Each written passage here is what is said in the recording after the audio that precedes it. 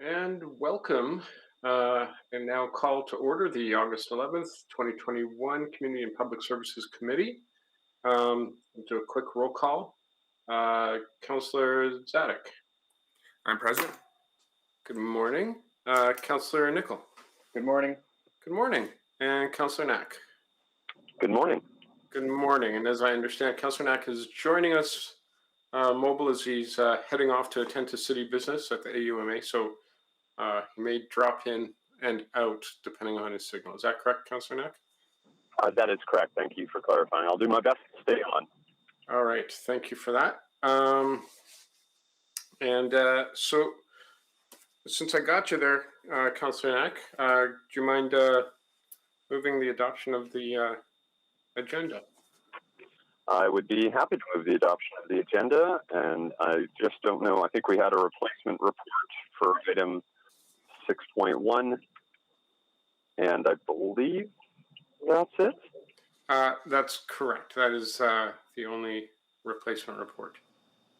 Sorry, Mr. Chair, we have two additions, 6.6 and 6.9, as well as the replacement report for 6.1, please. Yeah, so 6.6, 6.9 for additions and 6.1 for replacement. That's what I'm moving, absolutely. All right. Okay, thank you for that. Wouldn't you know it, I literally just got a notice that I've got to relog into eScribe, but please vote. I'm a yes.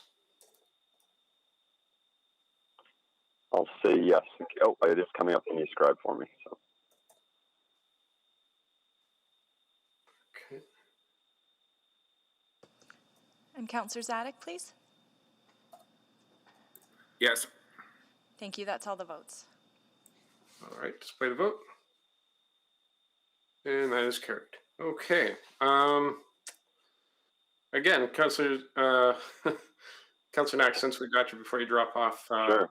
How do you feel about I'll those? probably be on for most of the day, but I'm happy to move the minutes from the June 30th, 2021 Community and Public Services Committee meeting. Perfect. Thank you. Okay. As far as I know, we have no protocol items, but I will acknowledge that we are meeting on Treaty 6 territory. And important to note is we know that the numbers that shocked us all earlier in the summer of over 200 unmarked graves found has now exceeded the 5,000 mark.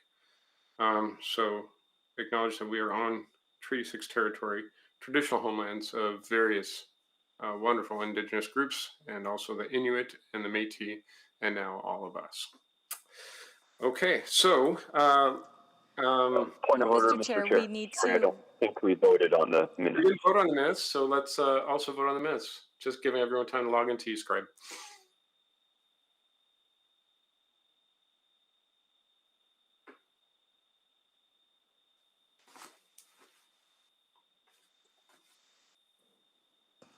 Councillor Zadek? Yes. I'm a yes. Thank you, Mayor Iveson. That's all the votes. Please display the vote. And that is carried. Okay, so it's time to select items for debate. I will open it up to anyone who would care to jump in. I don't see anyone registered to select items.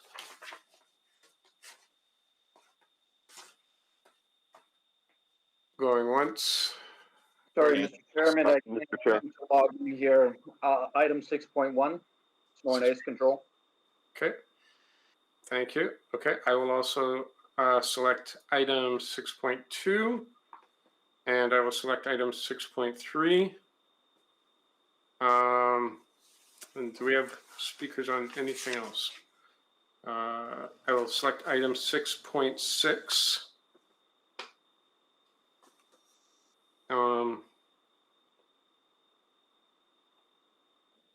Anyone else? Mr. Chair, I'm having trouble logging on, but I guess 5.1 for a quick question on the rescheduling. 5.1 for a quick question. Okay. And okay. And I'm just out of an abundance of caution, did anyone want 6.4? Oh, I see. Yep. Councillor Knack is on the list now. Go ahead, Councillor Knack. Oh, sorry, I don't think I did, but if I think Councillor Estinger might have wanted that. I don't know if she's with us today. Okay. Mr. Chair, Councillor Henderson here. I'd like 6-4, please. 6-4. Okay. And I think that should do it, unless anyone adds anything else. I'll move the balance, Mr. Chairman. Okay. Councillor Nicol moves the balance. Please vote.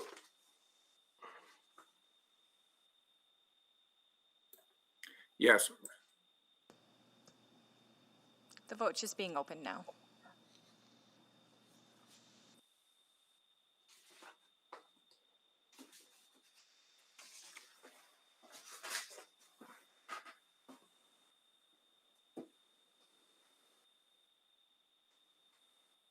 We have all the votes. Okay, please display the vote. And that is carried. Madam Clerk, would you mind letting us know what we just did? Thank you, Mr. Chair. This morning, Community and Public Services Committee has passed the following reports without debate. Item 5.2, International Holocaust Remembrance Alliance has a revised due date of to be determined. Item 5.3, Amendments to Bylaw 14614, Public Places Bylaw, Restorative Justice Practices, revised due date February 2022. And the recommendations have passed in the following reports. Item 6.5, Edmonton Arts Council 2021 Arts Building Operating Grant Recommendations. Item 6.7, Commonwealth Stadium Concession Agreement Extension. Item 6.8, Edmonton Football Club Agreement Extension. Item 6.9, Africa Centre Request to Reallocate Council Approved Funds. And Private Report 9.1, Juno Event Update. Okay, thank you very much. Now, there are some requests to speak. I've got the list in front of me, so I'll just, I will recommend to the committee, move that we hear from the following speakers and panels when appropriate. On item 6.1, Snow and Ice Control Policy Refresh, Christine Kowalczyk from the River Valley, Edmonton River Valley Conservation Coalition. Item 6.2, additional community support for Alberta Avenue and Jasper Place communities. One, Laura Cunningham Chappelli from the Edmonton Federation of Community Leagues to answer questions only. 2, Jay Ball from the Alberta Avenue District Council. 3, Christy Morin, also from the Alberta Avenue District Council. And Donna Yateman, also from the Alberta Avenue District Council. And Kim Ellis, as well from the Alberta Avenue District Council.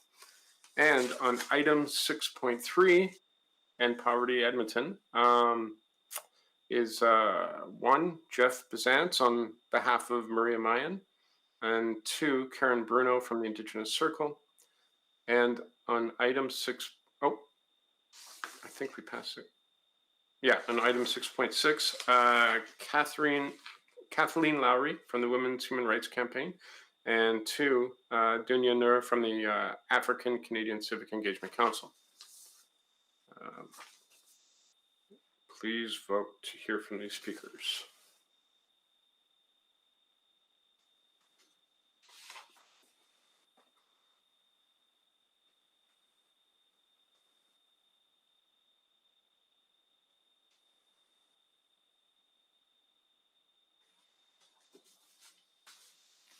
We have all the votes. Please display the vote. And that is carried unanimously. Okay, so we have a couple time-specific requests here. So that would be the End Poverty Edmonton as the first item of business. And then 6.2 additional community supports for Alberta Avenue. There was a request for time-specific at 1:30 if committee wanted to hear from folks in person. However, it may be a bit more better for time management to hear from them as the second item of business. And so I will move that if there's no debate. So please vote. And sorry, Mr. Chair, can you just clarify, is that 6.3 is first item and 6.2 is second? That's correct. Thank you. We also don't have to have people hanging on all day.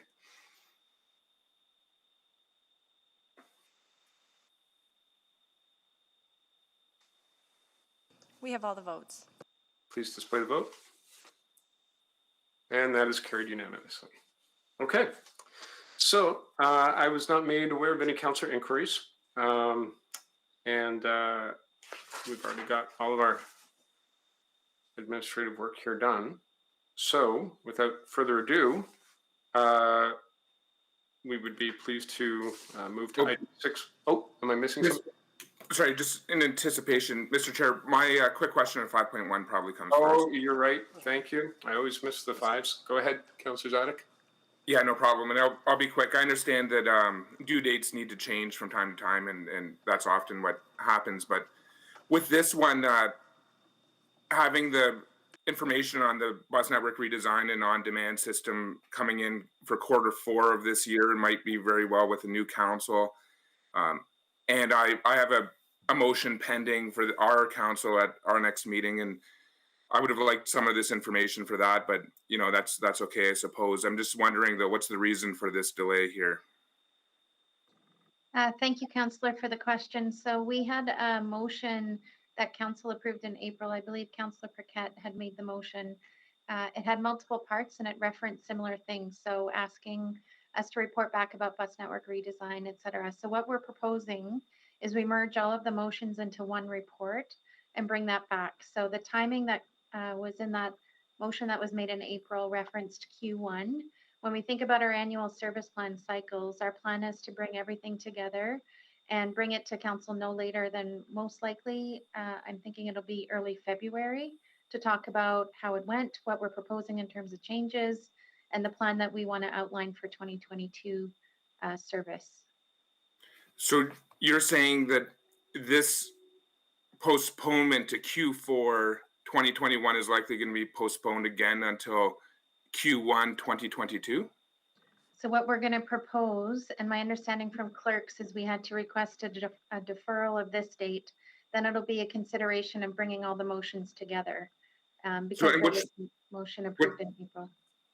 Which motions are you referring to? Because I made reference to my pending motion, which is very different than this, but the information from this would be useful. My pending motion is about having Edmonton Transit provide a sort of a modern dial bus system, and time would be running out on that project if it's to coincide with the on-demand system. So are you referring to my pending motion as something that you're in? No. Obviously, we're going to respond and provide support for whatever the outcome is related to your motion. So this one was approved, I believe it was April 6th, thereabouts, that Councillor Paquette had made. It had multiple parts to it, and BNR and constraints and funding. There was a few different elements to it that overlap with this particular piece. So our suggestion is we have a whole story brought together all together and bring that report forward to council. Okay, so thanks for the clarity. I would just say it's a 2-year pilot project for the on-demand, and now it seems that we won't get information. We won't really get a progress report until that date that you're mentioning, but that's okay, and I understand there's a lot of work for you right now. No more questions. Okay, thank you, Councillor Zadick. I'll do a follow-up. I mean, obviously this was for efficiency's sake, but is it possible to get maybe a memo update at some point before February, maybe even in Q4? Certainly. So what I can do is I can, certainly we can prepare an implementation update of how things went, what we're seeing in terms of ridership and demand, and we could submit that to council even before Q4. We can get working on that. It should be pretty straightforward, and we've been monitoring very closely and have weekly statistics on how it's been going. Okay, perfect. Yeah, a lot of things coming together at once, including smart card and the opening of the LRT. Very complicated work for you, so thank you for everything. No problem. Thanks. Okay. Anything else, Councillor Zadick? No, but I'll move 5.1. Okay. 5.1 has been moved.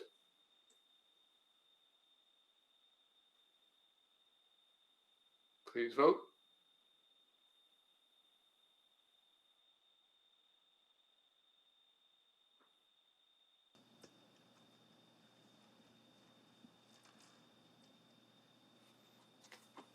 Councillor Paquette? Oh, and we have all the votes. Thank you.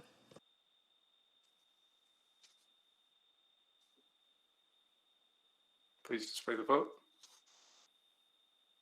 And that is carried.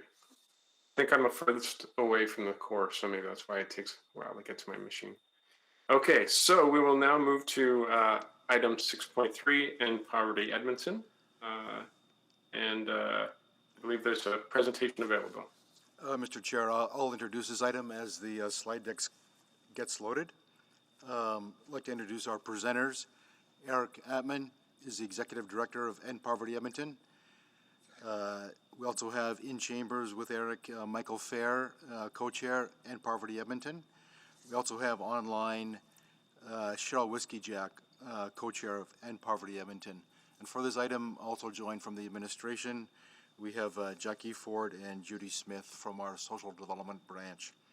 This morning, the End Poverty Edmonton team is here to present their annual report. They will highlight the work they have done this past year and give you a glimpse at what they are planning as we move towards the end of 5 years of this initiative. Following the presentation, we'll be pleased to answer any questions from committee, and I'll pass it over to the team to deliver the presentation. Thank you, and a pleasure for both Cheryl and myself to be here. I'm Michael Fair, and I'm one of the co-chairs of End Poverty Edmonton.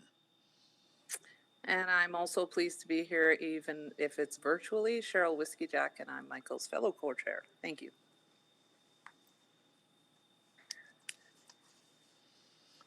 I guess we'll go to the next slide.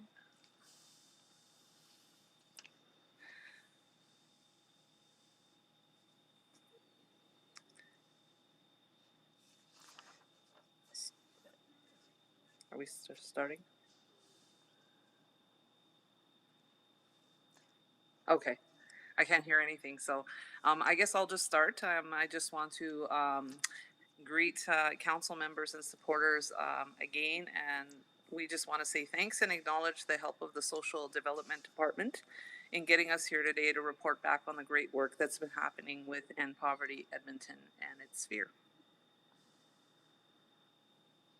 And before we pass this on to Eric, our executive director, we want to take you through some of the highlights of the staff work from the past year. And we also wanted to reflect for a moment on what we've been doing for the last 5 years.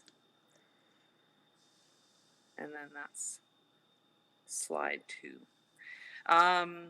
So briefly, most of you will remember that End Poverty Edmonton was a gleam in the eye of the city's task force for the elimination of poverty back in 2013.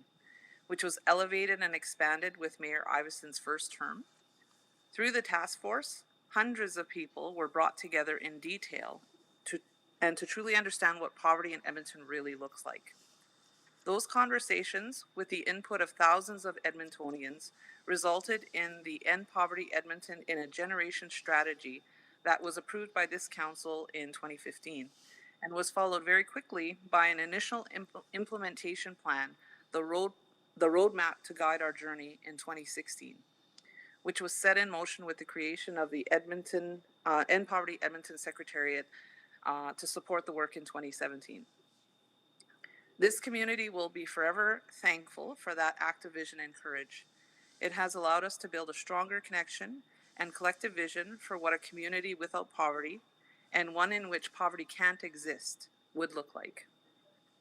Along with fostering that vision and how to achieve it, the past 5 years saw the implementation of the roadmap guide our journey, where all actions detailed within it have been addressed. 20 of those actions have ongoing work, and 15 have been completed. It's been truly a community endeavor with distributed leadership, funding, and widespread effects. We know city administration is undergoing an evaluation of that work, so we will join them on reporting on that later. Together, however, the strong partnership between the City of Edmonton and End Poverty Edmonton has allowed new ideas to take flight and long talked about ideas become a reality. That work hasn't been without its struggles, but no visionary undertaking happens without them. It has been in those moments that we learn the most and forge the strength of our relationships and service to those experiencing poverty in our city. Our understanding, approach, and supports for the work to end poverty are nationally and internationally acclaimed. Together, we have built a machine that will help our community end poverty in a generation. The unfortunate truth, however, is that with recent oil price volatility, political climates, deficit budgets, and many orders of government, as well as pandemic realities, poverty in our city has actually gotten worse. Next slide, please.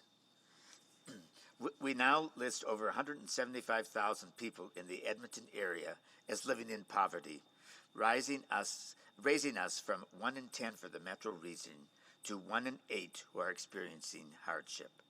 These numbers are from 2018, when economic realities weren't as hard as they've recently become. I want us to recognize two things about these numbers. One, they are based on the market basket measure, our national poverty line, which was recalibrated in 2018. And two, they are already out of date. Next slide, please. And though we don't have full reporting from 2020 available yet, we've seen the alarming proxy data that we do have, and I'll call your attention to a couple of things. The Community Bridge Eviction Support Program quadrupled in its applications last year, more than doubled their loan amount. Many of these applying now are from lower middle class backgrounds. Food security work has more than tripled, and extensive distribution of funds and food have been happening over the last year or more. Increased food security is often seen as a canary in the coal mine for a housing crisis. And as a food budget is the first place a person can quickly cut costs. Many speculate these trends will continue from 3 to 5 years as those on the edge of poverty exhaust their own personal finance resilience before being eligible for other supports. As we look at the economic impacts, we cannot dismiss the fact that in 2020, 20,600 women fell out of the workforce, and in the middle of 2020, Edmonton has seen a 43% drop in available childcare spaces. We don't have any recent data to know the degree to which this is recovering. In Calgary, the fall 2020 projection suggested that an additional 75,000 people in that city fell into poverty in that year. We have no reason to think that it will be much different in Edmonton. Next slide, please. We previously had a robust economy that was the Alberta advantage. We were bringing more people to the province to find opportunity than we are losing, and economic growth drove well-being. We're not in that space anymore, and that's made our work all the more urgent. Working together in 2020, the End Poverty Stewardship Roundtable, the City of Edmonton, operational funders such as the United Way of the Alberta Capital Region, and the Edmonton Community Foundation, the numerous frontline agencies and many other partners have come together to address these increasing needs and to find ways to pivot and keep responding in the face of ever-changing circumstances. What's become clear to all of us as we've gone through this last year or so is that there cannot be a robust recovery without centering the needs of those experiencing poverty. As I hand this over to Eric, now to talk a little bit more about the things in which End Poverty has been supporting the work over this past year, I wish to remind Council that we are very interested in continuing our work with the city as we move forward. Thank you, Michael and Cheryl. As we sit here, I am recognizing that some of my bucket list is a little bit sad. I always wanted to do a presentation from this row instead of the row back that I've always sit at, and it's not as glamorous as I thought it would be. So you can keep the job, Rob. Yeah, thank you for having us today. I wanted this job because I think if there's a community that can actually do something about poverty, it's Edmonton. We are a unique and some ways, in a positive way, strange and odd environment in that we do things together. It's a very, very easy environment to work, to collaborate. And some of the words that are, partnership, collaboration, et cetera, are overused, but I don't think it exists elsewhere in Canada. And so if you're going to do something about poverty, we're going to be the city that can do it because we do things differently here. Council made a good choice in creating End Poverty Edmonton. People like Cheryl and I, when I was working at the Edmonton Mennonite Center for Newcomers, we would see a lot of problems with the system and systemic issues, but our job was to run an agency and to provide programs and support the clients we were working with. We couldn't get to those systems work, and by creating End Poverty Edmonton, you have created an entity that gets to get at the systems, that gets to get at the root cause, that doesn't do that work on the side of our desk, but does it as our primary focus. I think that was a very clever move on your part. When I started at End Poverty Edmonton, we adopted a philosophy that End Poverty Edmonton is not going to end poverty, but Edmonton can end poverty. We as a community can do this if we bring together all sectors of our community to pull together to address this issue. And so one of the first things that we did was change the way the Stewardship Roundtable was formed. So the mayor and council were there, social services were there, the city administration was there, but we added the Edmonton Police Service, we added the chair of Edmonton Public School Board, we added an executive director from Alberta Health, we added one of the co-chairs of the Black Caucus, we added a member of the Alberta Business Council, which is an organization that's comprised of Edmonton's or Alberta's 80 largest corporations, as well as some small business owners, and broadened the group so that it's not End Poverty Edmonton and our friends, but End Poverty Edmonton and the community collectively being represented at the table. And so we can pull from any of those sectors to address an issue that we've deemed important, or that's been deemed important to addressing poverty. You can move to the next slide. A good example of this is racism. So when we talk about racism, we often develop programs to address racism. So refugee youth might do a video, or there may be a gathering of Indigenous leaders and newcomers. And those definitely are part of addressing racism in our community. But if you want to get at the systemic issues that contribute to racism or allow racism to sort of flourish in our community, you need to know what's going on. And so that means collecting data. Talking about race in Canada, Alberta, Edmonton is a little taboo, but if you don't talk about it, you can't address it. So we had a conversation with members of the Edmonton Public School Board and said, if you want to address racism in the public school system, you need to start collecting data. And there's only one school board in the entire country that does that, and that's in Toronto. And so we connected them with Toronto, and a few months ago they passed a motion directing the administration to start collecting race-based data so they know how race is playing out in the Edmonton public school system. Their willingness to sort of go into that space led to the creation of a race-based data collection table. And so we've brought together Alberta Health Services, Edmonton Police, the University of Alberta School of Public Health and the Community University Partnership, the city administration, the school boards, the Indigenous Circle, and a series of not-for-profit organizations to start figuring out how we collect race-based data so that we can start seeing how that's playing out in these various systems, how it's affecting, how it's playing out in the health system, how it's playing out amongst the police service. And so Edmonton, and I am trying to avoid a lot of hyperbole, but Edmonton will become a leader in addressing systemic racism, addressing racism at a systemic level, because we're the community that's talking about it. Nobody else is doing this. Nobody else has those tables. Nobody else is figuring out how to create policy to collect race-based data. And so if you're going to address the systemic issues, we're going to be leading the way on that front. You can move to the next slide. Another example of where I think Council was quite wise in creating this initiative is that you've got an entity that's very nimble that can respond to what emerges. When there was a pandemic in our country, and I guess there continues to be a pandemic, but when the pandemic started playing out economically, the federal government created the CERB, which is essentially a basic income. And so we have an example where when people are in a crisis, the response is to give them money. That's how you address a crisis.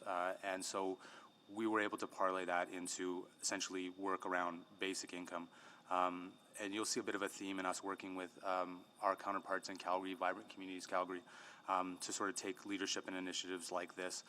We conducted a study that found that 60% of all Albertans are supportive of a basic income regardless of political stripes.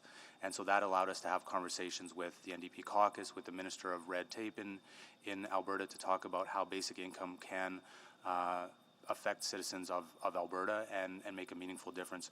And so you went from a very, what I would think was an obscure initiative to something that gained a lot of traction. And again, I think one of the things that I've seen is that we're an innovative leader in this space. So along with Vibrant Communities Calgary, we assumed leadership of an entity called Basic Income Alberta. We developed a website that is seen as sort of the leader in this space, and in a lot of ways, I think, helped Alberta have a national voice when it comes to talking about basic income. Michael would be able to address more questions around that space because he's been a leader there. I think it kind of, the way we can kind of demonstrate that there was success is Andrew Yang, who's running for the mayor of New York, retweeted Basic Income Alberta's statements around this and sort of acknowledged that if there's somebody who's talking about this in a really exciting way, it's Alberta. You can move to the next slide.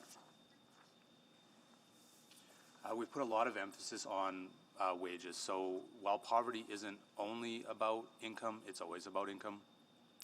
That's how we measure it. And so we looked at ways to create more conversation about wages and paying wages that will allow people to not be in poverty.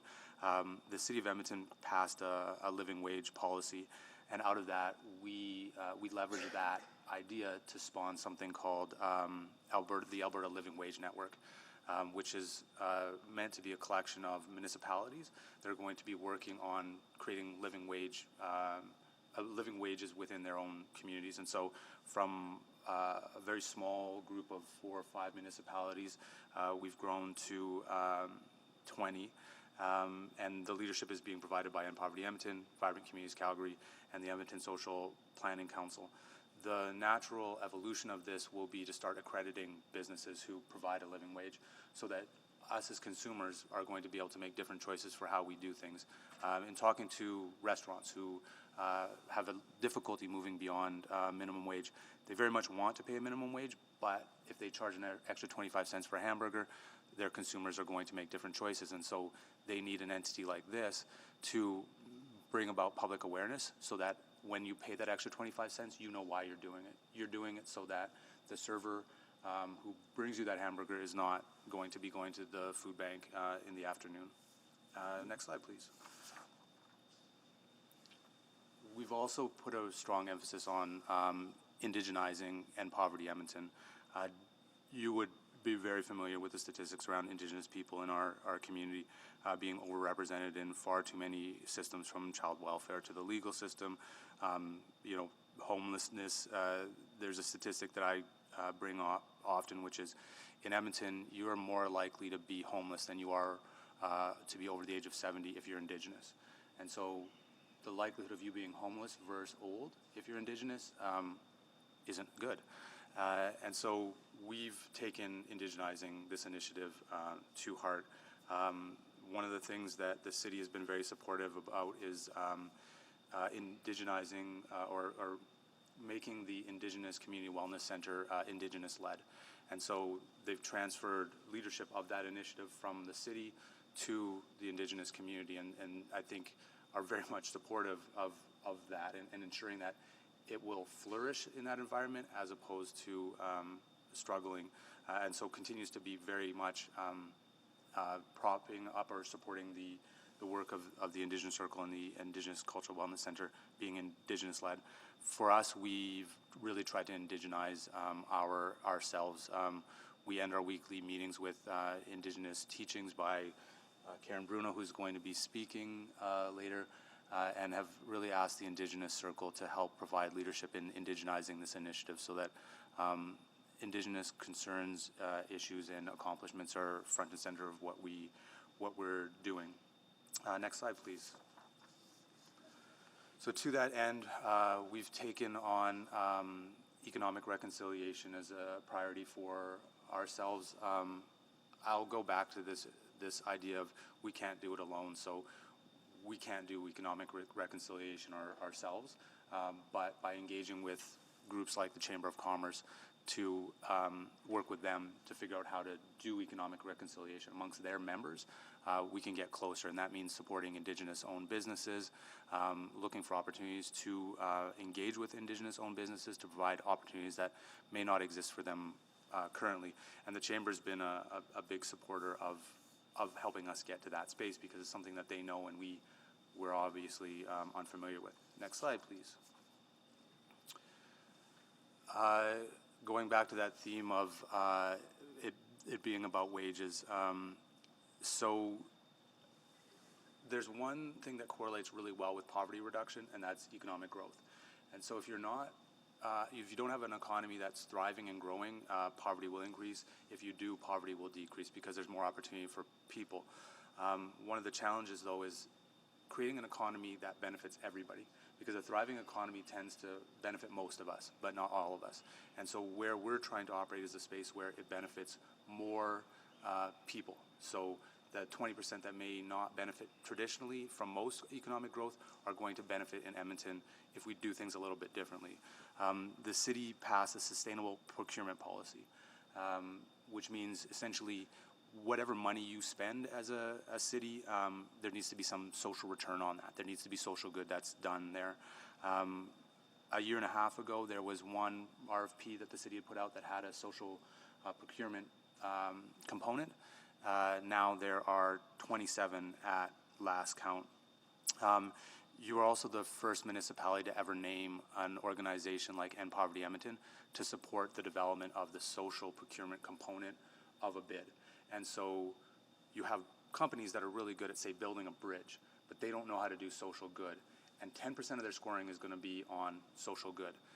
By engaging with us, they can figure out how to do that social good much better than by guessing themselves. And so we're helping to inform bidders on their proposals. One of the first ones that came to us got very excited about changing their company to do more social good, not just win this bid, not win the bid that they were putting their name in for, but do social good. And so they asked us to sign a 3-year MOU to help their multinational company transform. I mean, we said we're End Poverty Edmonton, not End Poverty Canada, so we'll work with your Edmonton branch to do good in our community, and you can potentially learn lessons from that. But we've got an MOU with this large company to help them transform how they do business so that they're doing more social good by doing the things that they were going to be doing anyway, but now with a benefit for the community. We've engaged with companies like PCL, A&H Steel, Chandos, Delnor to help them figure out how to do good. And having conversations with the corporate world, what we've learned is that if Edmonton is going to attract and retain talent, companies need to transform how they do business. Younger people want to see their values reflected in their business. There's more than just a paycheck that they want from their work. And so to be competitive with other municipalities for that talent, they need to transform how they do business, and they're trying to figure out how to do that. There's a very practical component to how they want to operate. So A&H Steel is a very good example. They need about 60 workers, and they can't find them. And so they engage with us because they've got these 60 unfilled jobs and don't know how to connect to the people who would fill those jobs. And so we've connected them with newcomer organizations, Indigenous organizations, Women Building Futures, organizations like that to create a pipeline to fill those jobs. One of the things that we learned in working with them is that when they hire newcomers, at the end of 3 months, their apprenticeship ends and they need to go to NAIT to upgrade, to get to the next level of ironworker. And so we've had conversations now with the union to extend those apprenticeships to 1 year. And the companies are going to connect them with journeymen who will help them with their language skills. So at the end of the year, when they need to go to NAIT, they will graduate from NAIT and not fail out of NAIT because they don't have the language skills. And so you transform the system. And I mean, they probably sounds like tweaks on the margin, but this is a pipeline to 60 jobs that would have gone unfilled. So now you've got 60 people who may have been in poverty and no longer are. You've got a company that had the ability to employ 60 people and grow at the rate of 60 people a year, and now can do that because you've created this network, this system that just did not exist because the players didn't understand each other or know about each other. I think naturally, these things have not a trickle-down effect, but a direct effect in other areas. So those 60 jobs, when they're filled, that takes 60 people off the social housing waiting list, or 60 families off the social housing waiting list. And so not only are you having economic effects and social effects, but you're affecting other pieces of work that you're interested in doing. So we can tackle social housing by building more housing, but we probably won't get to the 10,000 units that are needed. The other way to attack that system is this idea of not needing the 10,000. So we need 10,000 minus 60 now if we do this on the employment front. Next slide, please. I think, again, like I get really excited about this initiative because we get to do all kinds of things that nobody gets to do or nobody gets to think about or nobody gets to sort of tackle. We were having a conversation with Explore Edmonton. And so we're talking about events, and they're saying, like, we do social good, and the big thing we do is we give away free tickets. So we'll give away 500 tickets to this event to people who wouldn't be able to attend the event, and that is awesome. That is 500 people that wouldn't get to attend that event. But our conversation with them was like, what if you do something differently? What if you start creating opportunities for people who wouldn't have those opportunities, whether it's Indigenous youth who have dropped out of school or newcomers who are being recruited to gangs? Can we create opportunities for them through these events? And the answer for them was, yeah, like we should be able to figure that out. So we had a conversation with Hockey Canada about the World Juniors and doing something for youth there. So what if they create 10 internships for at-risk youth to get engaged with the hospitality industry? Because there's a lot of hotels and obviously Rogers Centre and all of those things that are involved. So you create these 10 internships. At the end of the internship, there's a corporation that is willing to provide scholarships for training in that hospitality industry. And then we have hotels that are willing to hire the graduates of that. So instead of those 10 youth getting to watch a junior hockey game, they're going to get a career, and a career that wouldn't have been open to them without the World Juniors. And so the legacy of the World Juniors isn't just a great event that we can talk about having fun, having seen, and it's 10 youth who now are going to have a much different trajectory. The same thing is being built into the FIFA bid. And so originally we were talking about things like, how do we ensure that there's not going to be trafficking? And as important as that is, there's other things that can be built into that bid so that the reward of us hosting a World Cup game is beyond hosting that game. It's a legacy for our community, and it makes a tangible difference for people who wouldn't have opportunities without those games. I am going to be turning it over shortly. I actually can go to the next slide. What we're doing now is moving beyond what I think you would refer to as the red book or the roadmap. The roadmap gave us a lot of programmatic responses to things, and I think the opportunity really is to deal in systemic issues. And so we're going to be organizing our work not around the most tangible things, the really easy to grasp things, but around systemic change and transforming our community. It's difficult for an initiative like this because you get rewarded when you can say, 10,000 people did this, or 4,000 people took part in this program, or 500 people came to this gathering. The work of End Poverty Edmonton is going to be seen in community transformation. It's going to be Edmonton being a different city than we were. We're not going to be able to take credit for it, which I think is difficult for an initiative to say. We were in the room, we were a catalyst, but we can't take credit. It's Edmonton that's going to be able to take credit. It's our community that's going to be able to take credit. It's us transforming ourselves and making poverty, making the reduction and elimination of poverty something that we collectively want to do. In talking to a lot of community leaders, one of the things that's resonated is what can put Edmonton on the map. You know, what is our make Austin weird, or keep Austin weird, I should say. And the thing that continues to resonate when I have conversations, particularly with business leaders, is poverty elimination. If you're the community that eliminates poverty, that's a really, really big deal. If you're the community that's seen to tackle poverty, that's a really, really big deal. And as people start looking for communities that reflect their values, if that's something we can do, that's what puts us on the map. There's a reason that, you know, a lot of these large funds have policies not to invest in Alberta. And that's, we're seen as sort of this dirty oil sand producer, et cetera, et cetera. What if you're the city that addresses poverty? Like, who doesn't want to be a part of that? And so I think we're seeing traction. I think we're seeing buy-in for this idea of Edmonton being a unique enough environment and a group of willing participants that can actually do something about this. And so that's my hope, that's my belief. I think us pivoting to this idea of organizing our work around these systemic issues like mental health, like housing, like living wages, that's how we're going to get there. And by keeping us nimble to take advantage of opportunities that emerge, I think you're doing this community a great service. I'm going to turn it over to Michael and Cheryl to wrap things up. And my apologies for the long-windedness, but we're up to a lot, and I think it's exciting stuff that you're not going to see a lot of. You know, we're yeah, I don't know. I want to say like cutting edge, but there's got to be a better word that hasn't been used a lot. But we're out front. We're doing good things. Sorry, Michael.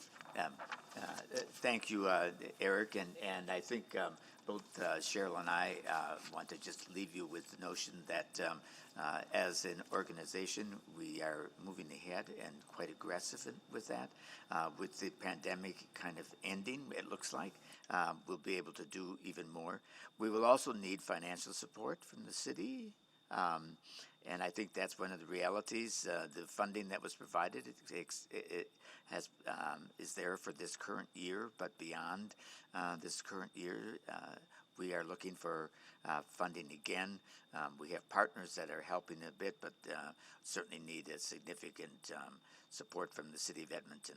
And so I think on behalf of Cheryl and I, thank you very much for allowing us to bring forward the work that we've done to indicate where we're going in the future, and also the importance of the support from the city, not only financially, but also through the many people that we work with within the administration as well. So Cheryl, did you have anything further you wanted to add? No, that was great. Thanks to both of Eric for all your hard work and the city's involvement. It's been really great working with Michael, and so thanks for the opportunity to speak today. So thank you.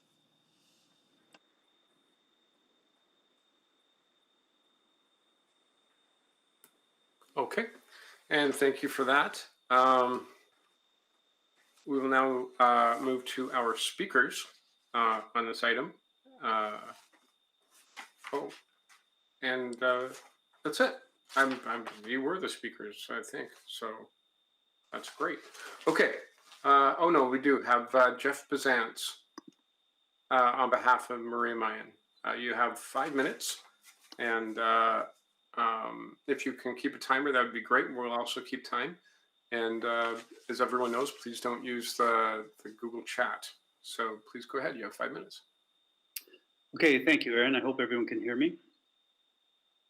I'm reading a statement from Dr. Maria Mayan, who was available on the June 30th when this presentation was originally scheduled, but who is unable to participate today. Dr. Mayan is a professor in the School of Public Health at the University of Alberta. He's a former acting dean of Faculty of Extension and a researcher at the Community University Partnership for the Study of Children, Youth, and Families, known as CUP. At CUP, she has led many studies on poverty-related issues in Edmonton over the past 2 decades. My name is Jeff Bezantz. I'm a professor emeritus at the University of Alberta and a former director of CUP and a former co-chair of End Poverty Edmonton. So here's Dr. Mayan's statement. My colleagues spoke to the uniqueness and strength of working beyond the social sector to address poverty. My work as a researcher is an example. My job, along with that of my team, has been to bring research alongside End Poverty Edmonton, primarily in the area of livable incomes. Prior to the pandemic, the partnership between End Poverty Edmonton and the University of Alberta was already known nationally and internationally. Now, because addressing poverty is becoming an intentional and planned area of economic recovery, we are becoming even more relevant and sought after. We are each other's trusted advisors, and together, we are generating evidence, figuring out what is working and where we need to adapt. We are trailblazing, and we are collaborating with others who don't typically consider themselves as actors working to reduce poverty, such as people in industry and business, justice, and educational institutions. Our work means that you can be assured that our moves in Edmonton are based on evidence. There are no other poverty initiatives in the country that are engaging in the range of networks we engage or targeting the range of individuals who live in poverty, including those who chronically hover just below or above the poverty line. There are no other poverty initiatives in the country studying their poverty reduction efforts as we do and adapting them based on evidence. We have quite a phenomenal initiative underway in our city, and I'm proud to share our methods, lessons, and findings widely. Thank you. Thank you very much. We'll now move to Karen Bruno from the Indigenous Circle.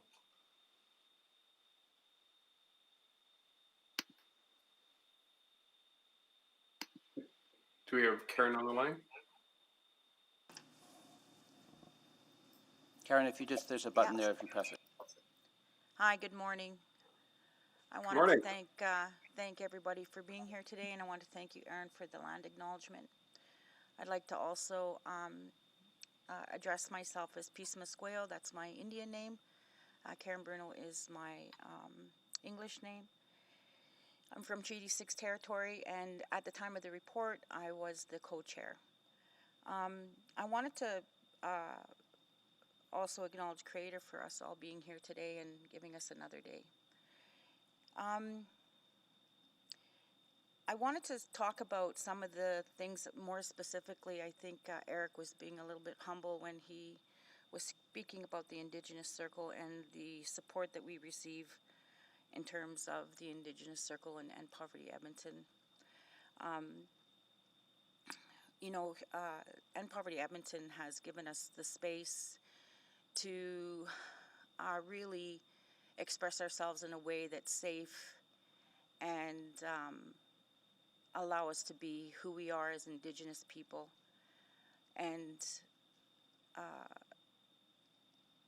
really, that allowed us to come into our own and give us a sense of, I don't want to say power, but a sense of being that has allowed us to be more creative in our thinking and move forward as a circle. And, we've had some difficult and hard conversations, as we always do when talking about Indigenous issues of poverty, racism, discrimination, and End Poverty Edmonton has always been very supportive to hearing that and having those hard conversations, and also allowing us to have those hard conversations, and I shouldn't say allowing us, supporting us to have those hard conversations with others as we move forward. And so one of the things that I really think was important to talk about was our strategic planning and our new community goals in our framework. We've made a 10-year plan, and I see the Indigenous circles had made this plan under the Game Changers, and we've made 5 strategic priorities that really allow us to look at some of the issues that are under the Game Changers and having those deeper level conversations. And so we've provided and came up with 59 items under the 5 priority areas that includes short-term, mid-term, and long-term goals. And the fact that we were able to put a significant, extreme significant amount of work into this strategic plan, and EPE was along with us for those long, difficult conversations and learnings, we were able to produce some really good priorities. I also wanted to talk about the indigenization of EPE and what that really looks like and means to us as Indigenous people, and working with an entity like EPE, who, you know, sometimes in Indigenous eyes can really look like just another system that was set up to maybe give us a little bit of a bone to move forward. But we're talking about real Indigenous issues. There's been some very Indigenized-led processes. They're looking at indigenizing their processes, their policies, their manner of relationships and what that looks like, because relationships are very important to Indigenous people. We're very relational people. And, you know, being honest and following through with their support for us, and being beside us, especially when we indigenized, when we took over the sort of ownership of the ICWC, and supporting us through that, and letting us have the lead, but also supporting us in the way that we need to support in not understanding systems and stuff like that, and being able to support us through that. Oh, Karen, I believe your time is now up. Oh, okay. So if you had a that finishing. was fast. Okay. Well, thank you anyways. I had others, but that's okay. You get the picture, I'm sure. Yeah, thank you so much for coming out. Thank you. Okay, so we'll now see if there are any questions for our speakers. If not, it just means that your presentations were complete and understood. Yeah,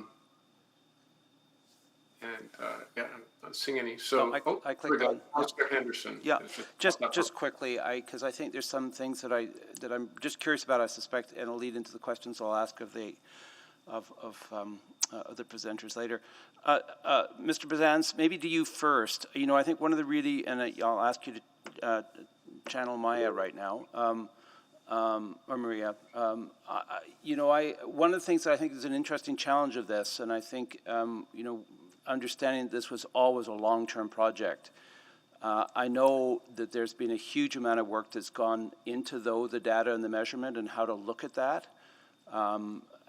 But there's a challenge. You know, I remember we were here with REACH in the early days. It was sort of, we understood that was intentionally a long-term project, but 3 years later we're going, okay, what have you done for us now already, right? So I think the measurement has been something I know we've been working really, really hard on, and understanding that it is, that it does, you know, that it does have, measuring something that is intentionally supposed to happen over a longer period of time. I'm just wondering if you can speak about that at all, because I think it's going to be one of the challenges, and I think we need to understand what kind of work has been happening around that, and how that challenge is being responded to. Thank you, Councillor Henderson. I won't be able to talk with specific examples because I haven't been involved in Maria's research. Yeah. I've been looking at it from afar, but so I can't tell you. I can tell you that the evaluation, assessing where we are in these programs and in poverty generally, and is absolutely critical for evaluating any progress that we make. And for something as complex as poverty, there are many different things that have to be looked at, including the impact on individuals, the impact of programs, and of course, overall numbers. And Maria's quite right when she says that Edmonton is one of the few places where we're attending at all of those levels. Maria and her team have worked very hard to collect information, data in some places, interviews in other cases, to try to pull together all the information that's available about the impact of programs, and more, at least as importantly, what needs to be done. So there is a long-term commitment here. As I mentioned in my introduction to Maria, she has done research on poverty for almost 2 decades now, And she's connected with researchers around the country, so trying to find out the best way to do things. I'm afraid that's all I can say. I can't tell you. Fair about enough. programs. I'm guessing that others will be able to jump in on that. I just wanted to give you a chance to weigh in. I had a question as well for Ms. Bruno. One of the things that I think is really interesting, and my impression of the Indigenous Circle is it was the circle that really began to fire on all cylinders very early on in the EP work. But I'm interested because I think it's an interesting example, and I think you might want to talk about this a bit. That Mr. Amtman didn't talk about some of the stuff that has been achieved by the circle because it's the circle that's doing it. I think it's a really good example of the ways in which this is Edmonton and a broader group doing it that are absolutely probably attributable back to EP. I think of the Wellness Center as a perfect example of that. But is it really an EP project? No, but is it being driven by your circle, which is part of EP? Yes, and I'm just, wondering about those other kind of things that are very tangible that are perhaps started and inspired by the EP larger group, but that actually are sitting within something or being driven by the Indigenous Circle in this instance.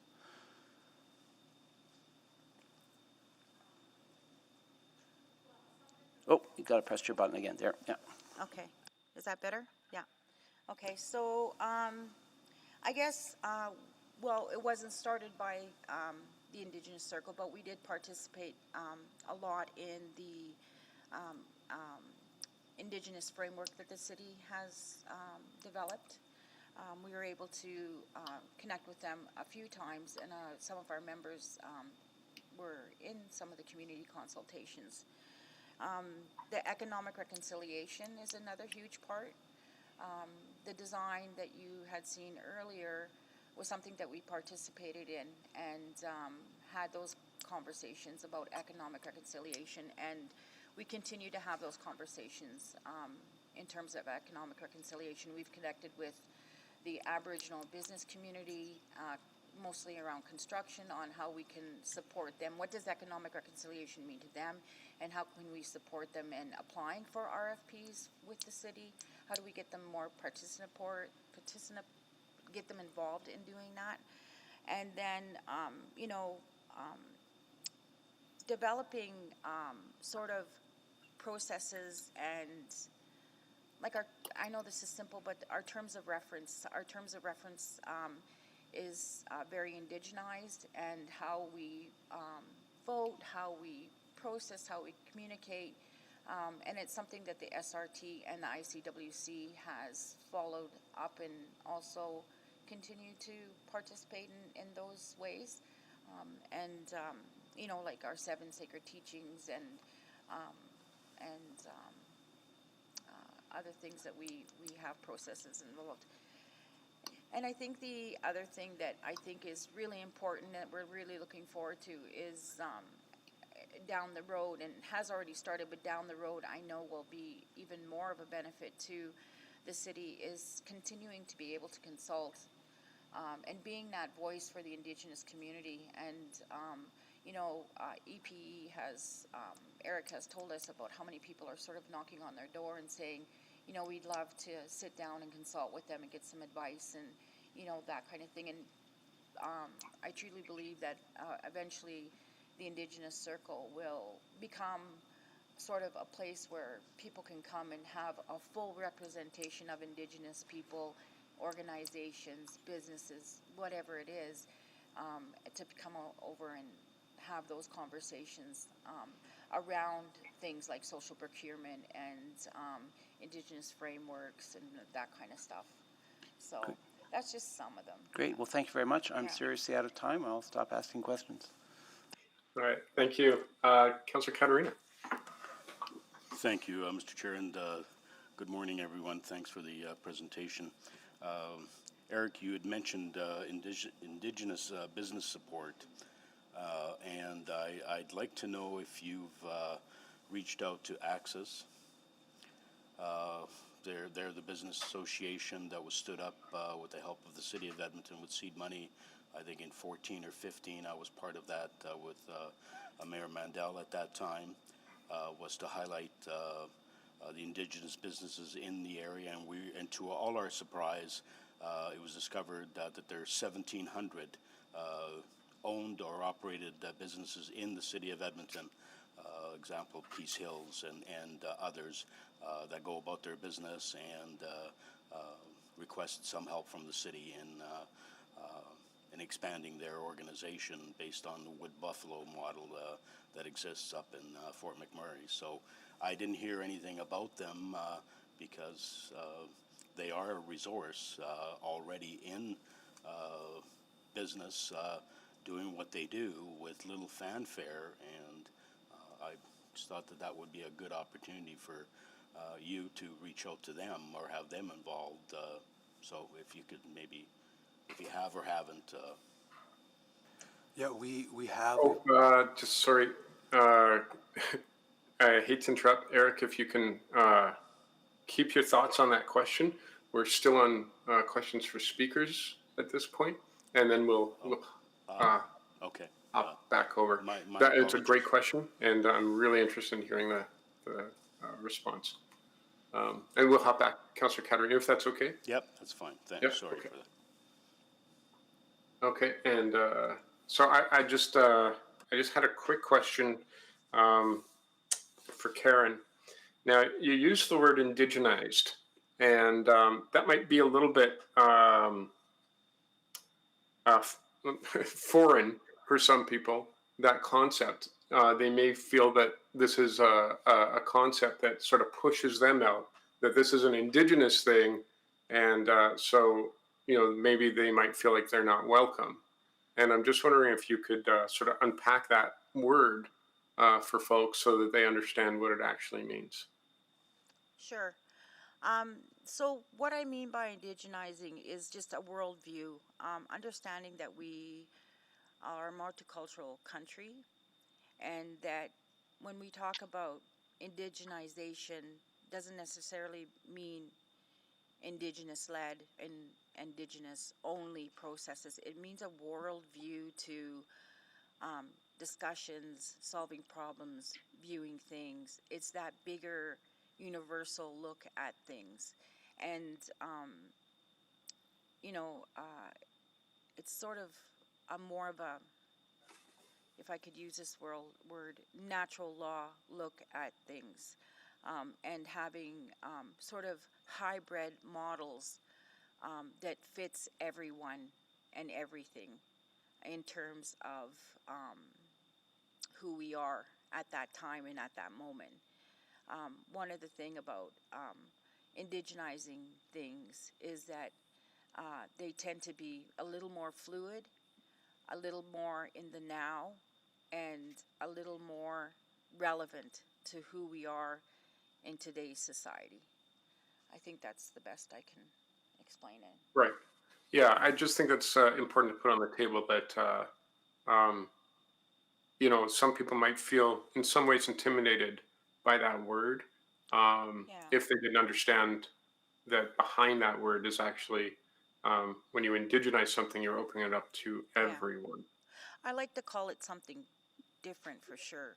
I mean, to me, in my mind, I actually call it like cultural champions, being able to understand that underlining all of us and all our cultures, that we all just want to be good humans and do good things and do what's in the best interest of. So, indigenization, can be a misleading word for sure. Yeah. Okay. And just a quick question, because you talked about worldview. Here we are talking about poverty and ending poverty. And from a worldview perspective, that's really very much a Western society concept, because the way I was taught is that there is no poverty in a community, because who would ever allow their neighbor's children to go hungry if you had enough to spare? So I'm just wondering if you can talk about that just a little bit, about these worldviews and why it's so important that we actually have that Indigenous perspective when we're talking about ending poverty. Okay. Well, I guess that leads to the initial start of EPE in our circles. And when we started looking at all the circles, I've been involved since the beginning. And one of the reasons why we felt the need for an Indigenous circle was because poverty doesn't always just mean not having money and a home and, you know, the economic piece of things. I remember my cookum when we used to walk down the street, you know, she pointed to a man and she said, "Oh, look at that man, he's so poor. I feel for him." And I asked her, "What do you mean poor?" You know, and she said, "Well, he has no family, you know, he's all alone." You know, so poverty doesn't just mean those kind of things. It also means like spiritual depletion, you know, the sense of community, the sense of relationships, those other kind of resources that we think of that aren't just material things. So when we look at worldview and we look at when we get down to the real nitty-gritty business of things, those are something that's essential to all of us, and it's essential to all of us in terms of also our land and our waters and our atmosphere and that kind of thing. So that whole vision of that, and then narrowing it down to those specifics, and how does that play into housing and economic reconciliation and that kind of thing. So, I mean, one of the things that we did when we had conversations with the Indigenous business around economic reconciliation was, you know, we had talked about how Indigenous business is very relational. We shake hands, some people do contracts, you know, kind of thing. And so there's that, you know, that other slight bit of difference as to how we view the world, and how can we all exist in a world together where we are allowed to view things in a different manner, but at the same time understanding those contracts kind of thing. So. Yeah. Okay. Well, I'm out of time. Thank you very much for engaging and coming to speak. We'll now, I don't see anyone else on the list, so we'll now move to questions of administration. And Councillor Caterina had asked an excellent question of Mr. Antman, and Mr. Antman, feel free to answer. Yeah, so Eric, you remember the question, I guess? Yeah, we've connected with them. We've also connected with BusinessLink to help them sort of build a more robust database of Indigenous-owned businesses, so it's easier to find them. And then are working with the bigger companies that do a lot of subcontracting to find those Indigenous-owned businesses, Black-owned businesses, you know, employ more women, to create more of a network so that those opportunities are easier and not sort of unusual. Okay, so because the identification of the number of them back in 1415 was around 1,700, which was a surprise to them as well, that there were that many in the city of Edmonton that had that connection, either owned or operated by, without much fanfare ever hearing from them. And so it's been a number of years, and maybe to administration as well, to Rob or Jackie, whether, because I think it was a three-year money to transition them to self-sufficient, and then I believe they came for an extension for a year or two, and I'm just wondering where they are, if you have any information on that, where Access, their status is on funding. I can get back to you on that, Councillor. I do believe, though, we still are funding them, a reduced amount from the original plan, but we're still working with them. Yeah, there was that extent, but yeah, a reduced number for them in that, and I haven't heard anything back. So this, I think, is an opportune time for you, Eric, to really work with them, or maybe provide us with information of what they would need as one of your stakeholders and partners in this work. Thank you. For sure, and I like the creation of the Indigenous procurement policy, I think is one of the things that will help a lot. Like, there's often these networks that are hard to break into, and so creating those mechanisms to get in, like that policy, means that they'll have those opportunities. So the Indigenous-owned roofing company, the woman who owns that company, can she grow from one crew to two? Well, she needs the opportunity, and she needs, you know, those contracts in order to grow. And so creating a network where you can find her, if you want to support an Indigenous-owned business, just makes it that much easier for that company to grow, and not sort of the traditional suspects benefiting from new developments, et cetera. Terrific. Good. Thank you very much. Okay. You still had time on the board, Councillor Caterina, but does that answer your questions? Yeah, no, that's fine, and Ms. Ford will give me an update of where Axis is at this point now and their funding situation, so that's fine. Perfect, thanks. Councillor Henderson. Yeah, thanks very much for the report. Obviously, I'm a little bit conversant with it because I've been attending as many of the stewardship groups as I can, meetings as I can. But I'm interested, and I'm really, really reassured to hear you talk about looking at that systemic stuff and making sure we keep our eye on the longer term.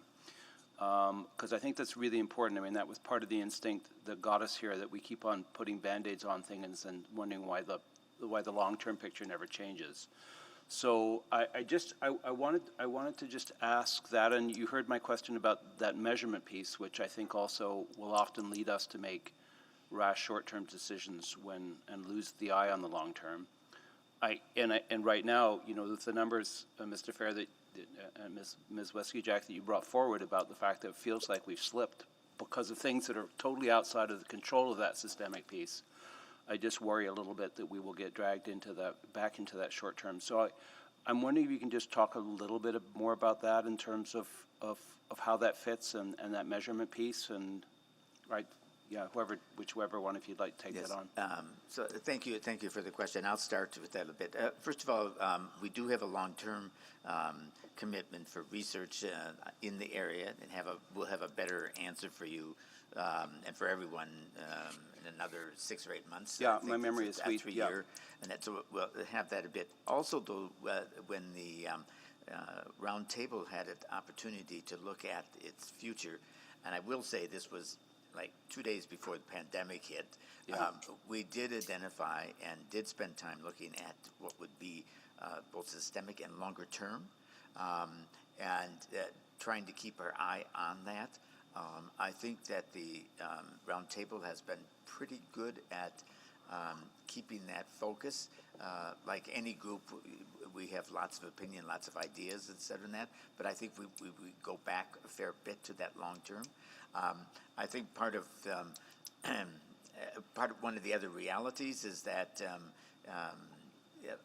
because so much of the work is done by staff on a day-to-day basis to keep that moving, and that's part why I mentioned the need for the financial support from the city, because that's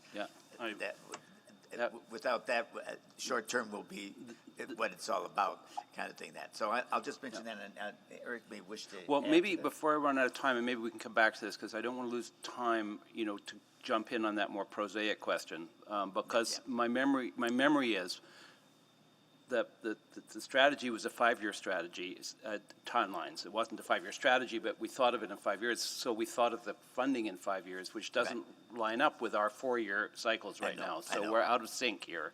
Yeah. So perhaps this is a question to administration, and I think the mayor may have a motion that he's prepared to bring forward on this. But if we don't, we're going to have to do something at this supplemental capital budget to make sure that the next 5 years can happen on this. Correct?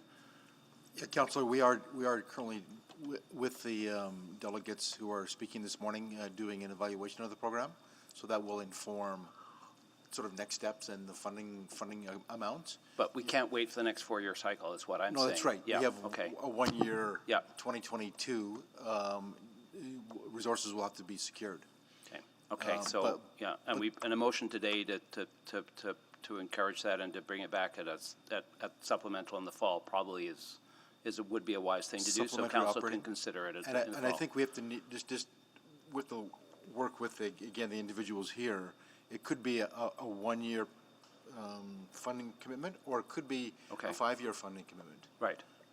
So I think Well, we get. you know, I leave mean, the window I open think for we that. need, I think we need to remember that this is a long-term project. I think we need to keep, you know, quite frankly, you know, I think there's a discipline to this, and you know, I'd be interested in your thinking on that. I remember having this, you know, we set up REACH as a generational objective, and then a year later, we were going, oh, what have you done for us, right? So, you know, I think there's a discipline that we need up here around this if we really are looking at the long-term picture, which I think is the only way we're going to deal with this, the systemic issues you're talking about. And I'm just wondering if you guys, going back to you with my last 30 seconds, want to speak a little bit about that.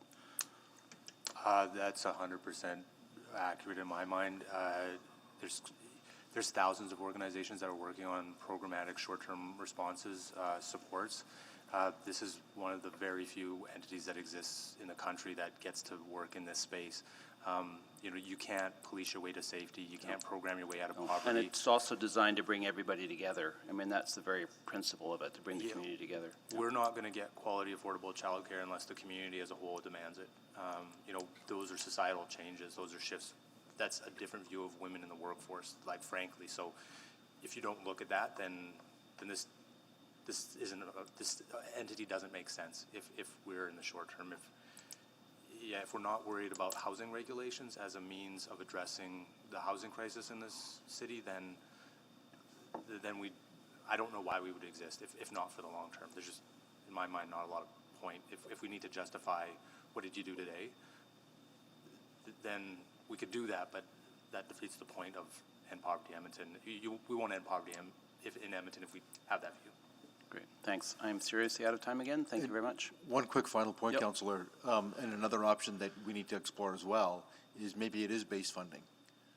And it isn't, there is no sunset clause, and it does become part of the infrastructure in terms of addressing these areas. Great, thanks. Well, I will leave that to the mayor. I can't make a motion here, so thanks. Great. Thank you, Councillor Henderson. Got Councillor Esslinger and Mayor Iveson on board. Mayor Iveson, is it okay with you if Councillor Esslinger goes first? Certainly. Okay. Thank you. Go ahead, Councillor Esslinger.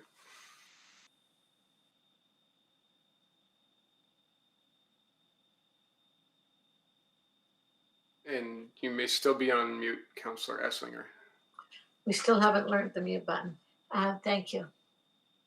I guess I was very surprised by the data you said today. I think you said it's now 1 in 8 are affecting or impacted by poverty from 1 in 10. And I'm wondering if you had any information on the number of children, because it used to be 1 in 5 children. And I was just curious if that data has changed as well. It likely has. I mean, we'd have to do a bit of work to get you those numbers, but we could definitely get them to you. I think one of the things that the pandemic has highlighted is poverty is really about the working poor. Most people who live in poverty are employed.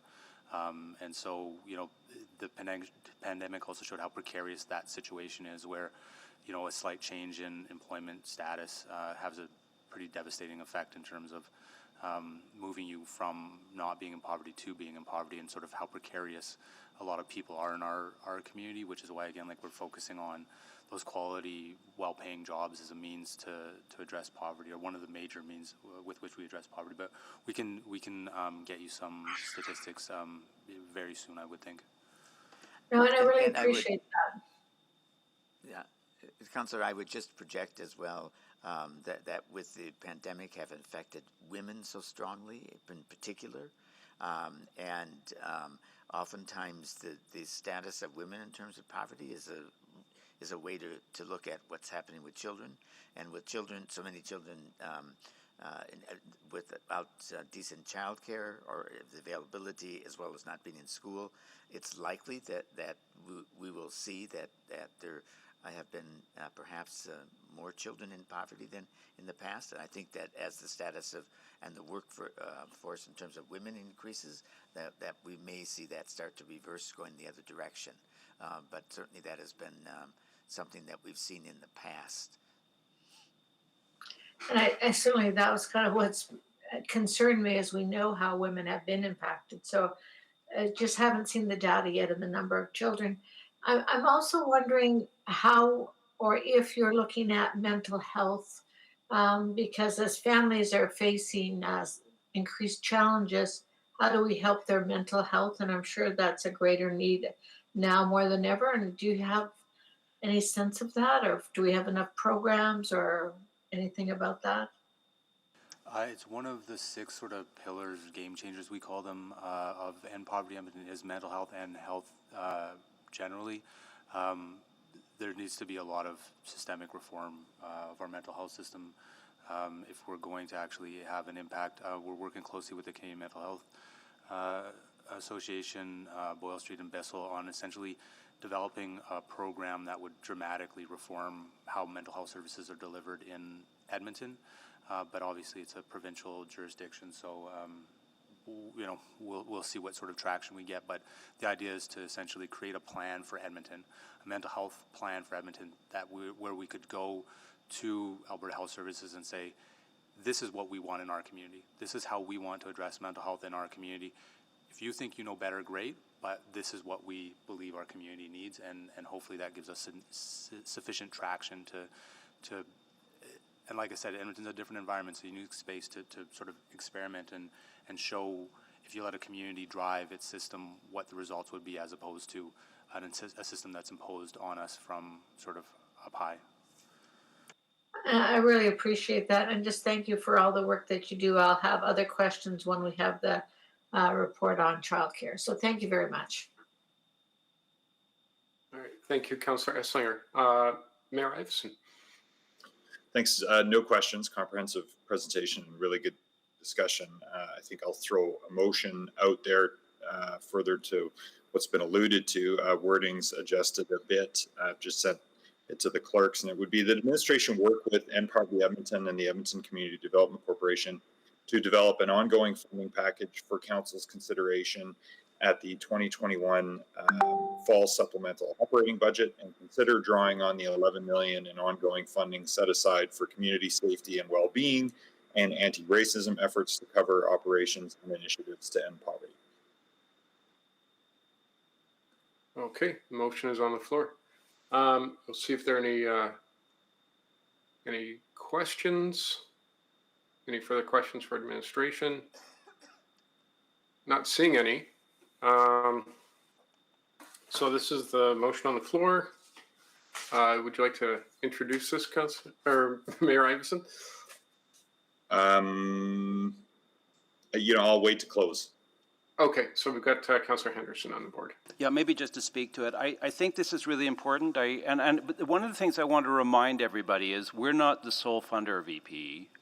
There is a funders table. United Way is definitely at the table. Edmonton Community Foundation is definitely at the table, and I would say as well that you know, and the 2 other orders of government have been at the table. There's no funding right now. There has been in the past, and there has been support. So this is our piece of the puzzle, but it's really a critical piece of the puzzle to make sure that works, that we instigated to actually look at making full long-term systemic changes that can eradicate poverty in our city over a generation. And that, you know, the idea of over a generation was very intentionally chosen because I think we recognize that we spent an awful lot of time putting Band-Aids on poverty and actually not making any difference, and that we needed, if we were truly going to do something here, to look at systemic causes, to look further out. You're going to get a good example of that, I think, in the next report that we have coming forward on early childcare, which is one of the other big game changers, as long as the anti-racism work and a lot of other things that have spin off from this already.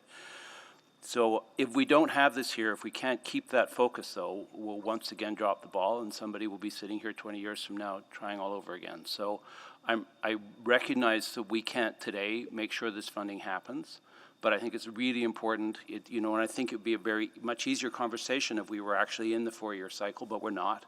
I would really, I think it's very important that we not drop the ball on this, that the work keeps on going, that we can do the next stage, and that I hope the council will be able to support this when it comes back in the fall. And the only way really to do that is to make sure that they have a service package in front of them. So I completely support this. I realize it's not the most elegant way to do it. It would be better to do it as part of a 4-year cycle, but it's really vital that this work keeps on going and that, you know, it's really getting up ahead of steam now, and that we not cut it off just when I think it's really beginning to make some real progress. Great. Thank you, Councillor Henderson. I'll just quickly speak to it. We've heard a lot today that really puts into perspective that poverty hits in many different forms. And the impact of poverty on our community is multifaceted. And if we want to increase security in our communities, we decrease the insecurity that people deal with in their lives when it comes to their emotional health, their mental health, their physical and spiritual health. And that's about community, and it's about, frankly, giving a damn about other people in a way that is effective, targeted, and deliberate, and value and policy based. And these are our efforts. And we will continue to look for partnership on all levels of government and within the community. As we heard, the business community, helping organizations, as if we get all of this aligned, that's the effort and that's what we can do. And so I think that this motion is very important. In fact, it's transformational because it clearly states that our values are that we understand that a small investment into these efforts yields enormous returns. And so I will definitely be supporting this. Thank you. Mayor Iveson. Well, thank you. If there's nothing further, then let me say miigwech to Cheryl for her leadership and everything she's taught me through this work. I've learned a great deal, and the value of not just including but centering Indigenous voices in this process for years now has, I think, has been transformational to our understanding of reconciliation, of what anti-racism looks like in a community like ours with such a strong Indigenous heritage and with so many injustices that we're recovering from, and those statistics of overrepresentation are real, as are the stories of resilience and creativity and resurgent Indigenous leadership and entrepreneurship and creativity that is going to be part of answering these systemic challenges. And I think that's very consistent with what we heard last year in the public hearing about community safety and community empowerment, and the need to invest in communities and make systems change to address structural issues of racism and discrimination that exist for Indigenous and Black and people of color in our community. And that was something we heard over and over again in the original research and community engagement, 6 or 7 years ago. And so I really appreciate that Eric led with that in his presentation as well, and that Karen spoke to that. I think the approach that we've taken as a community, working next to and with Indigenous community leaders, is one of the things that sets End Poverty Edmonton apart in a Canadian context. And we may take that for granted here now because we've been doing it for a while, but it's actually very special and it needs to be supported and continued. And it is very, very timely with what the country is now seemingly ready to grapple with. And I appreciate, Mr. Chair, your comments at the beginning about the graves of Indigenous schools, and Canadians have finally this summer, I think this issue has tipped over, and there is a moment and there is awareness and a sense that I think the country wants to do better. And I think that's going to just like we have helped unlock some of these other conversations about childcare, about income support, about housing, and about minimum wage and living wage. Edmonton's leadership on this over the last 6 or 7 years has helped move the policy levers at the provincial and federal level especially. And I've seen Cheryl and Michael and Eric and Jeff and Maria and Karen and others present to these national audiences about what's going on in Edmonton. And I can tell you how proud I am as mayor to get the get choked up a little bit, the feedback about what our community is doing and the level of conversation that we're leading here. And it is creating political cover for senior orders of government where they choose to move on this, to point to us and say, this is the direction that we need to go. So Edmonton's leadership is outsized on this, and I want to make sure through this motion that continues, not just for one more year, but on a multi-year basis. Because the theory of change here is ultimately that, you know, we can't stop poverty all in one shot. But if we are deliberate about it, then a child born in poverty today in this community, if we do it right, can not transmit poverty intergenerationally to their children. That is the cycle that it is possible to break with the right interventions on income support, on housing, on mental health, on employment income, on childcare, and on anti-racism and reconciliation, which is a lot to bite off and chew, but I think it actually overlaps, again, precisely the themes that people were connecting with around community safety and well-being last summer and around reconciliation and justice for Indigenous Canadians this summer. And so I think the public is there. I think our public is there, and it's for governments and institutions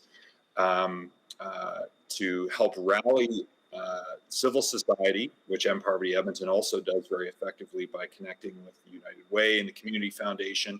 And ideally, if we can align funding and impact and results and measure effectively with good research, we'll be able to get more done. And that's what EP is set up to do. I have high hopes and high expectations, and hope that the next council will be able to see fit to carry on this work. And hi. So let's vote.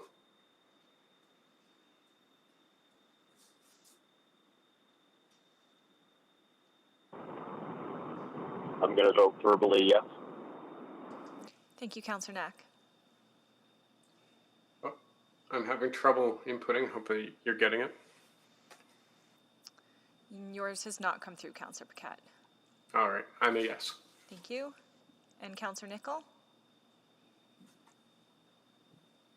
I'm a yes. My screen did not come up, so I might have to log back in. Thank you. That's all the votes. All right, please display the vote. And that is carried unanimously. All right, thank you very much. So we did get some communication from the folks who were going to speak on item 6.2.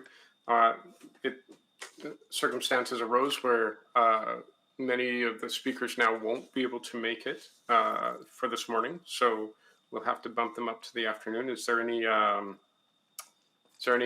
objection to bring forward 6.1?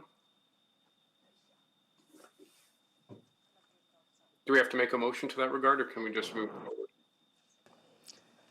If you want to set it as time specific for this afternoon, I would suggest you make a motion. Okay, so yeah, so for 6.2, if I can get a motion, or I'll just make the motion to set it at 1:30 time specific. Please vote. I am a yes. I'm also a yes.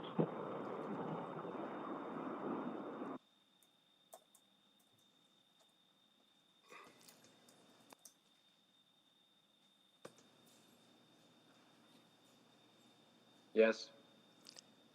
Thank you. We have all the votes. Please display the vote. And that is carried. And so we will now move to item 6.1, Snow and Ice Control Policy Refresh. I understand there's a presentation available and then a request to speak.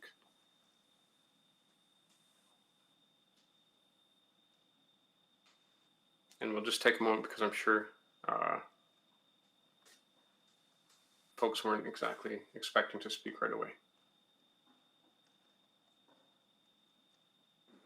Apologies, Mr. Chair. I've got to drop off. I've got another appointment, but thanks for accommodating EPE as first item. Yeah, our pleasure. Thank you, Mr. Mayor.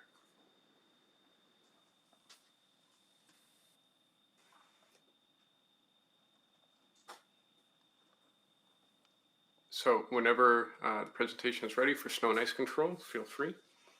I understand you've you need a minute.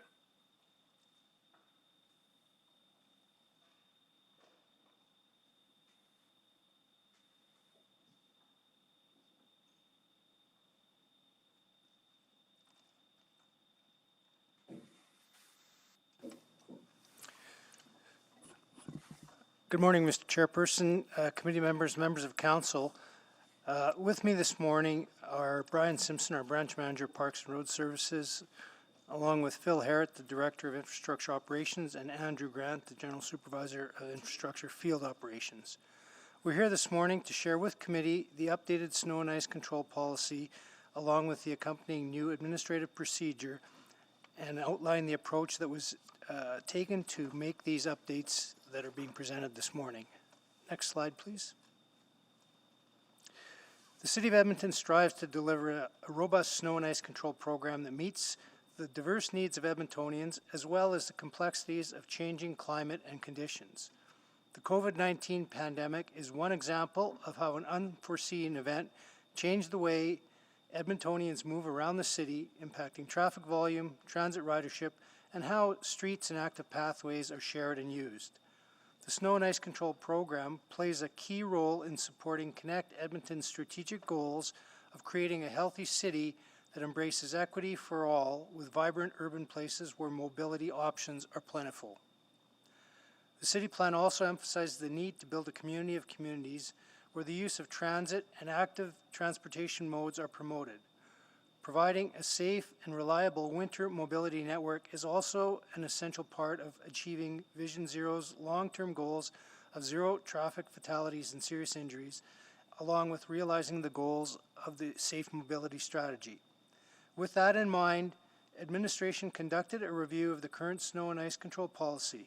I'll now hand it over to Phil Harrett to walk you through how the policy was updated and what some of the main changes entail. Thank you. Thank you, Gord.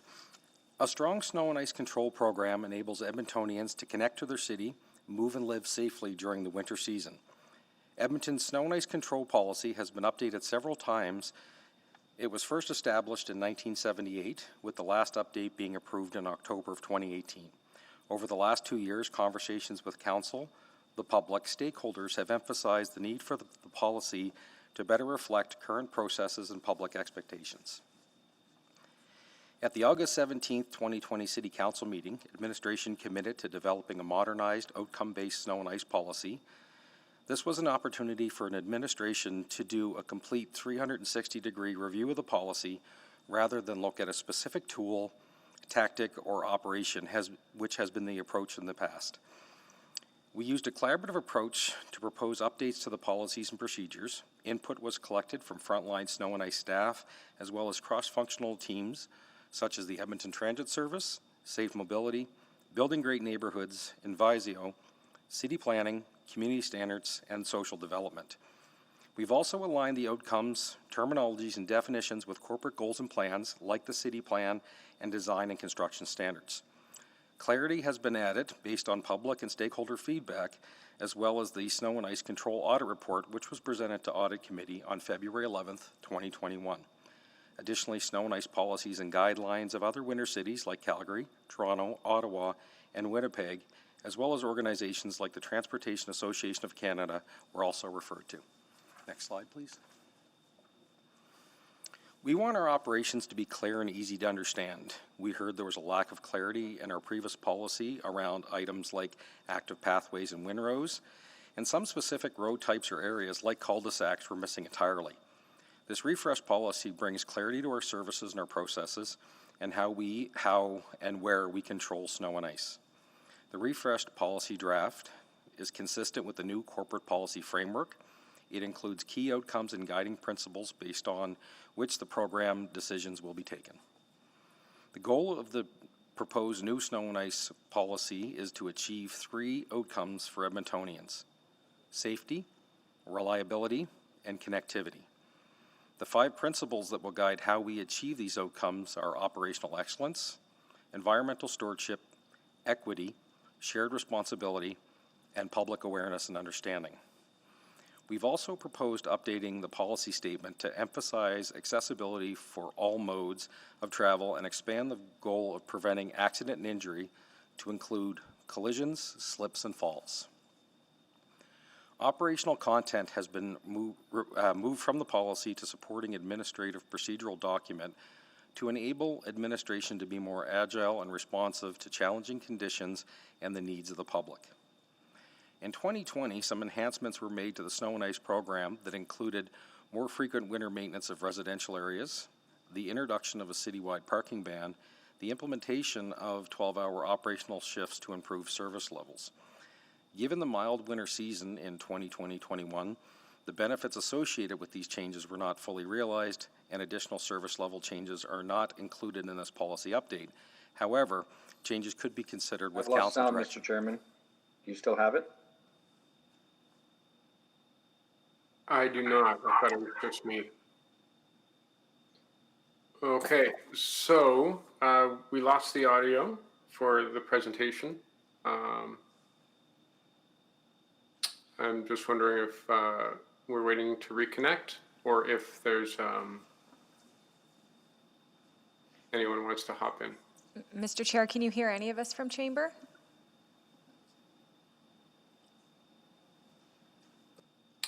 Missed that. Councillor Nicoll, are you having any trouble with your connection? Maybe. There we go. I can hear you fine, Councillor Paquette. Okay. Councillor Henderson, I just saw you pop up. You can hear me okay? Mr. Chair, can you hear us now? I can hear you now.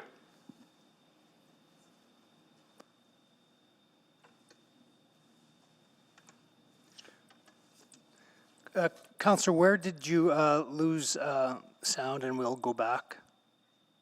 I think we were talking about equity. Honestly, I was just following along, so I don't know exactly which phrase. Yeah, Gord, he was starting to talk about targets and policy. That's the one. Yep. Thank you. Okay, we'll continue from there.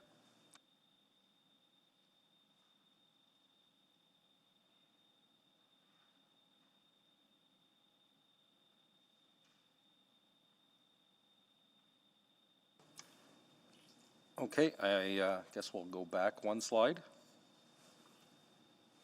Thank you.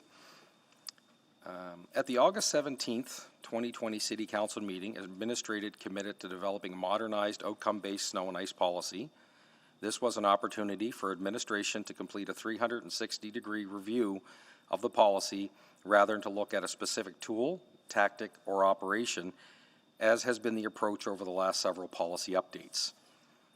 We used a collaborative approach to propose updates to the policies and procedures. Input was collected from frontline snow and ice staff, as well as cross-functional teams such as the Edmonton Transit Service, Safe Mobility, Building Great Neighborhoods, Envisio, City Planning, Community Standards, and Social Development. We've also aligned outcomes and terminologies and definitions with corporate goals and plans like the City Plan and Design and Construction Standards. Clarity has also been added based on public and stakeholder feedback, as well as the Snow and Ice Control Audit Report, which was presented to Audit Committee on February 11th, 2021. Additionally, snow and ice policies and guidelines of other winter cities like Calgary, Toronto, Ottawa, and Winnipeg, as well as organizations like the Transportation Association of Canada, were also referred to. We want our operations to be clear and easy to understand.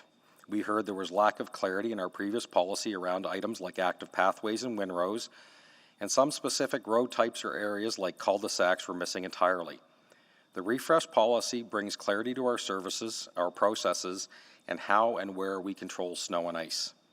The refreshed policy draft is consistent with the new corporate policy framework and includes key outcomes and guiding principles on which program decisions will be taken. The goal of the new proposed snow and ice policy is to achieve three key outcomes for Edmontonians: safety, reliability, and connectivity. The 5 principles that will guide how we will achieve these outcomes are operational excellence, environmental stewardship, equity, shared responsibility, and public awareness and understanding. We've also proposed updating the policy statement to emphasize accessibility for users of all modes of travel and expand the goal of preventing accident and injury to include collisions, slips, and falls. Operational content has been moved from the policy to a supporting administrative procedures document to enable administration to be more agile and responsive to the changing conditions and the needs of the public. In 2020, some enhancements were made to the snow and ice program, including more frequent winter maintenance of residential areas, the introduction of a citywide parking ban, and the implementation of 12-hour operational shifts to improve service levels. Given the mild winter season in 2020, 2021, the benefits associated with these changes were not fully realized, and additional service level changes are not included in this policy. However, changes could be considered with council direction.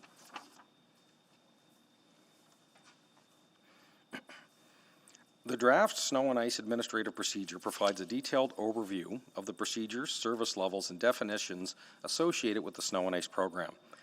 Administrative procedures support the delivery of the policy and are under the authority of the city manager and do not require council approval. It should be noted that none of these processes or definitions are new. We've merely provided clarity on what we are always doing. Any major service level changes would still require council approval, and council would still be able to hold administration accountable to the service levels identified within the procedures. A few highlights from the procedures document that have provided clarity include adding clarity around the parameters of when snow will be cleared or removed from different types of mobility networks, and how and when residential areas will be cleared, when a parking ban will be announced, when snow will be removed from business districts, or when windrows will be cleared by the city.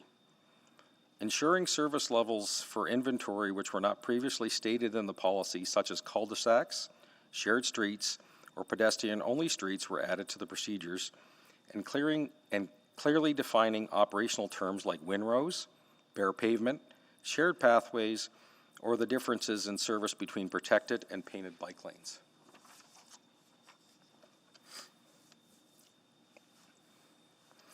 There are no major service level changes proposed in this policy.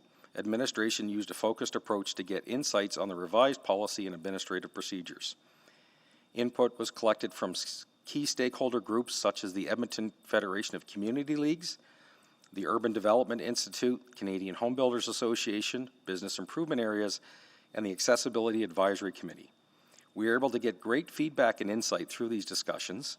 The Edmonton Federation of Community Leagues and the Accessibility Advisory Committee were happy to see the priorities around active pathways and the principle of equity being used. They also offered to support the city with any public-facing communication during the winter season. The Urban Development Institute and Canadian Home Builders Association asked for clarity on pre-wetting of salt-sand mix with calcium chloride and where these mixes are used. They shared their concerns about the pre-wetting process and how that might impact infrastructure and landscape. For clarity, we've not changed how we use calcium chloride since we last received council direction. BIAs asked for more clarity on service levels and priority for clearing alleys and back lanes, sidewalks, and windrows in BIAs.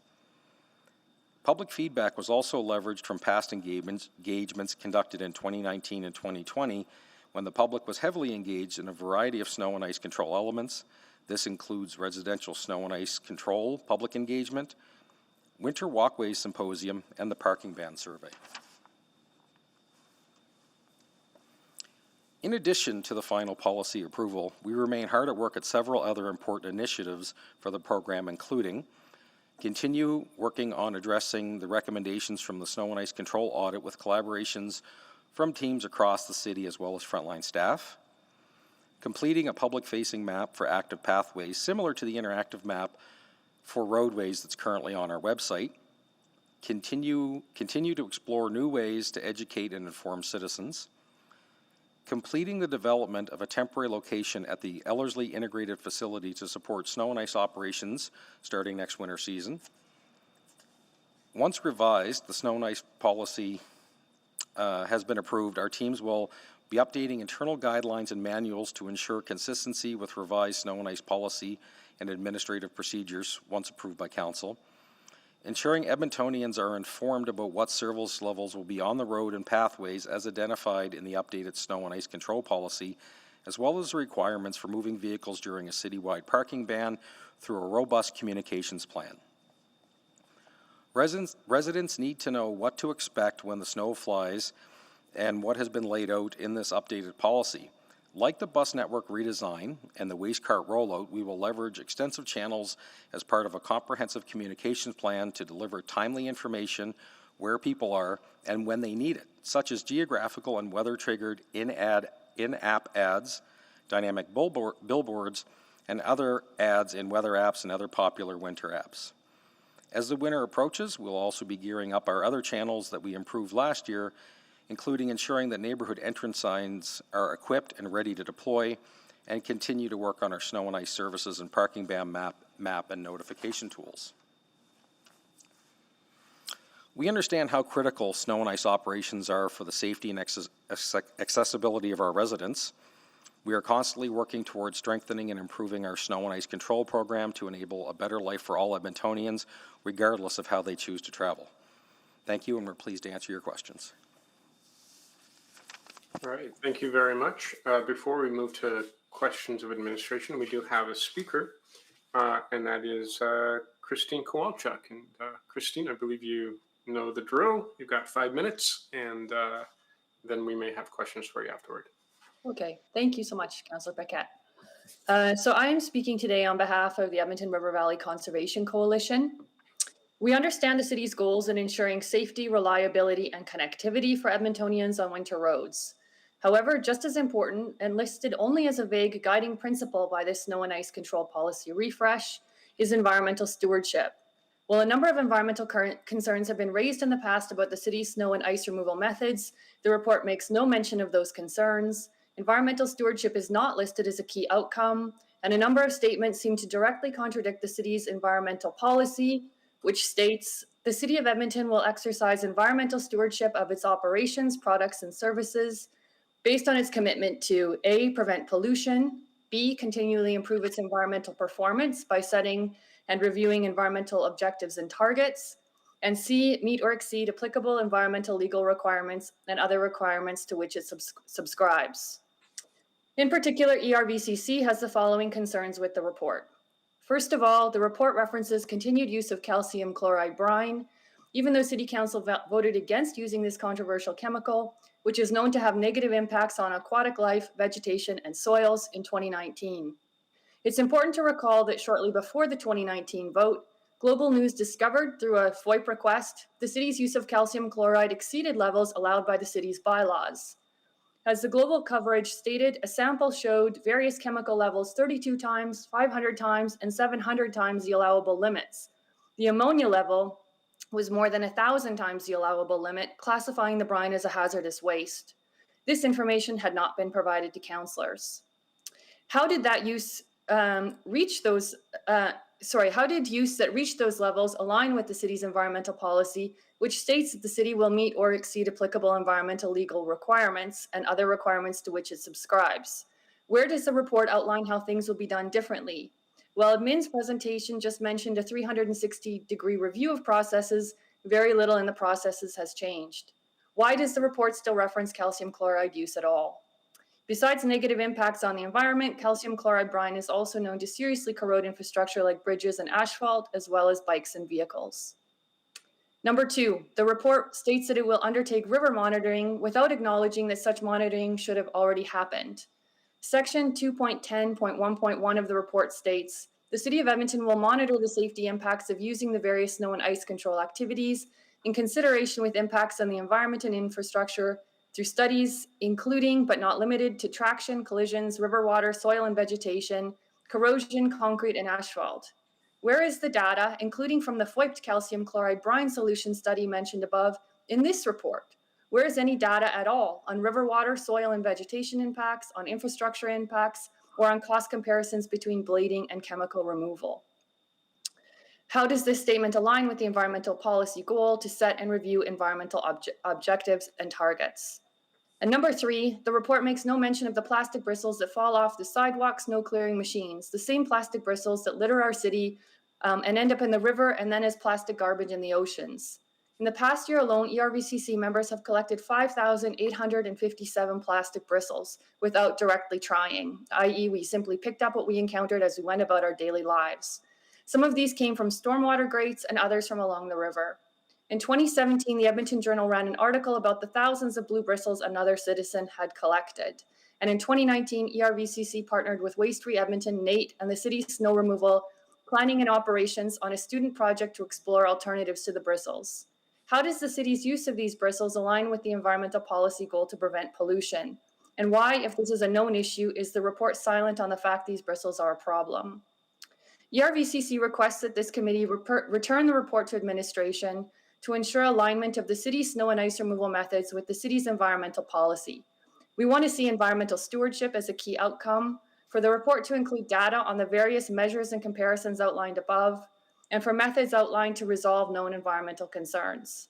The pandemic and the climate and biodiversity crisis out of which the pandemic arose makes clear that the need to rethink all of our processes and operations. Business as usual cannot continue. Thank you for your time in considering ERVCC's perspective on this important issue. Okay, thank you very much. I don't see any questions for you. Oh, I'm on, Councillor Paquette. You are on? Okay, Yes, go sir. ahead, Councillor Nichol. So Christine, you don't have to sell me on the negatives on calcium chloride. I've been quite public about my objection to that, as has several other on City Council. It is interesting to hear about the bristle question and the added plastics that are being thrown on the streets. I think that's a really interesting point.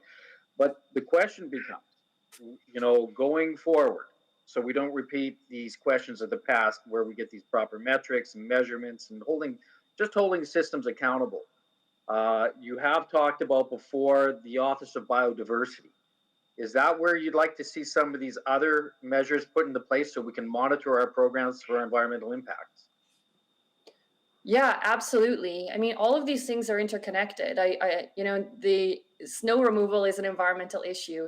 It's also a poverty issue, really. We heard in the last presentation, Karen Bruno talking about the importance of the health of the land, the water, and the atmosphere as a measure of well-being. These things all interconnect, and right now we don't have an office that's really committed to overseeing all of these projects from that environmental lens. And it would be so wonderful to have that again. We had in the past an office of natural areas and biodiversity, and it just seems to make sense now that we would have an office of natural areas, biodiversity, and climate change. So yes, I think that would be a great place for that. Yeah, my interest is one of measuring things, like setting acceptable levels, and then the proper publishing of those levels, or whatever the impacts may be, plus or minus. Some, mistakes happen, right? But we should know about them, and that's not anybody's fault necessarily. But we also don't want to repeat bad practices or bad behaviors, because you never get to a best practice. So do you think it should be, and I'll ask this question point blank, should it be within the administration, or should we have someone else monitoring some of these questions?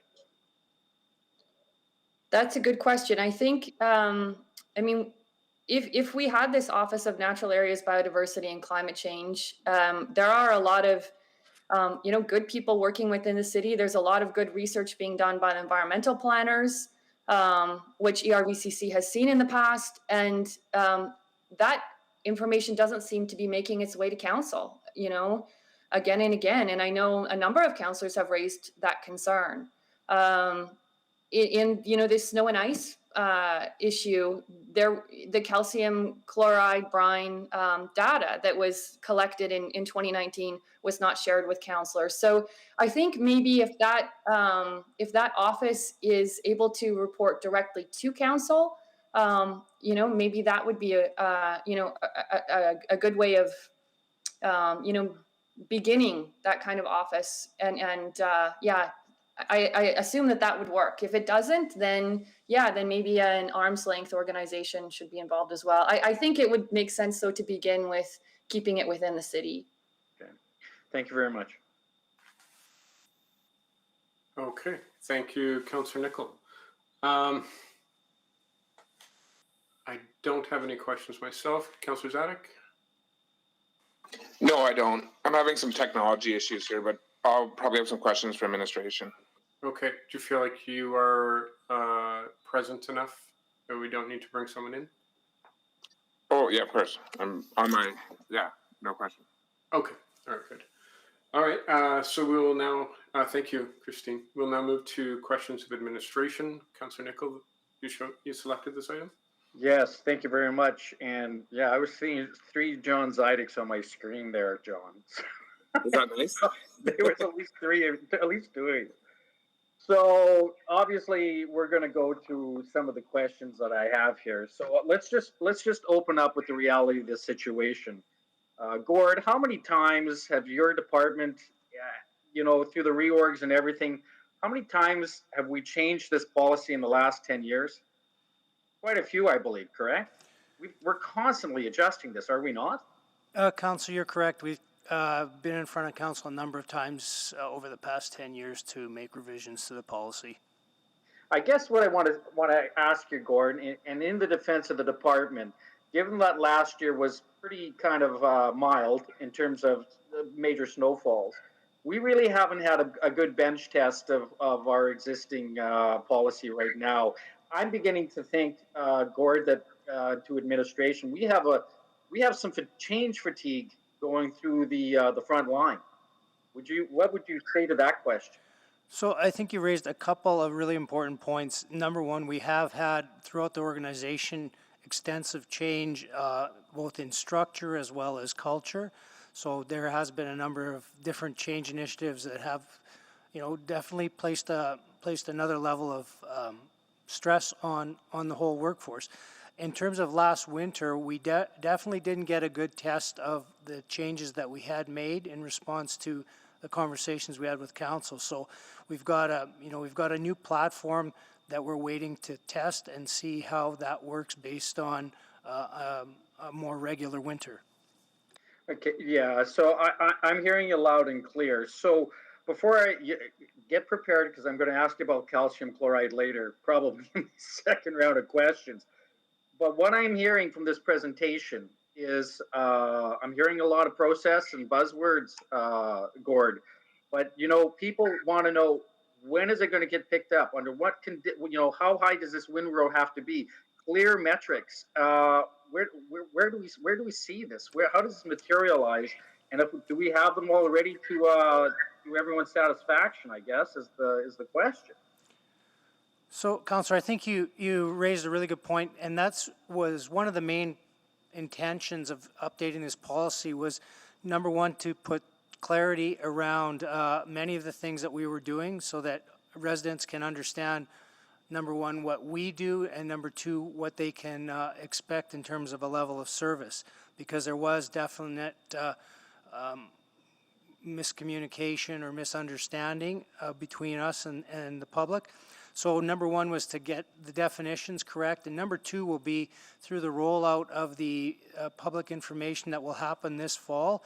And really the model we're trying to use is something similar that we've done with projects such as BNR and the waste cart rollout, so that we can have residents understanding what to expect, so that they have a sense of where we will be and when we'll be out there. For sure. Let's talk about a specific example. For last year we had a kind of tag and tow program, correct? So do we have an evaluation of how it worked, and if it did it work? Was it required? You see, we're bench testing some of these ideas, but I'm just not seeing the measures. And that's what a lot of people would, like I've always said, I try to get you out of trouble, not into trouble. Right? So the question becomes, let's take for example for tag and tow. How did it work last year? Did it work last year? Do we have any data on that? So, Councillor, I'll ask one of the team members to provide a little bit more insight, but I'll go back to my earlier comment. In that last winter, we didn't have a real good opportunity to test because of the limited snow, but I'll ask the team to just provide a little more context. But Gord, you had to do something. Did you tag and tow anybody? Here's the first question, right? Thanks, Councillor Nicol. No, the answer to the question is no, we didn't tag and tow anyone last year. You know, the weather didn't provide an opportunity where we actually did call the parking ban in the mild season we had. And so in terms of the other metrics, you know, and I think this is one of the points I'm trying to hammer home here is that perhaps the question needs to be, we need a season to stabilize our policy, just to see if what you're putting into place is working and that your measures are appropriate. And we're going to be publishing those measures, correct? Correct. Okay. I'll come back here. Okay, sounds good. Councillor Knack, why don't you go ahead?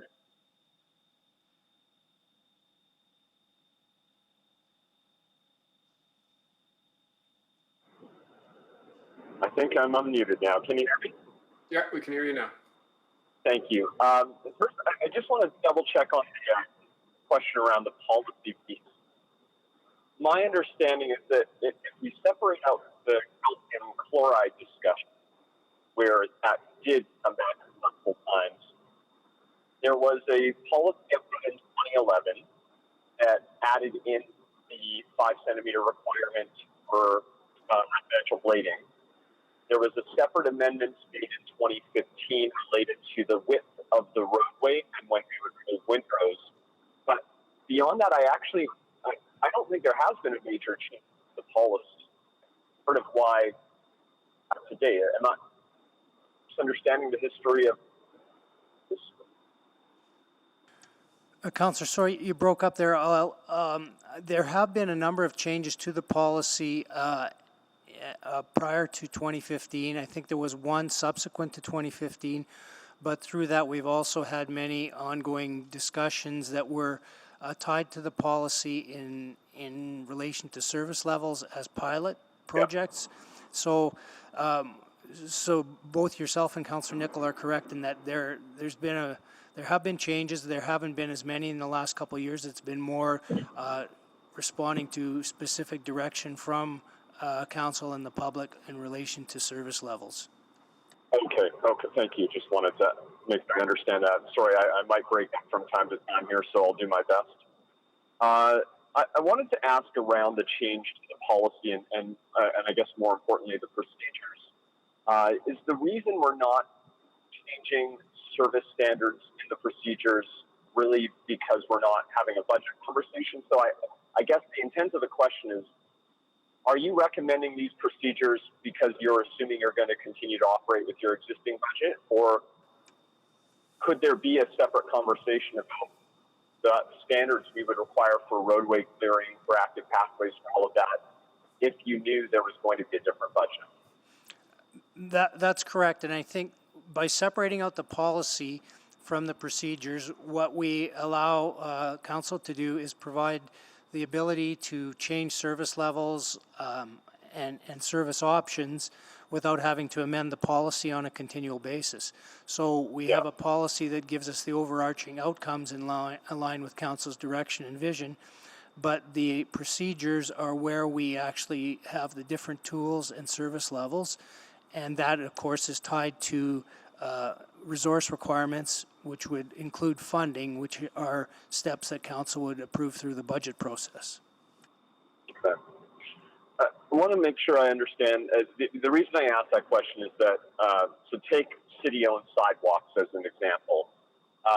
My understanding, and some pathways through some parks, is, I think about Terralosa Park, we don't clear every sidewalk and trail in the winter. And therefore, I'm curious if essentially we're going to be approving a new policy and procedure that we actually can't meet on day one, because I don't think we're currently meeting it right now, and that's not the fault of any staff; it's the fault of resource. Your comments are relatively accurate in that we are attempting to meet the policy, but there are situations where, because of resources, we cannot meet all of the elements. But I can ask one of the team members just to speak to the specifics around the pathway clearing. Thanks, Councillor Knack. You are correct. We don't clear all of the active pathways within the city. We do focus on all of those city-owned sidewalks and shared use paths, active pathways that connect to our collector roadways and transit stops, but we don't currently clear the pathways within the insides of the parks that lead to, example, a playground or a dead end.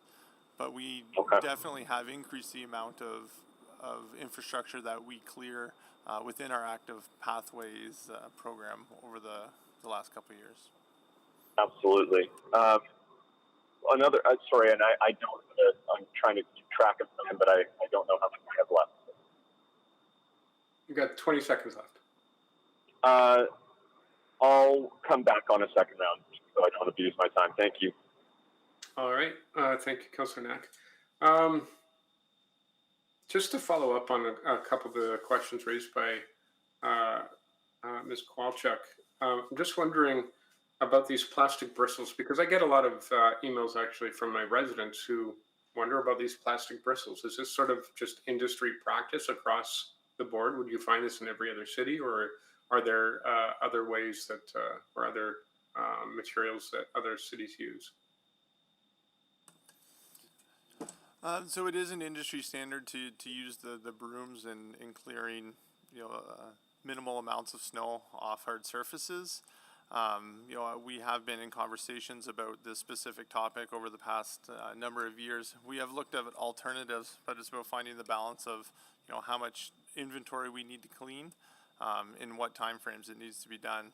So we have taken steps to reduce the amount of bristles that we're dropping, and then also, relying on our teams in those off days to go out and scour the pathways in an effort to clean them up after our crews. We've added a lot of information around our standard operating procedures in an effort to just eliminate operator error in losing those bristles. And we'll continue with that work as we move forward. Okay. I do actually have residents who go out and collect these bristles. And, it's just sort of, you can understand how, from the public perspective, we're asking people to reduce waste, and then we go through and we just leave this trail of bristles everywhere. Yeah. Okay. So next question then would be, I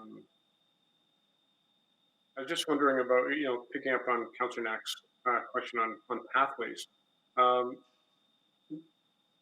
Are we going to have equity information on these pathways? Because I know that for folks in wheelchairs, some of these windrows that are left are really difficult to navigate, if not impossible. And so that basically, for a segment of our population, whether they're in a wheelchair or a walker or using a stroller, on and on, the path becomes unusable. So we sort of, we might have a long, clear path, but if the windrow is there, it's effectively a waste for large segments of our population. So are we making any progress on that, about leaving these sort of like barriers for seniors and so forth?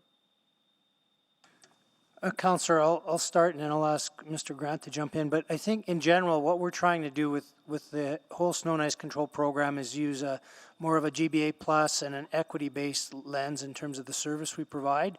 Now that we are progressing as an organization to look at all the different needs of the various users, we are more cognizant of some of those things that maybe in the past weren't top of mind. So we are trying to do that, again, working within the parameters of the resources we have. I'll ask Mr. Grant just to speak to some of the things we have kind of incorporated in recent years in terms of improving service for some of those user groups. Well, I mean, really, the question is just about the windrows blocking paths. Yeah, this is something that our team has identified constantly, going out to try to mitigate that. Our teams are constantly clearing those windrows in the event of a snow event, but then also returning back after the snow event has passed to ensure that the accessibility is available to everyone, no matter how they travel. We do sometimes have challenges with the disbursement of material from just vehicles in the roadway, but we'll continue to look into ways to mitigate the windrows from encroaching on those para ramps and pedestrian walkways. Understood. And I understand that it's like the tension between available budget and efficiency and trying to get everything done. So I guess that would be my next question is about the budget. You know, Calgary has about $40 million budget, but that's because they've got more melting period and warmer weather. Ottawa is kind of on par with us with about 70 million, but they're looking to increase it. Then you've got a place like Montreal that's in the hundreds of millions of dollars. We're at 60.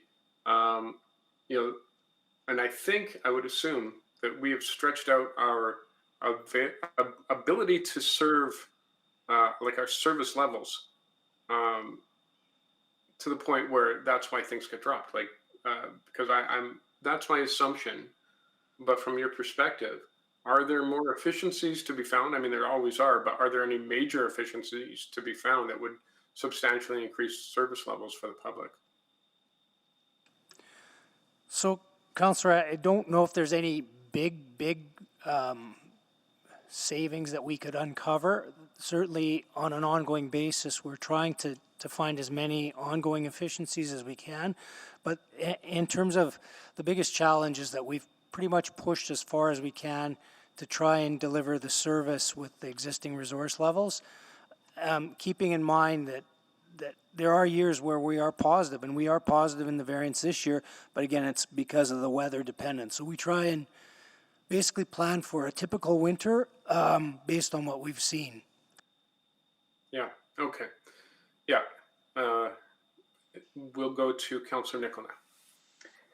So, Gord, what is the status of calcium chloride and its use in the city of Edmonton in regards to our snow and ice policy?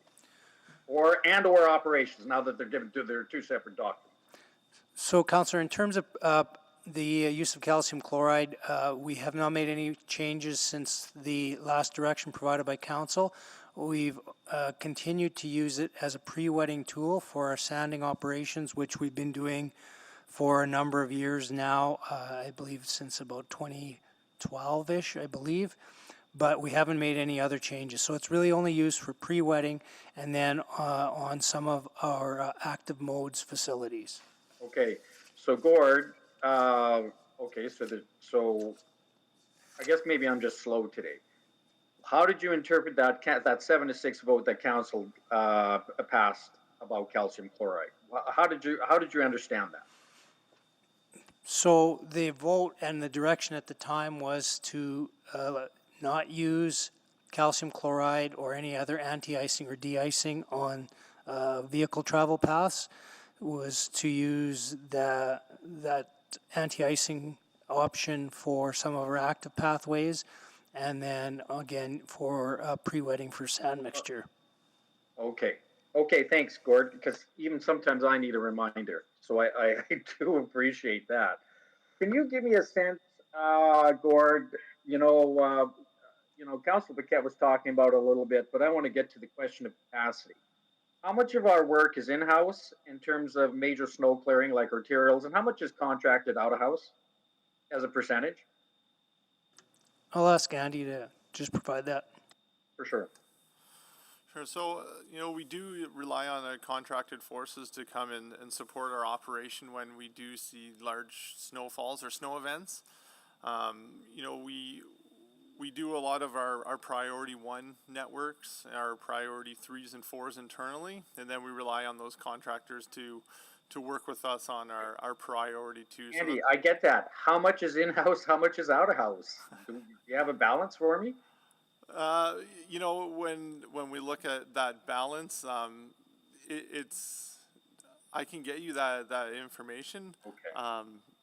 But yeah, it's always for me. It's a question of the city's held accountable at one level, and then we get the contractors out there. But then everybody thinks they're city workers, right? And then this, it's like what happened on this garbage thing not too long ago, is where the contractor dropped the ball and the city workers got plowed under. So I just want to make sure that we're tracking contractors and holding them accountable for the results. Because the city's at one standard, and then sometimes, I know some of these contractors, they go do the private parking lots first before they come to our business. So I just want to know what the balance is and how we're holding these contractors accountable. Yeah, and that balance changes year to year depending on, the status of the contracts, the availability of the contracts. So, we've made a great effort to write those contracts in a way where we are number one priority to those contractors, so we don't have the competing priorities of the private industry as well. Yeah, I always say you gotta follow them. You just got to follow them because it's like some of our other contractors that are out there in the city.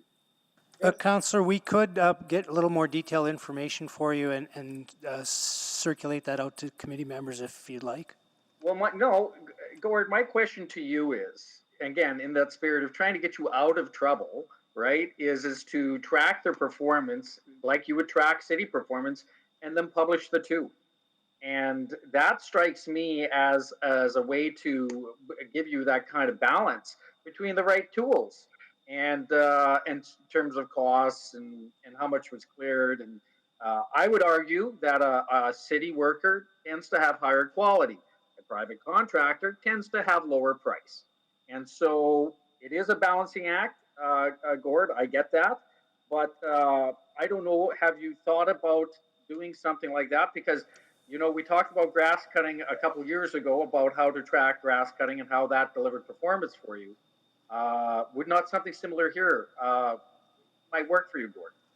I think it would be two things it would do. It would give us a better indication of the comparators because we do inspect the contractors. So it would give us the opportunity to really do an ongoing comparison of contractor performance as well as citizen satisfaction with contractors, because you've alluded to the fact that there is a difference in the two deliveries, internal versus external, and sometimes it's not always clear to the public. So I think what you're saying about publishing that comparator data would probably be one of the steps that would help us inform our citizens of what we're doing, but it would also hold our contractors accountable.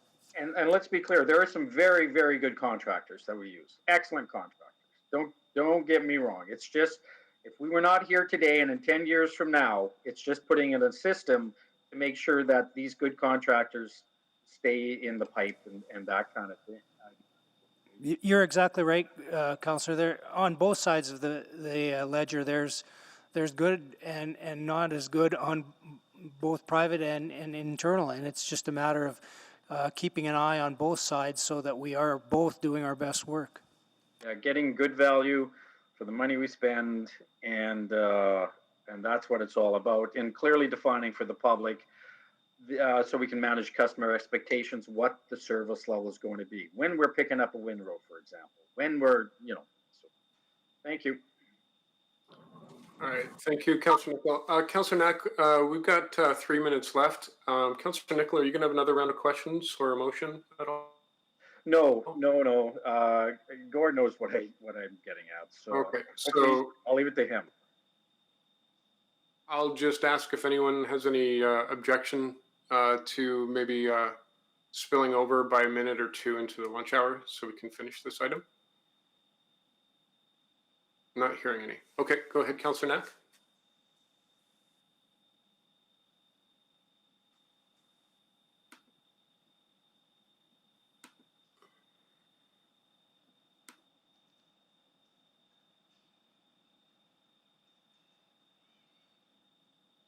He may be gone. All right, can you hear me now? If not, I'll move the recommendation if Andrew doesn't. Oh, there he is. I can. Can you hear me? Am I here now? Can you hear me? Yeah, we can hear you, Councillor Knack. Okay. I was asking about residential roads and just wanting to get clarification of if we're only going to go in when there's a 5 centimeter snowpack or if the procedure allows for other types of service opportunities, because we haven't had that before. Thanks, Councillor Knack. Yeah, the administrative procedures kind of outline, there's three main drivers of us going into the residential areas. Obviously, a massive snowfall that warrants that service work, a 311 notification, and then just doing routine roadway maintenance. Trying to increase the mobility in those residential roads on a more regular, frequent basis. Trying to manage the material in there to ultimately avoid, leaving windrows behind. So that is our plan coming into this winter, to just have a more active presence in those residential areas. Okay.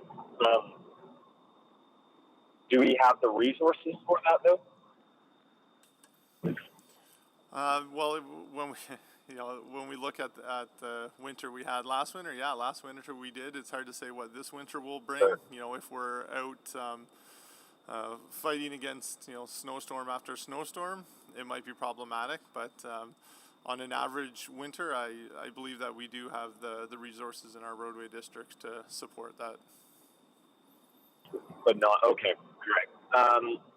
I think, Mr. Chair, I'll stop my questions here. I won't do the subsequent now because of the spotty service that I'm in here. But when it goes, because this goes to council, I might do that. And I have a few other questions related to safety and accessibility, but I'll just end it here. Okay, sounds good. So, Councillor Knack, just to clarify, you'll have more. You don't have any more questions on the item today. No, I'll have questions on a subsequent. I can do that subsequent next week. Just recognizing the complications of being subsequent next week. Yeah, makes sense. Yeah. Perfect. Okay.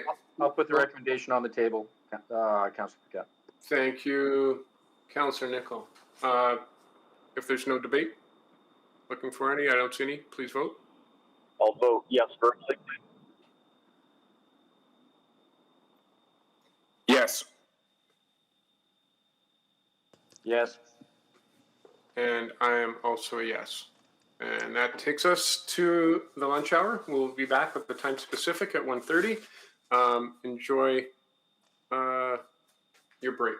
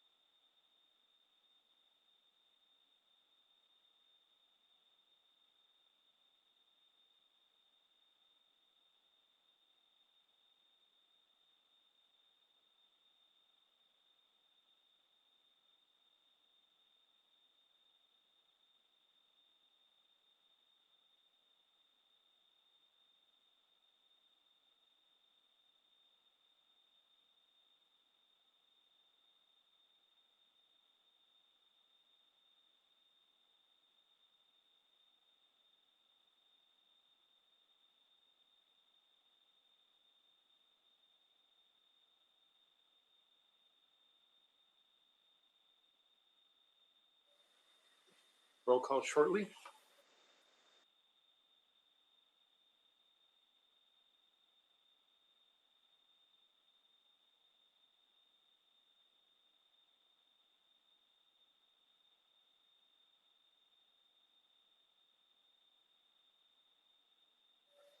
Okay, so let's begin.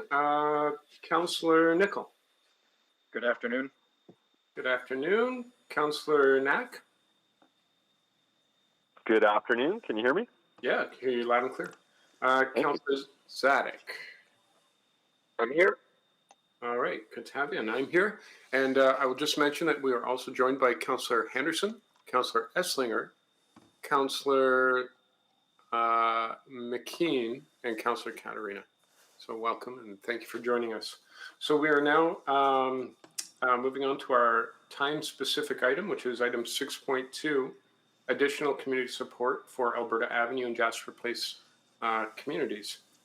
It's an information report without a presentation. There may be some initial introductory comments, and then we have some speakers who would like to communicate their concerns or thoughts with us. So, Mr. Smythe, do you have any introductory We do have comments? some introductory comments, Mr. Chair. But first I would like to introduce David Jones. David is our new branch manager of our Community Standards and Neighborhoods branch. David joined the city at the end of June and comes to us from Edmonton Police Service. Can give a wave there, David. You can jump in later on. Thank you, David. So this report this afternoon was prepared by the branch that Mr. Jones leads. So just to introduce this item then, the Alberta Avenue and Jasper Place revitalizations were initiated in 2006 and 2008 respectively. Each one was supported by a dedicated city staff person that served as a revitalization coordinator with $180,000 each in annual program funding.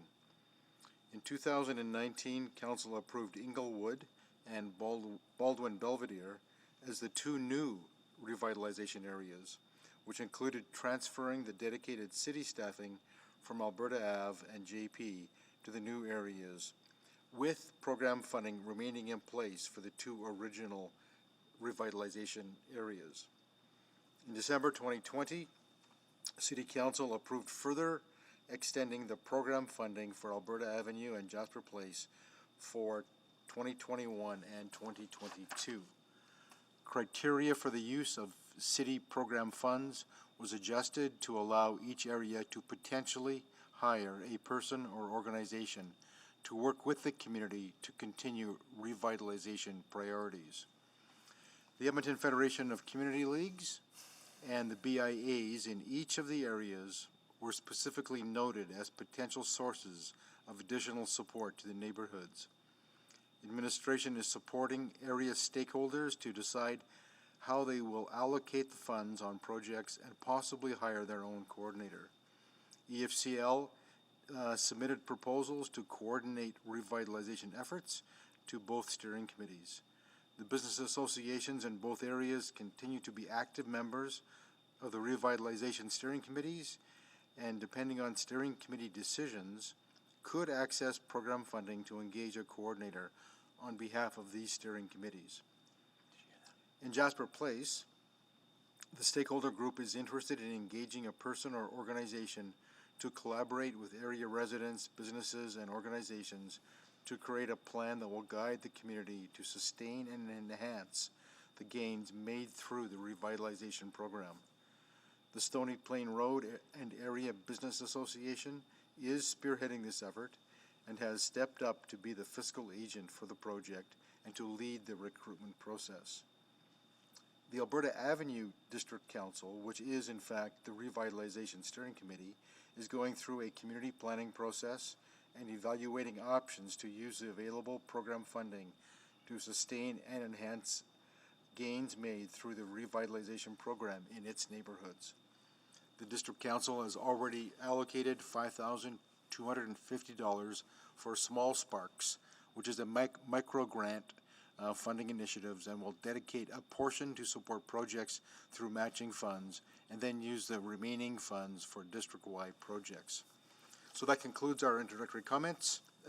we will answer questions following committee hearing from the speakers. Thank you. Thank you very much, Mr. Smythe, and welcome to David Jones. All right, so first on our list is Laura Cunningham-Chappelli, and I think I saw her log on just moments ago. Hello. Yeah, thank you, Councillor Paquette. I'm here to answer any questions only at this time. That's right, questions only. Okay, so we will go to Jay Ball. Good afternoon. My name is Jay Ball. I'm the Executive Director of the Alberta Avenue Business Association, the BIA. I represent the BIA on the Alberta Avenue District Council. The council is made up of several community leagues, arts organizations, and other key stakeholders bordering the Alberta Avenue, 118th Avenue, Main Street. Today I'm here to speak to the Citizens Service Report submitted for information regarding support for the Alberta Avenue community. The report states, in 2019, the city's revitalization coordinators that were dedicated to the Alberta Avenue and Jasper Place revitalization areas were redeployed to new revitalization areas in Inglewood and Baldwin-Belvedere. Not to take anything away from those communities, I'm here to speak to the issues of Alberta Avenue, and I will, in the next few minutes, outline why that decision was a wrong one and very impactful for our community. This report also indicates that revitalization program funding is still available. And in the next few minutes, I will also lay out why program funding alone is not enough for our community. And also, we need to articulate that program funding is different from hiring a revitalization coordinator. If any of you were to walk down Alberta Avenue, the corridor that we have from 105th Street to 82nd Street, 79th Street, you will see right away the investment that has been made by City Council over the past number of years in the infrastructure. Millions of dollars has been spent on walkways and crosswalks and streetlights and greater beautification that not only the BIA is engaged in right now with our district council, but things that our district council and our businesses take great pride in. But the reality is that due to COVID and the related relief and recovery efforts, our corridor, our business corridor, is at greater risk than ever before. And above all, our vulnerable community is suffering greatly. Our district council is concerned, greatly concerned. Currently, like many other corridors in the city, Alberta Avenue has a significant amount of vacant lots of land, vacant buildings, and these landowners continue to block development by doing nothing with their derelict properties. While Alberta Avenue has an extraordinarily diverse culture of restaurants, shops, and services, these mom and pop organizations, these small businesses are very, very proud of what they've created on Alberta Avenue. They, along with the residents and our entire business community, have been witnessing a growing trend of businesses moving into the area that prey on the vulnerable community. Alberta Avenue has suffered a decades-long cycle of predatory businesses and business practices. These businesses prey on the vulnerable community through convenience store sales of weapons and drug paraphernalia such as pipes, knives, and bear spray, and drugs being sold out of the back doors of businesses. What's even more concerning is that some local businesses own multiple low-rent flop houses in the area that have been constantly raided for drug use and guns by the police. Police data shows us and tells us that people use drugs within 1 to 2 blocks from where they buy them. Alberta Avenue businesses that own flop houses contribute to this culture of the opioid epidemic in our community. And it doesn't stop there. We actually have one local business on the avenue that owns a derelict apartment complex that just 3 weeks ago was cited by AHS for having 60 health code violations. The predatory profiteering of businesses, of the vulnerable community by businesses along the avenue is not acceptable. And business owners need to be held accountable. The Alberta Avenue residents and community are dealing with the debilitating effects of the opioid crisis on a daily basis. As we all know, this is the epidemic is gripping our city. I see it on a daily basis. Our community sees it on a daily basis. Multiple ODs and ambulances along the avenue are a regular occurrence. 2 weeks ago, on one day, there were 10 ODs, 10 overdoses before 12 noon, all within a 1.5 block radius. I'm hearing from residents and businesses that the drug situation on the avenue has never been this bad. We don't come before you today saying that we have all these problems and we need you to find the solutions for us. We come before you today saying, as a district council, as community leagues, as arts organizations, we understand the challenges and we are willing to work toward the solutions, but we need greater support. The district council and its members, including the BIA, have so much on our plate. This past year, Community League volunteers donated hundreds of hours and developed many, many partnerships in our community to launch extraordinary community projects. They are a passionate group of people. But my message on behalf of the District Council and our BIA is that now is not the time to pull a revitalization coordinator from our region. Now is not the time to pull the social worker from our region. Our revitalization efforts will continue to fall behind if we don't get help, and that help is needed now. We need, and just so I'm clear, we need experienced revitalization experts, people who have worked with us before, who were pulled from us. I believe, with all due respect to our colleagues at the Edmonton Federation of Community Leagues, I don't think we need community activators to get the community communicating and talking. We need experienced and educated revitalization experts. All right, thank you That's very all much. I have for now. Thank you very much. All right, we will now move to Christy Morin.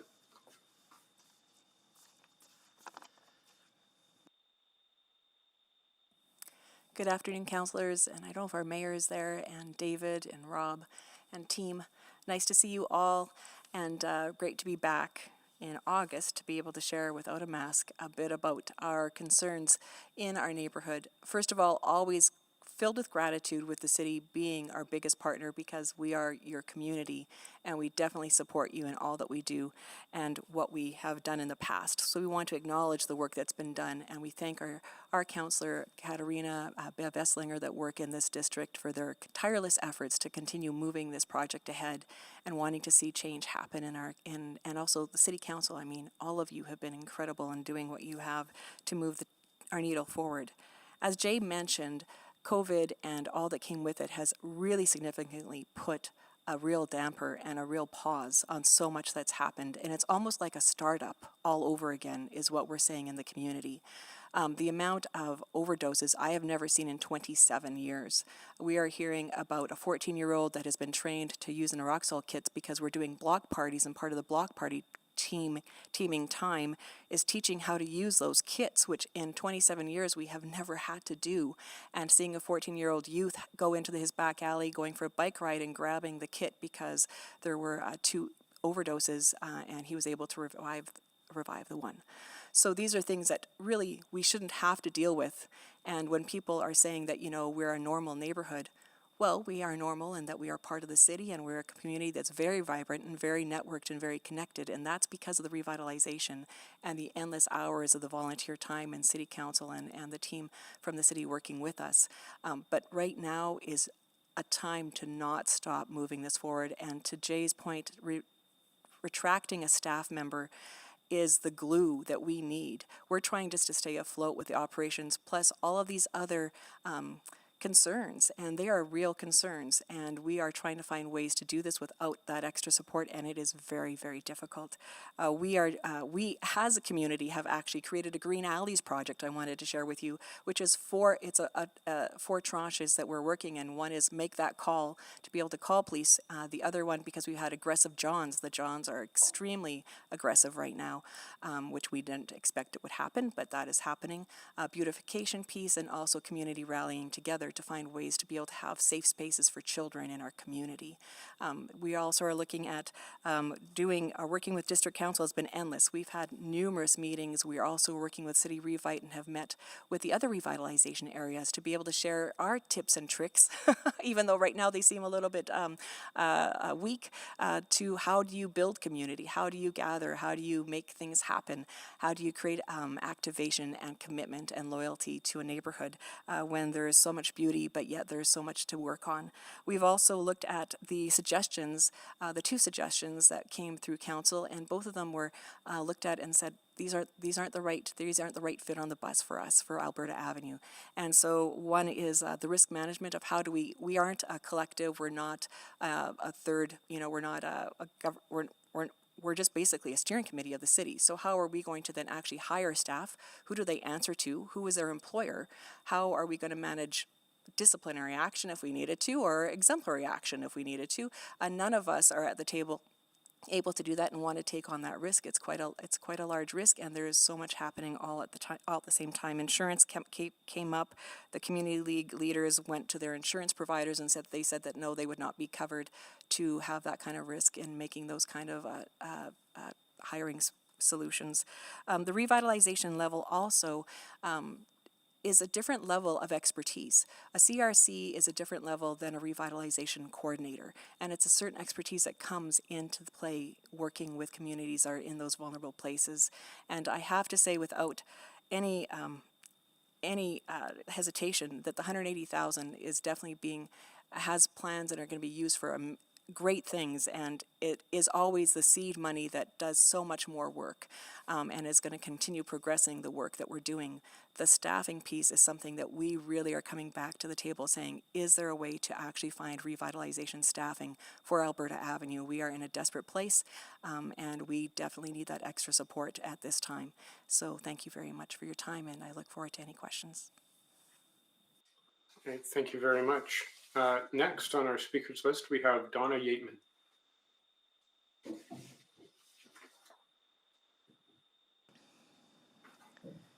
Mr. Chair, they have not checked in with us today. Okay, then we can move forward to Kim Ellis. And same with Kim. Same with Kim. Okay, well, that's all our speakers then. At this point, I will check to see if there are any requests from councillors to ask any questions of our speakers. I'm not seeing any, but if you're having trouble logging in, feel free to speak up at this time. Nope, not hearing any. Okay. Mr. Chair, I have a question. Oh, here we go. All right, go ahead, Councillor Essinger. Thank you very much. And I'll start with either Christy or Jay, however you prefer to answer. I guess so.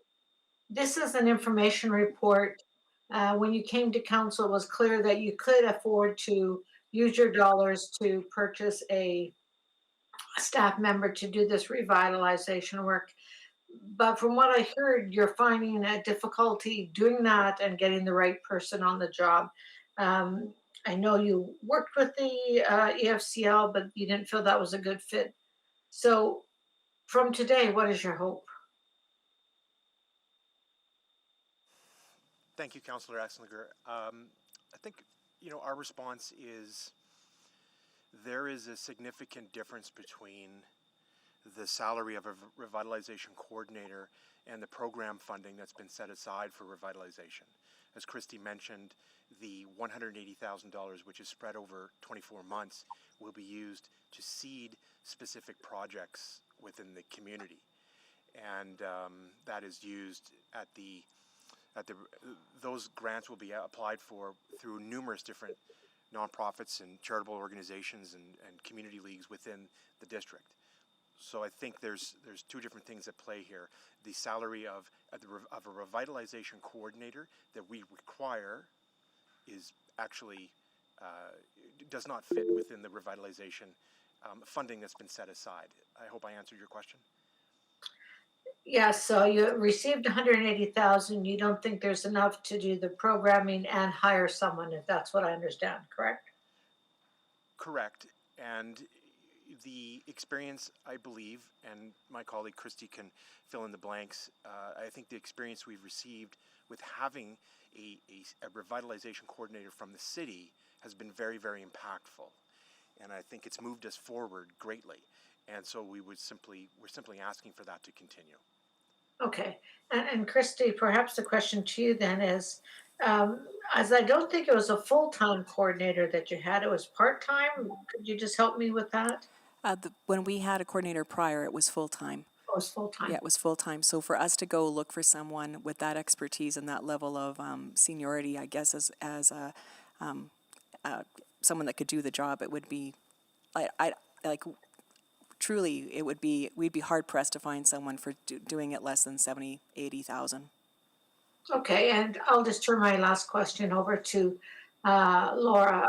Laura, I believe you had made a proposal to the community leagues to do something, and the question was about experience, and could you just speak to what you were thinking of when you were looking at doing the job? Yeah, thank you, Councillor Essinger. You know, we didn't have a lot of information as to what the team at Alberta Avenue was looking for, and I recognize that as a team, it's been hard for them to understand what their needs were and understand in such a changing environment. So, our community activators with the community leagues currently have masters in community development social work. They're very qualified individuals that we have and do a lot of great work already with leagues, and so what I did was sort of create a proposal to Alberta Avenue saying, this is a proposal. I want to have these conversations to understand what your needs are. But based on what I pay someone for a full-time job, I just sort of reduced it down to thinking what might be reasonable for the number of leagues. And it was a proposal to the group. And I unfortunately haven't had a chance to meet with them. And so I'd welcome that opportunity to have more conversations with them as they sort out really an understanding what they're looking for. I'm happy to still, respond to what their needs are, for sure. Thank you, and thank you for coming today. That's all my questions. Thank you very much, Mr. Chair. Okay, thank you. Councillor Caterina, go ahead, please. Thank you, Mr. Chair, and thanks for the presentation, Jay and Christy. And so just to maybe back up a little bit here, the funding was extended for 21-22, which was a plus. The monies that you've spent that on, Chris, has all been in programming, and that's, I think it's 183,000 for all the different programs that have been conducted. But that's actually a small portion of what the overall value of those initiatives and programs that were conducted by the community, by the community leagues, by the BIA, and do you have an idea of what that was worth? If we...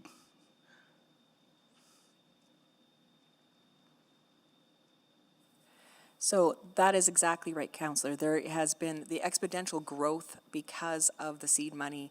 Would be in a million. I think when Ian did it from revitalization, it was $1.2 million or $1.3 million of return on investment, and that I know that administration has that somewhere. That when Ian was working as a Revite coordinator, because we were trying. That was one of the questions that Councillor Nickel had for us. So we were trying to quantify that. Us as community haven't quantified it, but our administrator at that time, of Revite coordinator, had come up with. I think it was in the millions. It was in the so there's substantial. It's almost 10 times. Our investment for that. And I guess the question is if that 180 then would be reduced by hiring someone out of those funds, I can assume that the added value is going to be reduced as well, because you won't be able to provide the programming that you have at this point now. So there's that addition to it. We had talked about before and during, I think, the last session we had with you guys on the idea of you or the community providing in-kind services to others, because you've gone through this over the past decade and are experts in motivating and getting the community out to do the work, longevity, all those things that everybody is just starting. Did that go anywhere? I know that I referred you to a certain place, but if you can explain what happened. So we understand that Belvedere Baldwin had, what their Revite coordinator has taken a leave. So that sort of slowed down B&B over there. We most certainly have met twice, actually, with other revitalizations and being sort of the gurus, I guess, it was sort of how it was positioned, and we're able to share how we lived in community, how we've built in community. We actually have created a video, Arts on the Ave has, about how that growth could be shared with others. And I know that Lorene down on 107 Avenue, their consultants called me and asked if they could borrow that. So definitely we are open to it. I know COVID stopped a lot of community leagues from their doors being open, but definitely that conversation, and we're more than willing to be at the table for those mentoring pieces. Okay, so the communication has started there, and I don't know if you've discussed it with our administration on the value of that, of you providing your expertise. And I'm not saying for... We haven't talked to that. Greg Brandenburg, who I have to sing his praises, he has been fantastic. He's the Macaulay Revitalization coordinator, and he has sort of on the side of his desk helped us out, which we really have his expertise has been phenomenal. So even getting us onto the road of thinking about how to think differently and how to start getting our treads, on a different roadway has been fantastic. And so he has connected us to the other Revite areas, and it's been good. But we haven't actually said like my value would be this much to coming in and speaking. We're just doing that as a good neighboring. Absolutely, and that's appreciated. But monetizing the expertise certainly doesn't seem out of the question to me, and it would be the same as having a coordinator with experience. So we have some pretty good neighbors that know what they're doing. So with Baldwin Belvedere, and you said the coordinator there is the one that's been on leave. That's my understanding. I haven't Okay. checked up in the last month. Okay, I'll ask administration how that particular program is going, and if those funds that were transferred have actually been used or not, whether your group or others can get involved and access those funds as well too. So I'll ask administration where Baldwin Belvedere is at this point. Thank you. Okay, thank you for that. I'll just check in to see if there are any further questions for our speakers. If you haven't been able to log in, speak up.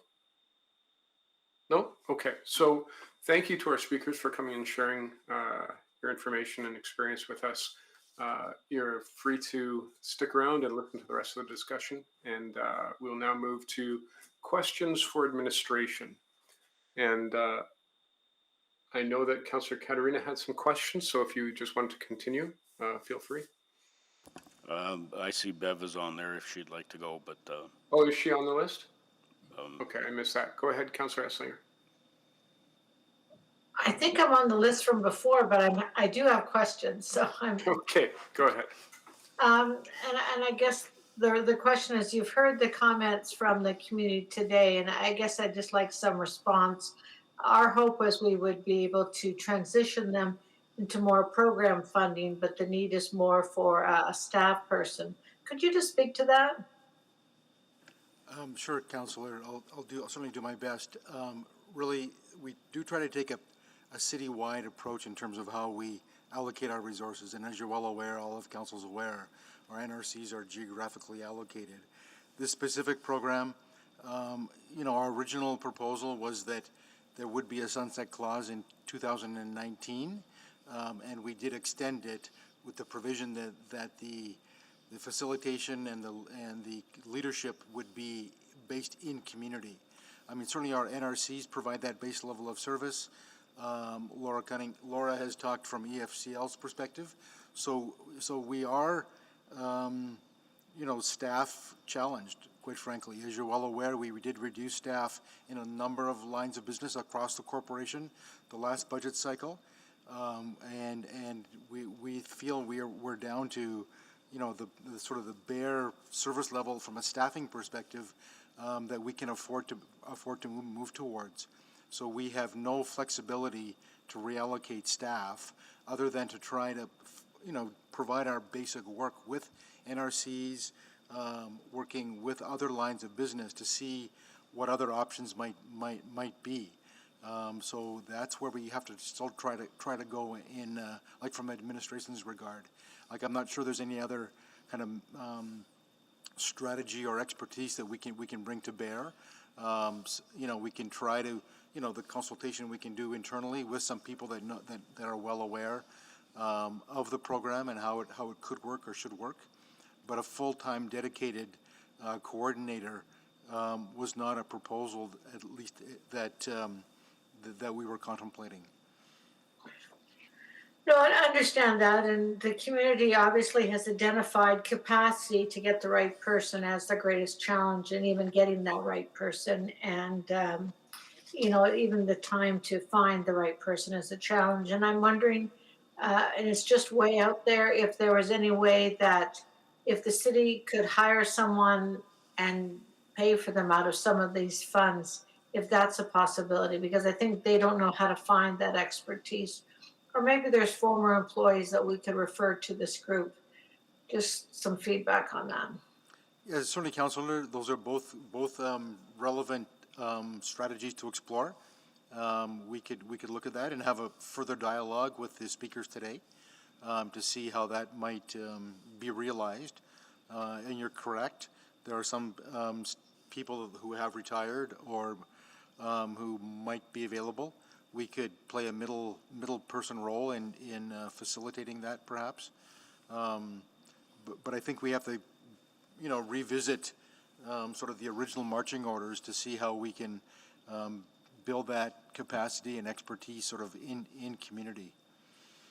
Yeah, and I think from what I've heard, because of the pandemic, that they're facing a greater challenge of capacity to do that. So perhaps an interim solution would be for us to play that middleman, get the right person in place and transition into the future. Because I think that's what I'm hearing is the greatest challenge, is finding that and finding one that knows who to talk to. And perhaps we can do that.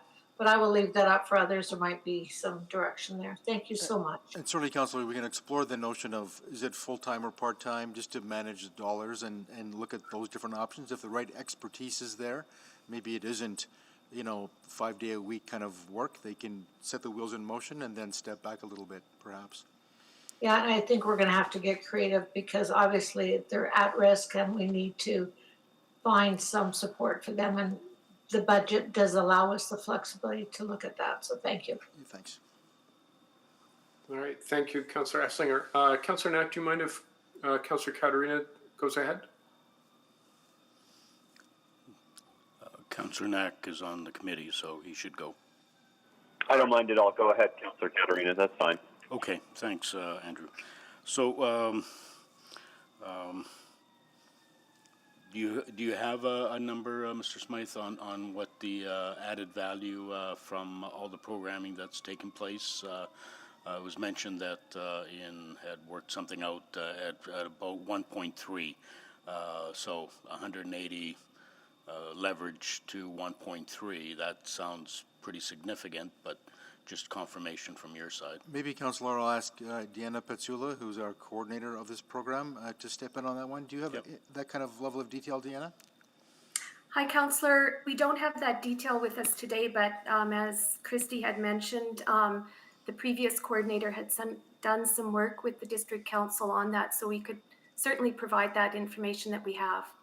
Okay, and I would assume that his work on that is fairly close to the number that's been mentioned today. So that's significant return on our investment, and given that, and I'll only speak to Alberta Avenue that I'm familiar with, I think that we've invested directly or indirectly as a city about $140 million in the last decade, and certainly with the pandemic and where we are at this point, this seems like such a small ask in order to maintain that momentum. And things have been lost, certainly during the pandemic, for all kinds of reasons. So I think that should be a consideration. So with the Baldwin-Belvedere situation, is that correct? The coordinator has been away and little work has been done in the past little while? Deanne, can you provide some details there? Yes, Councillor, our revitalization coordinator in the Baldwin-Belvedere area has been on leave since mid-June. Okay, and so mid-June, so they were there until then. Where are they in their plan at this point in time? I've had a few interactions with some of the members there, but very little in the last number of months. So are they moving ahead? Do they have the capability to do so, the expertise without a coordinator at this point? And the funding for that coordinator, where is that going? Since it's not being used, where's it going? So that funding is available. It hasn't been reallocated to anything else.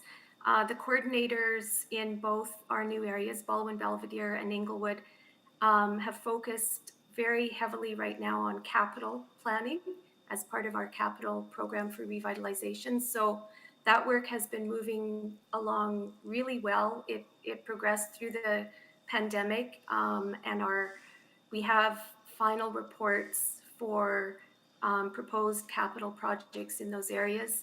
With our coordinator on leave, we've been supporting Baldwin Belvedere across our team, making sure that we're supporting the more urgent projects and maintaining momentum as much as we can.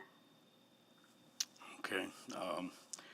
So, Mr. Smythe, you were in those conversations as well too last time around, where in-kind value from those in Alberta Avenue that have experienced this for the past 10 years and shown their capacity to actually move things forward, and the program, everything that's happened there to the benefit of the community.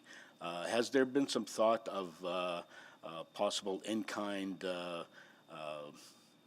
value, or putting a price on their expertise and being able to take on some of this work for themselves and for other areas like Baldwin Belvedere? That way they're not starting from zero or scratch. They're starting with some indication of what needs to be done in order to be successful. Councillor, we've only looked at that very generally in terms of, as you said, monetizing their expertise, the value of that. So, and then cascading that into to other areas of the city, and how that plays out. Certainly, the knowledge base is communicated within our administration from one geographic area to the other, and then that information is shared. But the challenge we haven't explored it in detail, but to monetize it and to put a price on it and then to charge for it then becomes the hurdle. So the good information is shared, but there is a value of that, but again, it's the dollars are not transferred in receiving that information. Okay, I'm out of time. I probably have a couple more questions, comments. Thank you. Councillor Knapp, go ahead. Thank you, Mr. Chair. And actually, just one question related to the funding agreement with Stony Plain Road. I'm just curious when that's supposed to be finished. I know it said it was the work's on it, but do we have a timeline? Deanne, I've got to refer to you on that one as well. Sure, Councillor Knack. We have developed a draft funding agreement with the executive director of the Stony Plain BIA, and that agreement is now being reviewed and further developed right now. So it's in an early draft stage. And the intent of that funding agreement or that project would primarily be to hire a coordinator to facilitate bringing together a core group of stakeholders and then developing a community plan around how the funding could be allocated over the next couple of years. Absolutely. Yeah, sorry. And just to double check, so it's being drafted. Are we talking sort of in weeks now? Are we sort of weeks away, or are we months away? I'm not sure of the timeline. Councillor Knack, I'll ask Greg Brandenburg, who's been providing some support off the side of his desk, if he could respond. Sure. Yeah, I would. It's mostly in the hands of the BIA and the stakeholders that are in that group, which is roughly a group of 4. And I would assume as they push forward in that we would hopefully likely be able to have a concrete funding agreement at the beginning of fall. That's when things will, because they need to process. The summer, of course, is not a great time to get all the stakeholders, but to get that going. And I will say that they have been in a lot of conversation with the EFCL about this, and that has been a key part of their conversation as Todd Janes has looked at how they could do that work and how EFCL could have a place. So in when working with that, and so that conversation continues to be a part of that mix. Okay, great. So what I just to make sure I'm clear on what I heard here, You have circulated what you've completed over to Mr. James and the appropriate folks. Once they're finished their piece, and then we're sort of at that finish point, unless there's something major that needs to be changed. Yes. You said fall, so I'm guessing like that's sort of our goal if everything works out. Yes, it's basically it was begun jointly with and quite frankly, most of the lead was taken by the executive director in terms Absolutely. of with the stakeholders. They led that. We helped put it in, into the form that the city wants to see in terms of a funding agreement. We worked together on that, and now it's building up with different ways of different iterations of the draft. But really, the key piece that needs to happen is for that to be socialized with all the stakeholders giving their contributions into that, and then managing that along with the EFCL of how they want to move forward. Okay. No, that's great. I just wanted to get a sense of that. I know they've been working very hard, and just want to make sure they can get that piece rolling on their end. So I think that's it for me. Thank you, Mr. Chair. Those are all my questions. All right, thank you. I just have a couple of quick questions. And really, it's just about budget. I mean, we don't have any extra nickels to rub together. No pun intended there. But we don't have a lot of money. And so really, if we move money from one place to another, we're essentially taking money from one area and putting it into another. And then the question becomes one of priorities. Do I have that about right? That's very accurate, Councillor. Yeah, so it's a bit tough. Which community do you say ranks a little bit less in importance? And so at this point, it's the creative problem solving that has to come to bear. It's not just the money, it's the putting brains together and creativity together to solve this, and identifying what the real problem, real challenge is. And do you think that we've got there yet?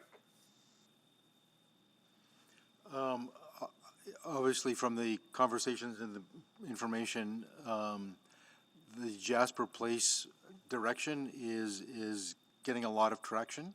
The challenges are obviously, as you've heard today from the community, with Alberta Avenue.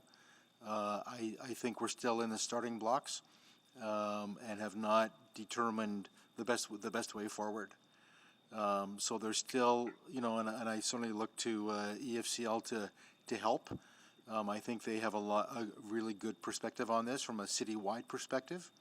But I think with some of the ideas that have been floated by various councillors today, we can circle back with the speakers and others from Alberta Avenue to determine, really try to, spend some quality time together to figure out how we can move this forward.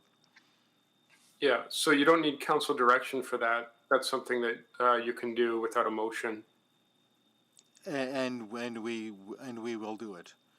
I mean, absolutely. Yeah, and you will do it. Yeah. Okay. Well, that's good to hear. And would we have a timeline on that? Like, just so that it's not in limbo, people kind of have know what to expect as far as how quickly those conversations can take place. Well, I think they can take place, within the next 2 to 4 weeks, and really, really drill into it so that we can get some programming going, the balance of the year and then into next year. Keeping in mind the program dollars are for 2021 and 2022, so there's not a lot of runway remaining as we move this forward. So time is of the essence.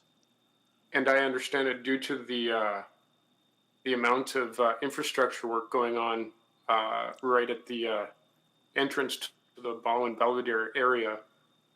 The idea was to pause some of that work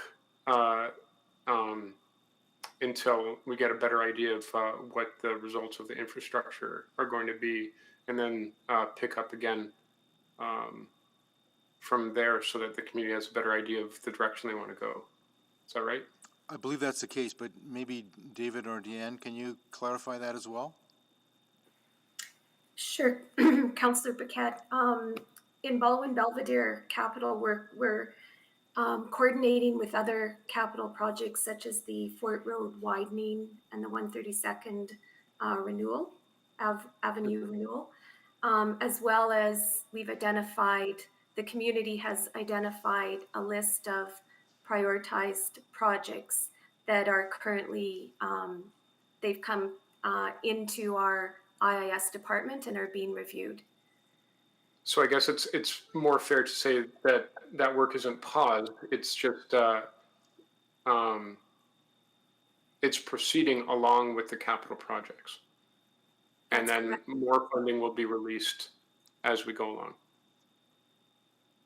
The capital funding, we were directed to bring a service package to council for the next capital budget cycle. Yeah, that's right. So for the next few years, that's when the money starts.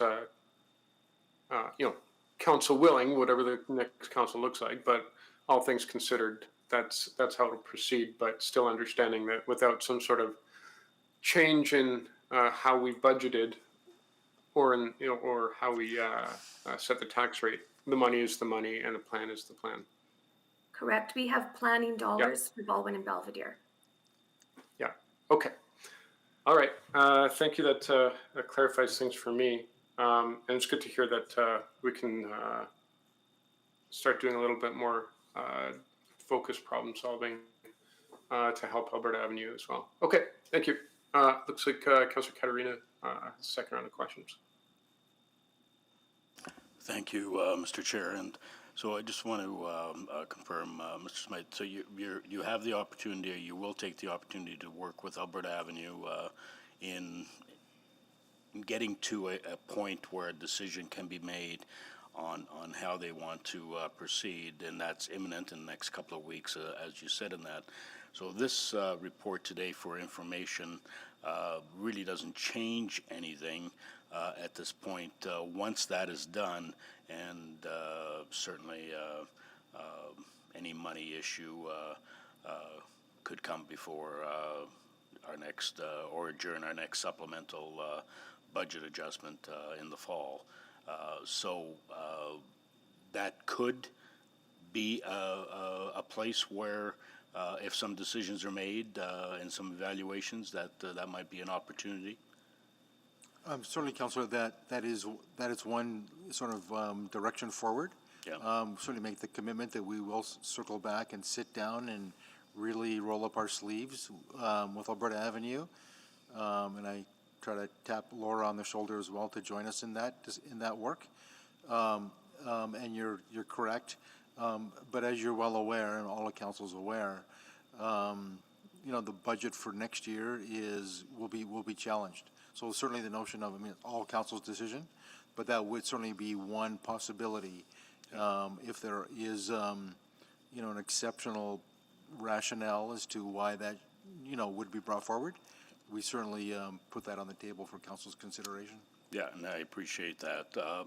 The other suggestion has been to possibly look at retired people with expertise in this field, and without saying a name, J.A. Might be sort of a recommendation, and that's, I think, a discussion that has to happen between, but those sorts of things where that looks like a good option if there's some people out there that are available or would be available to do it on whether a full-time or part-time basis. Again, that depends on your discussions with the. Absolutely, Councillor. That certainly, we have contacts and know who those individuals are, and in fact, if there's other individuals that are on your radar screen, certainly if there's a name you can give to us. I don't think we should do that in public, but yeah. But certainly that would be certainly appropriate. So, okay, thank you for that, and those are all my questions, Mr. Chair. All right. Thank you, Councillor Katarina. Councillor Knack, second round of questions.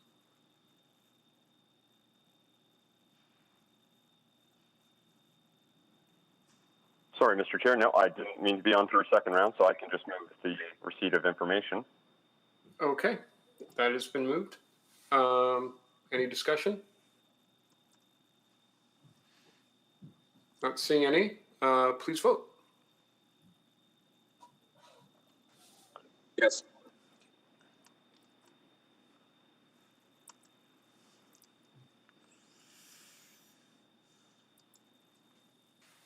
Yes.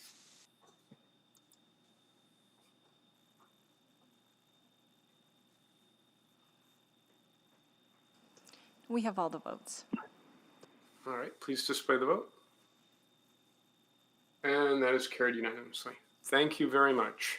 Okay, so we will now move to item 6.4, Early Learning and Care Steering Committee Report. I selected this, but I believe that Councillor Esslinger had some questions, although it does look like there's a presentation available. Councillor Esslinger, would you like the presentation? Yes, please. Okay, so here we go.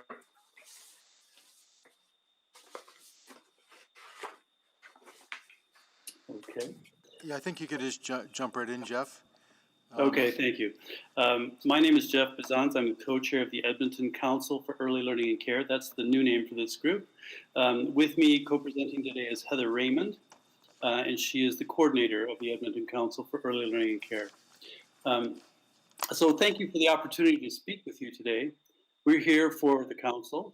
Could you go to the next slide, please? You have our annual report. Today, we wanted to update you on our activities beyond what's in the report and to tell you about our current projects. We also want to give you a sense for what lies ahead.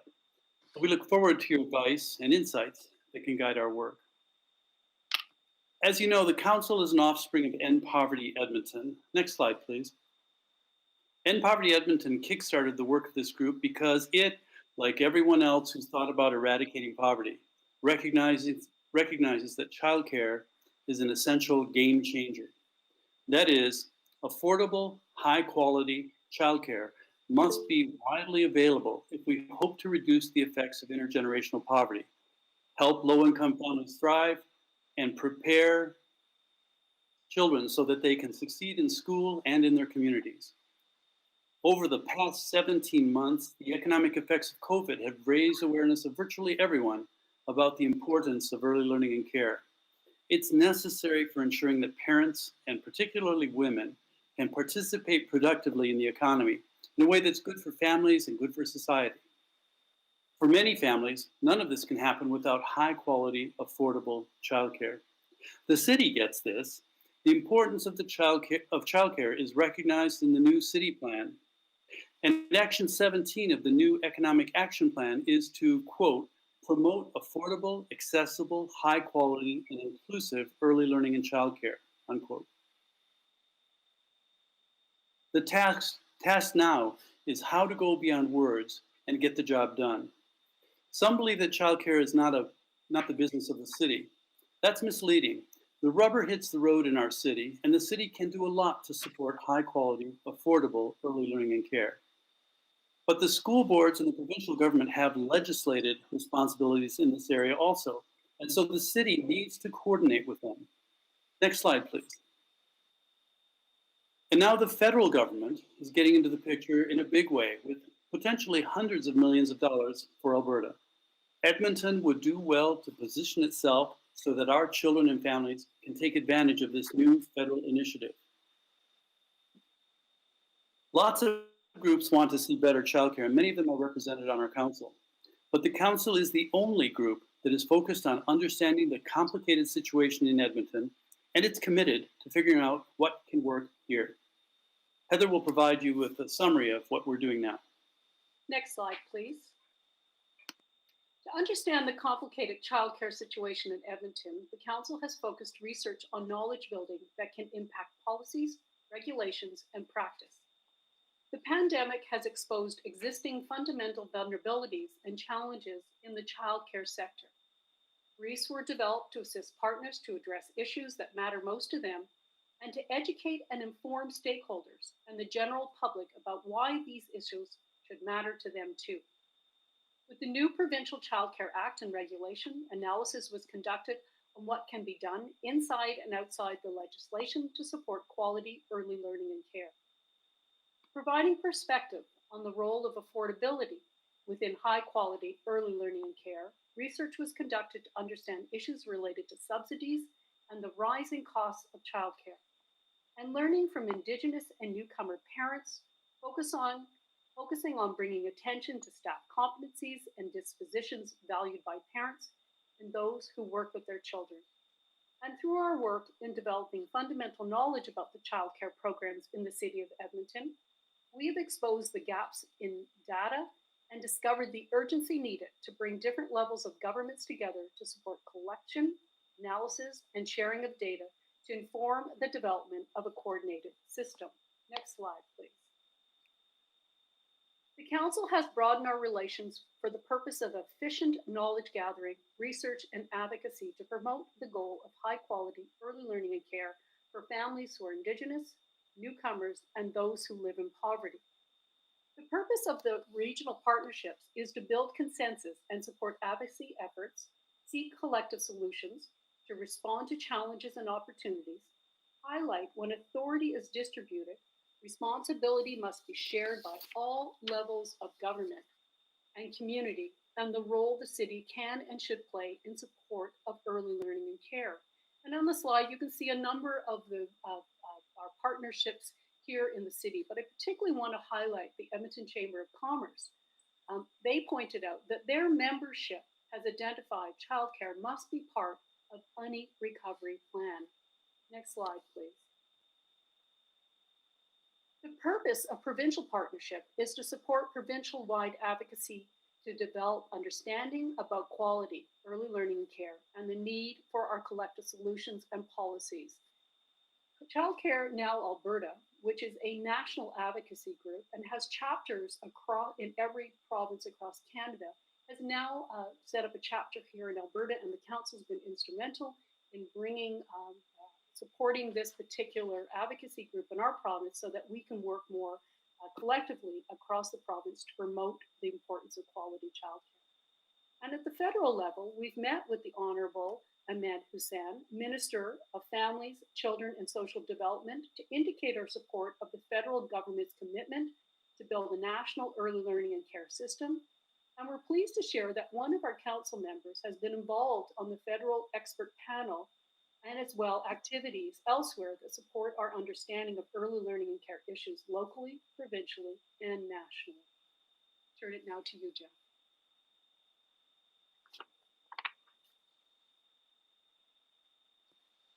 We'll talk a little bit about our current project, starting with recommendations. One of our responsibilities is to provide some guidance based on the shared knowledge and wisdom of our council members. We've prepared explicit recommendations about actions the city can take relatively quickly to support high quality, affordable early learning and care. We've also generated recommended actions that can be taken by Edmonton Public Schools and Edmonton Catholic Schools and by the Ministry of Children's Services.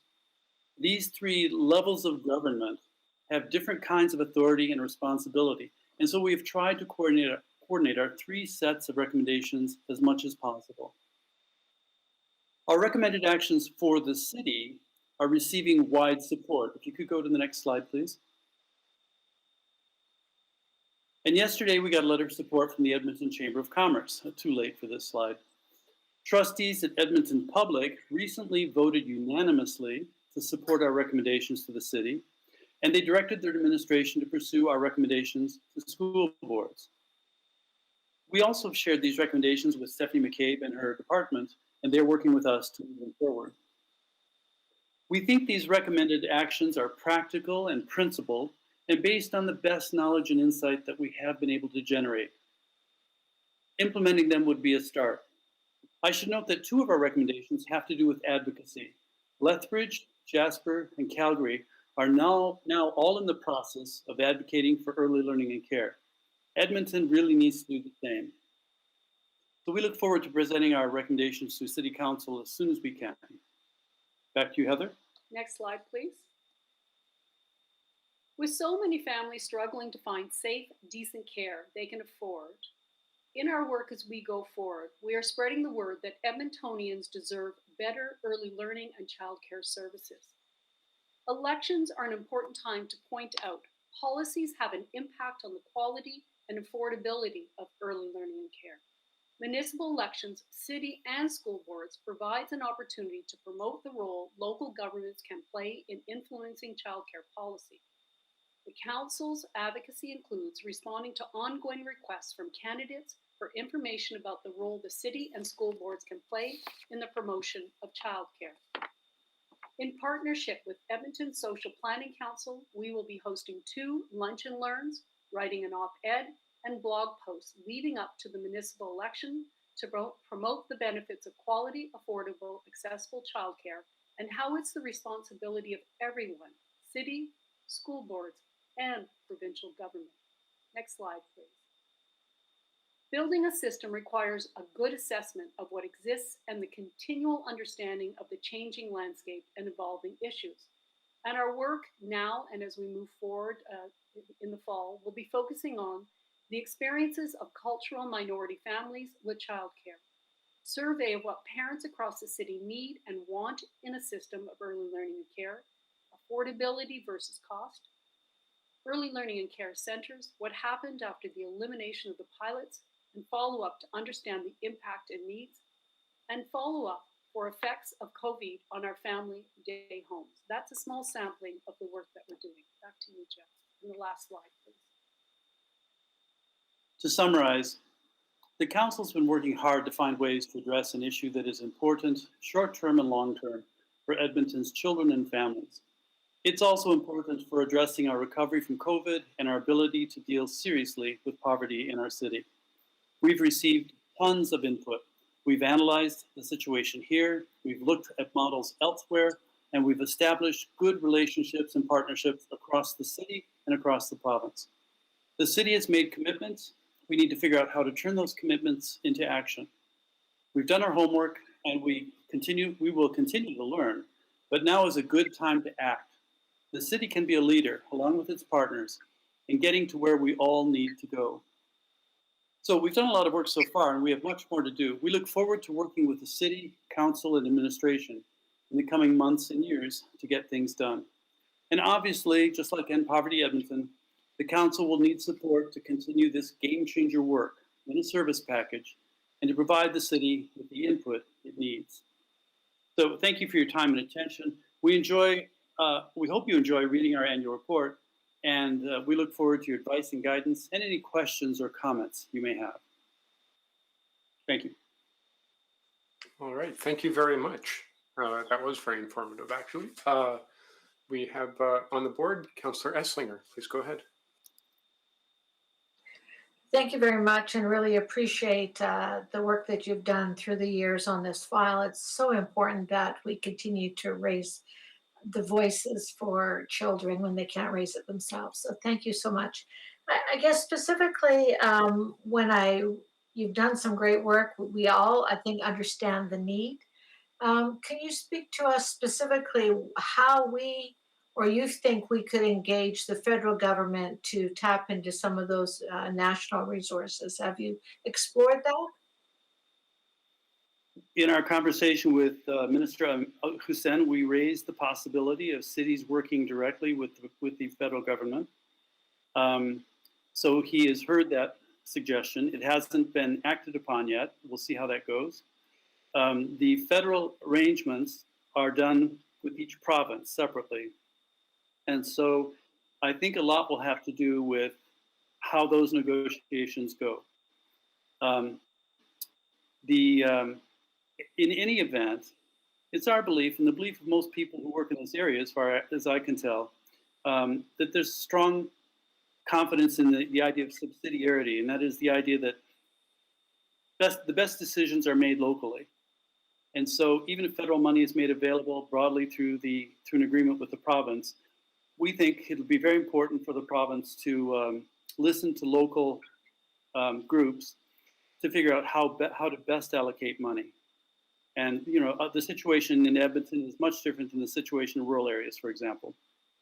So we're not clear how we can work with federal money. It will probably come through the province. We've talked with Minister Zen about experimental projects involving the city of Edmonton. We'll see where that goes. Okay, and I understand that Calgary was also exploring that relationship directly with the city to the federal government as well. I think I read that somewhere. My other question is, how do you feel the city in our realm can help address the childcare crisis that we're facing, the things that we can do? What specific advice do you have for us? There's lots of long-term things that we could recommend. In the short term, we've come up with a list of 10 recommendations, and they range from probably the most important, well, one of the most important things would be to have an explicit city policy and strategy for promoting early learning and care. This is what's been done in several other cities in Canada, even where childcare is nominally the provincial jurisdiction, as it is in Alberta. Cities have taken some very provocative and useful roles, and so we have models to work from. So I think that would be a good start. At the other end, there are certain things we would really like the city to advocate for, especially at the provincial level, and so that's another area where the city can help immediately.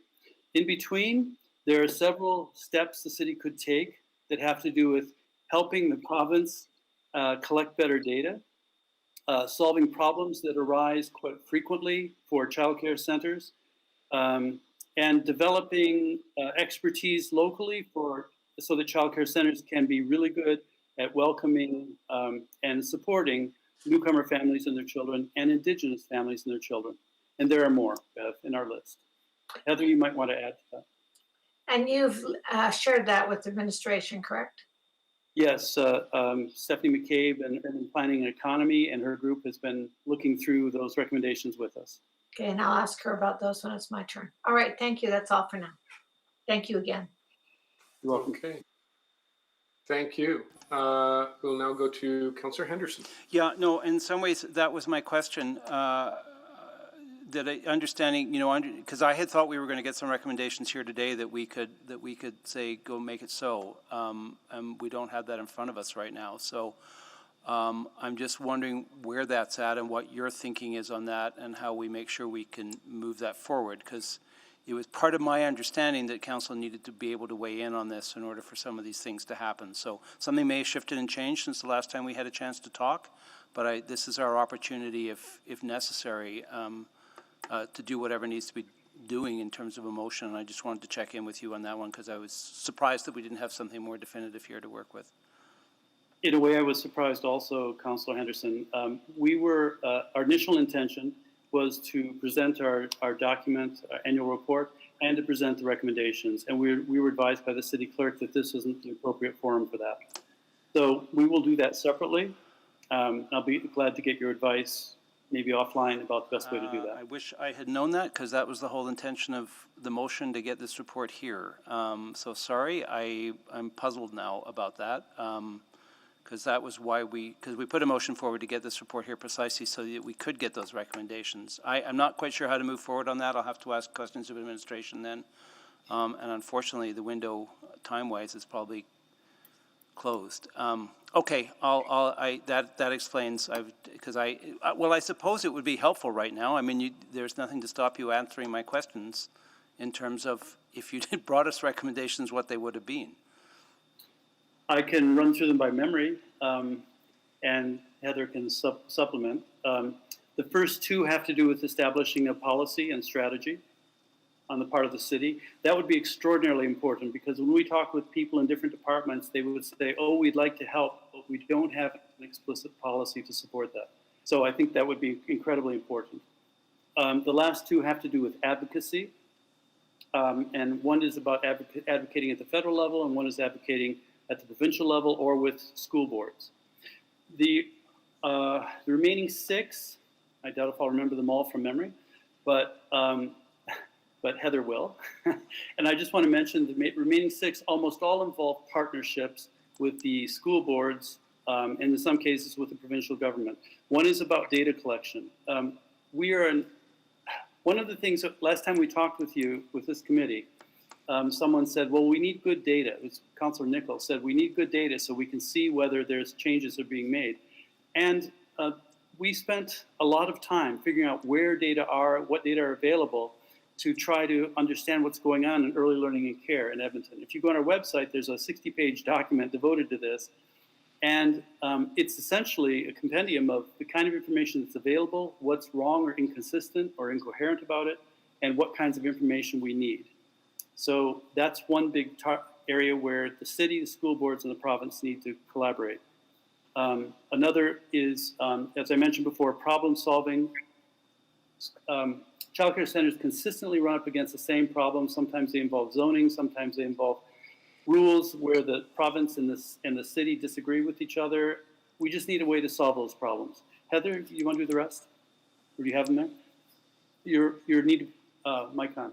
I'd also like to know the policy. Can I pop in a link to the counselors so they can go to what those 10 recommendations look like?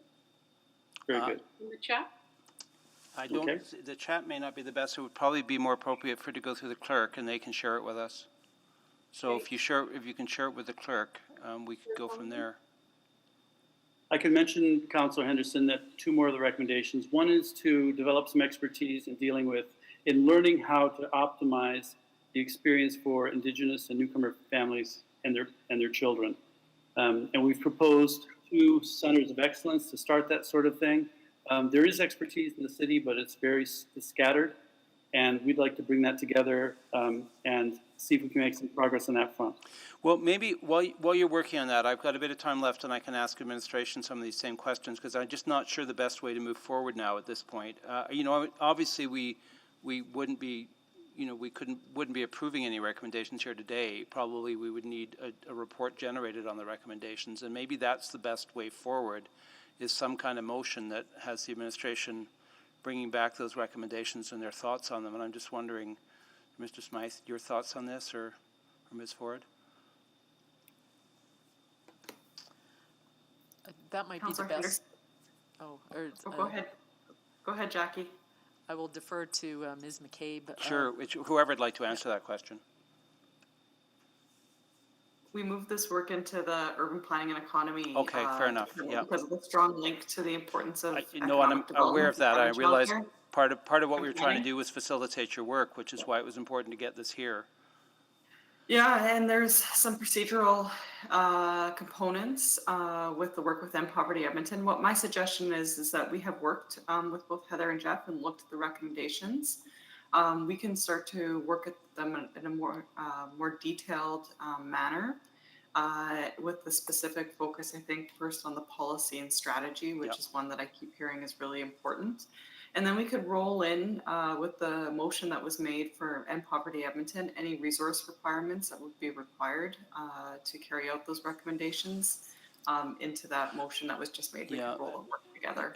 I mean, my understanding from Mr. Bazance is that it was mostly about us, saying that this was something that was important to us in terms of doing the policy work, and so that you could do work that I think in some ways aligns with city plan and a whole bunch of other things. So.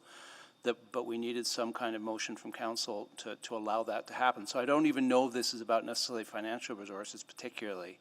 I think it's more about a statement of position. So, clearly we can't do it today. I'm nervous about a motion that references something we don't have in front of us, but I do think it would be useful to have something that asks you to continue to work with this group to bring back recommendations. And maybe that's the most appropriate motion. Would that work, Ms. McCabe? That would work for us, yes. Okay, all right. Well, I can't make that motion, so hopefully somebody on the committee can. But I think we're going to lose a piece of work here, I think. And my understanding is from Mr. Bazance that the administration is keen to work on this, but without a motion from us, it's difficult to do so. So I think something needs to happen to make sure that this work goes forward. And I will stop because I'm out of time, and hopefully someone on committee can pick that up. All right, thank you. I'll be happy to make that motion if the clerks write it up, Councillor Henderson. So if the clerks write that up, I'll make that motion. But it looks like we've got Councillor Esslinger still with questions of our speakers. Unless she's on the board for administrative questions. No, I'm looking to ask Ms. McCabe a question. Is that all right? All right. Well, I think we're done then with questions for the speakers. I want to thank you for sharing your expertise and your recommendations with us. And you're welcome to stick around. Hope you do, as we move to questions for administration. So go ahead, Councillor Essinger. Thank you. Knowing that the motion is coming forward, I'm not sure. I guess I wanted to explore a couple other pieces. And that was the comments about working with our federal counterparts to look at a relationship with the city. And I just wondered if that's work that we would explore, similar to we did with Rapid Housing, where the cities work directly with the federal government. I'm not sure which department that would be, whether it's Ms. McCabe or intergovernmental. Could we, in part of the motion, explore that, where we could do that?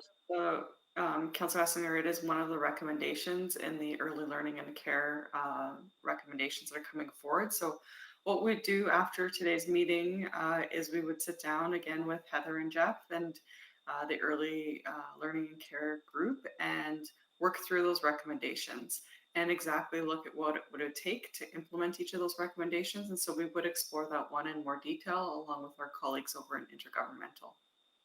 Okay, so you're going to look at all the recommendations and then you would bring it back to council at some point. That's correct. All right, and I guess the other one is when you're doing that, are you going to give it a priority listing? Because I'm not sure if you do a policy first or could be some pieces have to be done before you can go forward. Absolutely, Councillor. We're going to have to look at prioritization with the resources that we have and how far, how fast, and where to work first. I know from my meetings with the group, the policy and strategy as well as advocacy seem to be top of mind right now. So we'll work through that with them. Thank you. I just think it's so important we don't lose the important work that we've started. And we see that the measures are related to a lot of our work as well. So there's some different benefits. My last question is around any impact that would have on, say, our zoning bylaw renewal. We heard some comments earlier without having those recommendations in front of me. That's an area we might be able to work on. Is that embedded in that recommendations as well? It is embedded in the recommendations. And just so you know, we are already putting that lens on the zoning bylaw renewal as we're working through it. Perfect. Thought you might be, but I appreciated that confirmation. Thank you ever so much. That's all. Okay, thank you very much. I'll just double check to see if there are any other questions for administration. I'll just check in with Councillor Henderson in case we didn't propagate on. No, I had assumed that the delegation was part of the administrative delegation, which I think they were. So I've already asked my questions of administration. Okay. All right. So just to check in with the clerks, did we have the opportunity to just write up a simple motion? Yeah, I have one here. I asked it to be sent to you, so you should have it somewhere. Okay. Yeah, we did send it in the chat and we can put it up on the screen. That would be fantastic. Thank you. Oh, there's, okay. I move that administration provide a report on the recommendations provided by the Early Learning and Care Steering Committee, including potential next steps and policy options. And I think we've said everything we need to say about that, so I won't be introducing it. Really quickly, if I can. Yep, go ahead. Yeah, no, I think this is really important. This is one of the really critical pieces of work that is connected to End Poverty Edmonton, where a group was able to go away and work very specifically on this piece of the puzzle.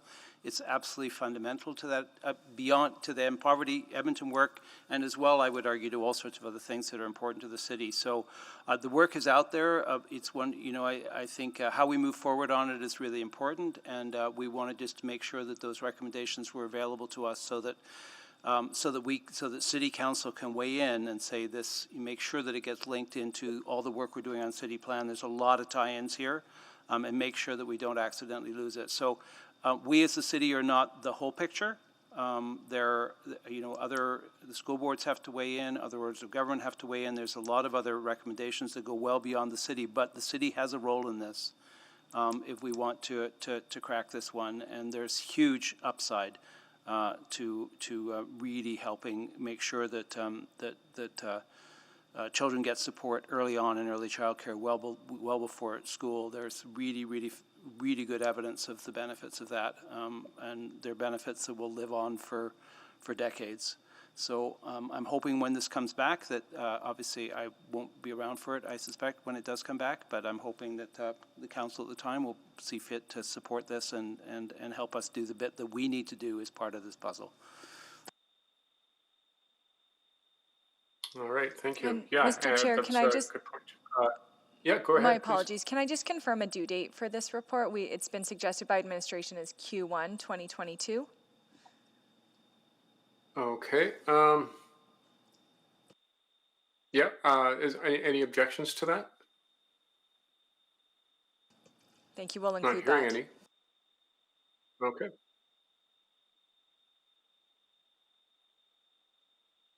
So yeah, let's make that put it in black and white.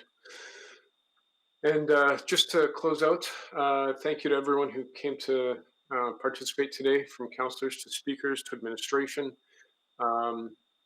This is a tricky one considering the policy situation we're in on a federal/provincial level at this time, but we can clearly, I think, go ahead and make some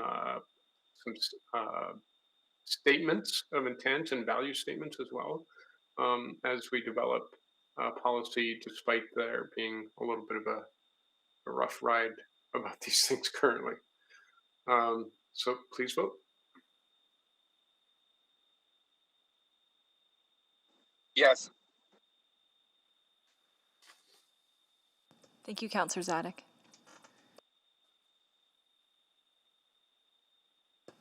And Councillor Nickel? Have you sent out the vote? I'm sorry, was that a yes? No, yeah, it's a yes, but are you sending out the votes? 'Cause I've It's repeated gone out. twice now. The system does seem a bit glitchy today, so our apologies. And that's all the votes. All right. And please display the vote, and that is carried unanimously. Thank you. Thank you, everyone, for your hard work.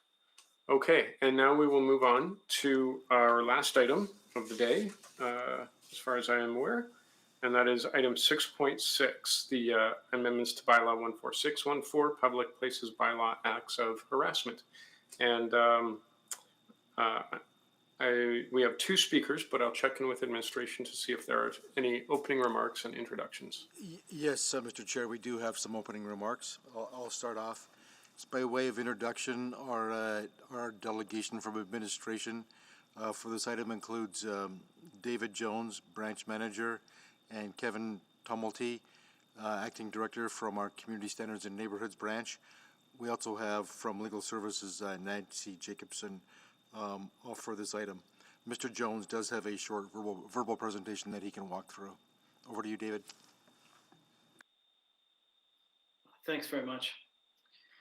As per City Council's direction from April 2021, administration is proposing changes to the Public Places Bylaw that expands and provides more details on harassment and bullying, and specifically lists out the areas of unwelcome comment or action. These include race, religious beliefs, color, disability, age, ancestry, place of origin, marital status, source of income, family status, gender, gender identity, gender expression, and sexual orientation. The wording in the current bylaw only applies to those under 18 years of age, and the proposed changes eliminate any age limit. The fine amount remains unchanged at $250 for a first offense and doubles for any subsequent offense. In working on the proposed changes to the bylaw, administration met with representatives from the Anti-Racism Advisory Committee, the Accessibility Advisory Committee, WAVE, and the Youth Council. Their collective input was invaluable in bringing this report to committee this afternoon. As it relates to the second part of the motion, using restorative justice for incidents of harassment, administration is studying options and implications and will return to committee in the second quarter of 2022. A final comment to contextualize this amendment proposal. The city plan calls for an inclusive and compassionate city. The Community Safety and Wellbeing Task Force's report from April of this year and the administration's Safer for All report from June has set a path forward to address issues around racism, inclusion, and systemic discrimination. The changes to the bylaw are proposed in the context of this strategic work, builds off of the Safer for All report's call for social responsibility, and supports the city's work to ensure a more equitable experience of community safety for all, including other programming such as active bystander training campaigns. Thank you, and we'd be pleased to answer any questions you may have. Okay, thank you very much. We will now move to our first speaker, Catherine Lowry from the Women's Human Rights Campaign. You have 5 minutes. Please go ahead.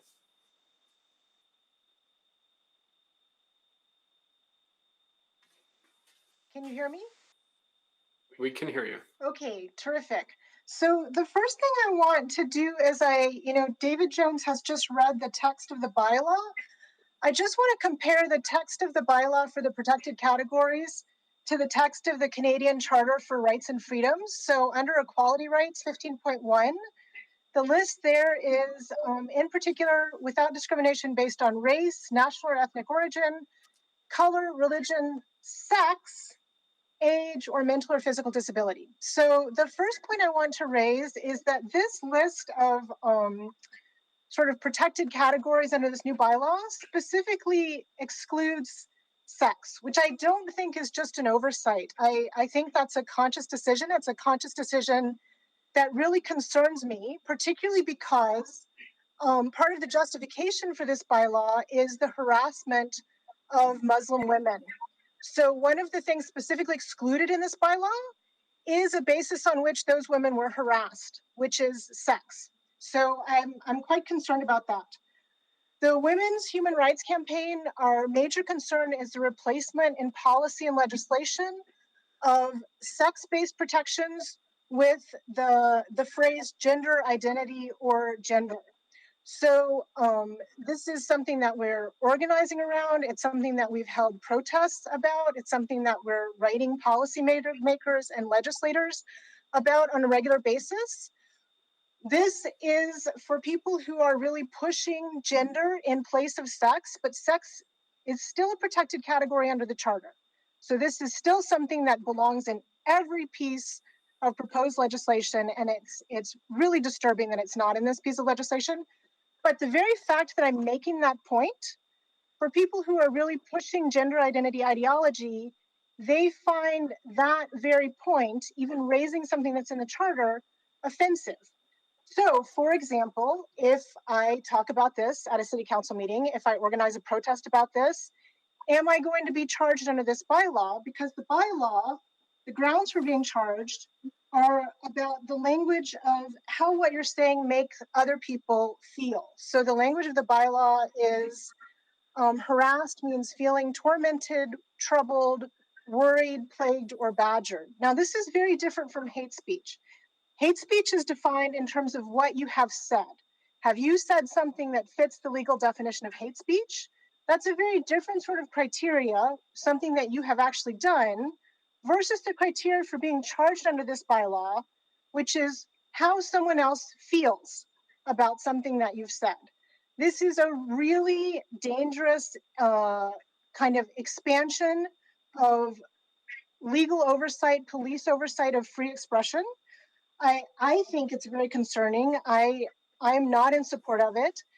However, I understand that some people are.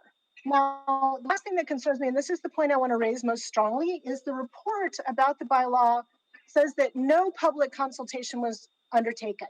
So I see that there's a list of groups that you all consulted with in drafting this bylaw. You obviously have not consulted with women's groups like the Women's Human Rights Campaign. We would have given you some feedback on it. But I think if we are going to expand police oversight on the free expression of Edmonton citizens, that may be something that Edmonton citizens support, but there needs to be a wide public consultation about it. It is definitely not going to be a cost-free change under the law, because unlike hate speech, which has very narrow definitions, police are going to be called in because of people feeling worried, harassed, tormented. that is going to have a very big cost for the police service. So it's going to be costly. It's also a major shift in how public authorities view free expression in the city of Edmonton. If we're going to make this major shift, it's just unconscionable that there hasn't been public consultation about this, and public consultation hasn't been recommended. So I think the text is problematic. That's my first point. My second point is there must be wide public consultation if this kind of bylaw is going to be passed in the city of Edmonton. Thank you. Okay, thank you very much. We'll now move on to Dunia Nur from the African Canadian Civic Engagement Council.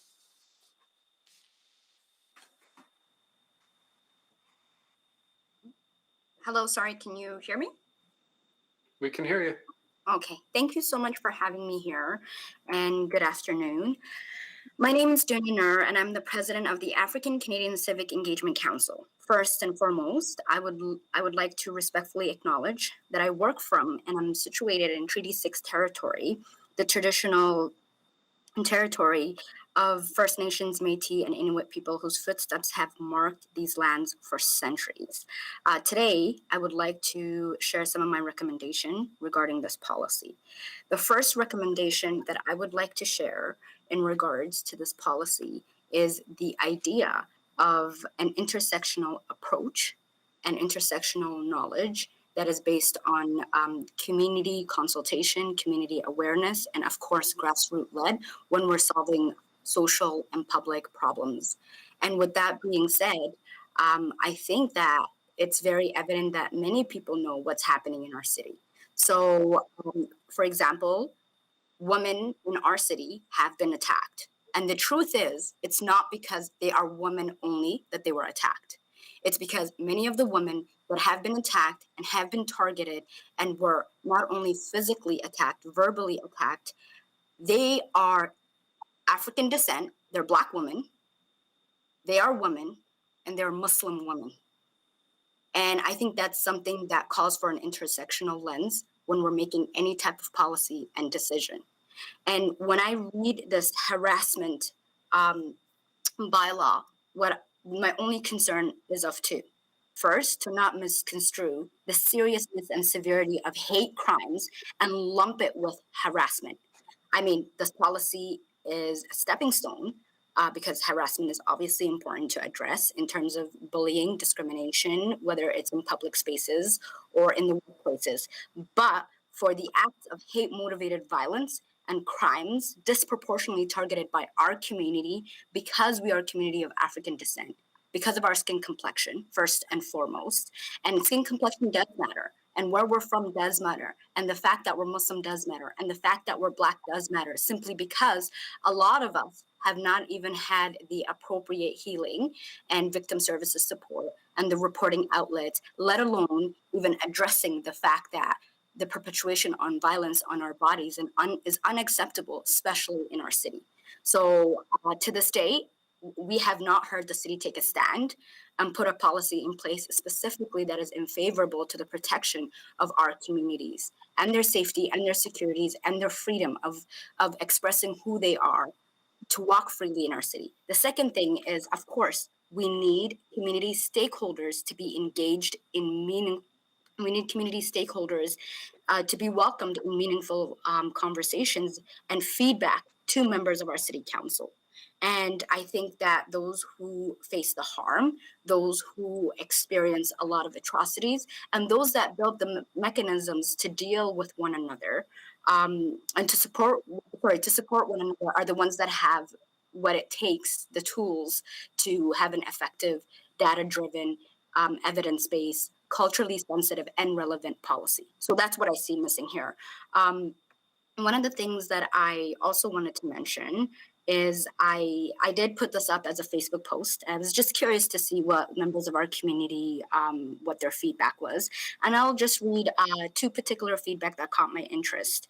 The feedback of Robin Taylor, a young person from our community who's also involved in City of Edmonton Youth Council, who stated that, of course, there needs to who stated that seeing the list of demographic that could be protected include more identities. So clearly that's what she's been advocating for. And one thing that she stated that she remembers when initially she was being consulted in this is the consideration of vulnerable people in public spaces. One of the main points that she actually pointed out is that those without housing are subjugated to some of the most horrific experiences of abuse in these public spaces and often receive little to no protection. And therefore, it is very important to include housing status when we're also identifying acts of violence. So that's another thing. I know I just wanted to mention Haroon Ali, who also mentioned that previously Aaron Piquet championed and was able to get rid of the Lawren bylaw and canceled it so it doesn't target people that are homeless. However, peace officers just end up finding loopholes and instead they enforce trespassing bylaws. So how do we address that? I think there's a lot of questions. We definitely need to speak as a community, and we need to center not only the voices, but also the leadership of those that have the physical experience and also the knowledge and what it takes to heal, build, and rejuvenate communities that are living with, by the way, many people might feel uncomfortable when I say this, but there are domestic terrorism happening in Edmonton, Alberta, and people of African descent and women and people from the Muslim community are being targeted. I think that we need to expand, and I think that we definitely should not lump harassment to physical violence that causes bodily injury and sometimes death. Thank you for having me. Thank you. I really appreciate your words. Okay, so we'll see if we have any questions. We do. Councillor McKean, go ahead. Yeah, thanks, and appreciate the opportunity to go first because it was my motion, and to offer a little bit of context here. This was to offer a way, two things, for a very clear statement that the city was clearly and forcefully against the kind of harassment that we've seen in that was reported over the last few months against hijab wearing Muslim women of color. So and there is a bar that can be hit for hate crime or assault that sometimes isn't hit, and I think that's part of the frustration. And I'll ask Mr. Jones about that later. But so this was a way to get into our own bylaws, a way to make a strong statement, but also to have some potential fines for perpetrators who maybe did something that didn't rise to the threshold of hate crime. Ms. Lowry, I wanted to start with you after that long preamble, which I apologize for. So you asked for the word sex to get added into the list, and I just hoped you could educate me, because we're obviously laymen here and we can't know everything, but we've got gender identity in there. And what would be, why is it important that we would have the word sex added to that list? Okay, I'll give you an example. On August 21st, this isn't going to be happening in Edmonton, but let's imagine it were happening in Edmonton. On August 21st, with other feminist women, I'm going to be attending a protest at the Abbotsford Women's Facility in BC to protest the housing of men who identify as women in the Abbotsford Correctional Facility. I think this is wrong. I think it's a danger to women. Now, right now, I can say that. Now, let's imagine that Edmonton passes this bylaw, and people who think that feminists like me, who think men who identify as women are not women, that they find that statement offensive. It makes them feel, let me just check the bylaw text. It makes them feel tormented, troubled, worried, plagued, or badgered for me to say that. Am I now going to be charged under this bylaw? Is this bylaw now going to make it impossible for feminist women like me to hold protests, to articulate our views and concerns about a matter that is a live issue in contemporary society? So is it going to do that? I think leaving sex out of the bylaw is actually part of the problem that I'm talking about and women like me are concerned about, the replacement of sex with gender identity. But I'm also concerned about the way it will, I think, infringe on my ability to speak to matters of public importance. Because it's no longer hate speech, it's am I making someone feel badgered? Are the police going to be called every other minute? That's going to be it's very chilling in terms of free expression, and it's going to be extremely costly. The police are busy. Do they need to be called every other minute because people are feeling badgered? Ms. Lowry, I want to be clear that this is sub-criminal, right? And the right to assembly and free expression would be balanced with this. But if the harassment cases we've seen in Edmonton area over the last few months were a single or two victims by one perpetrator, harassing them because of their color or their religion or their dress, I suppose. But I mean, I don't want to overcomplicate this either. I don't want to get into I don't know if the bylaw should get into a great debate about sex versus gender identity. It's a badly written bylaw. You desperately need law consultation on it. You need public consultation. It definitely should not be passed as it's written. There are so many problems that will result from it. And if I understand correctly, those two Muslim women who were harassed, the problem there, I think the guy would have been charged. They just couldn't find him, right? What he did, didn't he pull somebody's hijab off or he threatened her? I mean, if they'd been able to find that guy, they could have charged that guy. The bylaw would be neither here nor there for that case. The problem in that case, what he did was already a chargeable offense. The reason he wasn't charged is not because it wasn't a bylaw, it's because they couldn't find the guy. So this bylaw doesn't solve that problem. It's a serious problem, but this bylaw won't solve it. This is a bad bylaw. City council needs to return it to the thinking room. I am out of time. I would have loved to ask some questions to Ms. Nur, but I'm out of time. Okay. I actually don't see anyone else on the board at this moment, Councilor McKean. So if you want, if nobody minds, another a opportunity? question or two for Ms. Nur then, and I understand your anger and your frustration and the fear in the community. Does this begin to address, Ms. Nur, a way to get at harassment in the public realm that was not being addressed by the hate crime laws? So again, I would make the point, and I'm hoping David Jones can fill me in on this, that there's a threshold that has to be met for it to be a hate crime. This would be subordinate to that. This could allow for a fine being given to somebody for harassment, for harassment in the public realm in Edmonton.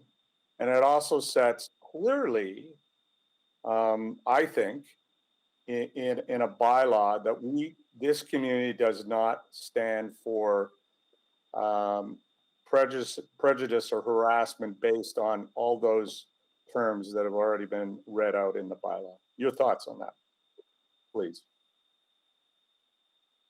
Yes, definitely. I think it's important to get one thing straight. What happened to Muslim women was not harassment. It was hate crime. Let's not lump harassment and hate crime together. That's number one. And yes, I understand in terms of the federal, the criminal code and definition of hate-motivated crime and so on and so forth. And that's one of the things that we're advocating for, by the way, and that we're directly as a community mobilizing to strengthen those definitions. But the danger that I see in this is lumping together harassment and hate-motivated acts of crime and physical, brutal violence against women that are Black and Muslim. And I think it's also problematic when we say, I don't know, I just feel that at times there's a lack of understanding. And I will just put it out there that when we think about I just really enjoyed listening to Aaron Piquet and Carol's conversation, or Carol, sorry, their conversation earlier about Indigenous worldview and indigeneity and even feminism. Let's be clear here. As an African woman, white feminism does not apply to me. And we have been historically marginalized because of our physical race, like the color of our skin, of being Black people, of being of African descent. And we have been marginalized and harmed and tortured because of our gender. And now what we're seeing is violence against all of those three components that is lumped. This is a weak, I just need to put it out there, this bylaw will not meet our needs of safety, of security, of freedom, of protection, and of enhancement in terms of our quality of life in a way that is culturally safe, that applies our own Indigenous worldview of, terms of reference, engagement, and communication, and mobilization. So I think we need to also address Eurocentric definitions of what feminism is, and perhaps we really need to address intersectionality and gender-based analysis and plus, because this is what we need to speak about. Thank you very much. Thanks, Mr. Chair. All right, thank you, Councillor McKean. Now, before I want to thank our speakers for coming out. You've given us a lot to think about, and thanks to Councillor McKean's questions, I think all of our questions have been answered. We're going to move now to questions of administration. You're free to stick around and listen to that discussion as well. Before we move on, though, I will mention that this can be a very tough conversation for folks. And so if anyone's tuning in who feels that maybe this has been a bit emotional, understand that we have our 211 link. You can dial 211. You can also call the Pride Center of Edmonton at 780-488-3234. And there's also the Edmonton Two-Spirit Society, hello@edmonton2s.com. And if it's more of a race-based issue, our 211 number can help you out there as well. Okay, so moving on to questions of administration. And Councillor McKean, since this was your motion that spurred this conversation, would you like to start? Yeah, thanks, Aaron. I appreciate it. I'll start with David Jones then. Welcome to the job, by the way. I don't think I've had an opportunity to say that officially. This is a complicated matter, as we've just heard, but in preparing this report, you did reach out to leaders in several related communities through the Anti-Racism Advisory Committee, the Women's Advocacy Voice of Edmonton, and others. And tell me, please, how influential they were in the writing of this bylaw as it sits today. Thanks very much for the welcome, sir. I think they were absolutely instrumental in the way that this was crafted. There was some early conversation, this obviously predates me at the city, but some early conversation with those groups about what the wording might look like. And in fact, it was someone from that kind of collective group that suggested that we look at the wording from the provincial OH&S legislation, which is where the bulk of this was taken, because it is already on legislated books. And I'll defer any of those sort of legal questions to Nancy, who's on the line. But yeah, absolutely, it was led by those folks, telling us what they thought might be best in there. Thanks. So tell me, and I don't know if this would be for you, David, or Nancy, but part of the premise here, I think, is that we've had a number of cases, probably have cases every year, that don't reach the legal threshold of a hate crime. So everybody is sort of left with this frustration that, oh, the police won't do anything, or the criminal courts won't do anything, and we're all frustrated by that. And that this could fill somewhat of a gap in A, stating what the community standard is around this, a broad community standard, and B, allow for some sort of reaction by the community, represented by civic government, bring some justice to this. David or Nancy, do you have any broad thoughts on that? I'll jump in quickly and then I'll defer to Nancy because I know that she's got some information about what can and can't go into a bylaw with respect to kind of overstepping our bounds legally. But I would suggest that this isn't, the spirit of this is very much what you're suggesting. It's not to supplement the criminal code, hate crimes legislation, assault charges, anything like that. It's kind of a gap within the city that this hopefully will try to fill. And maybe Nancy, if you wanted to add something further to that.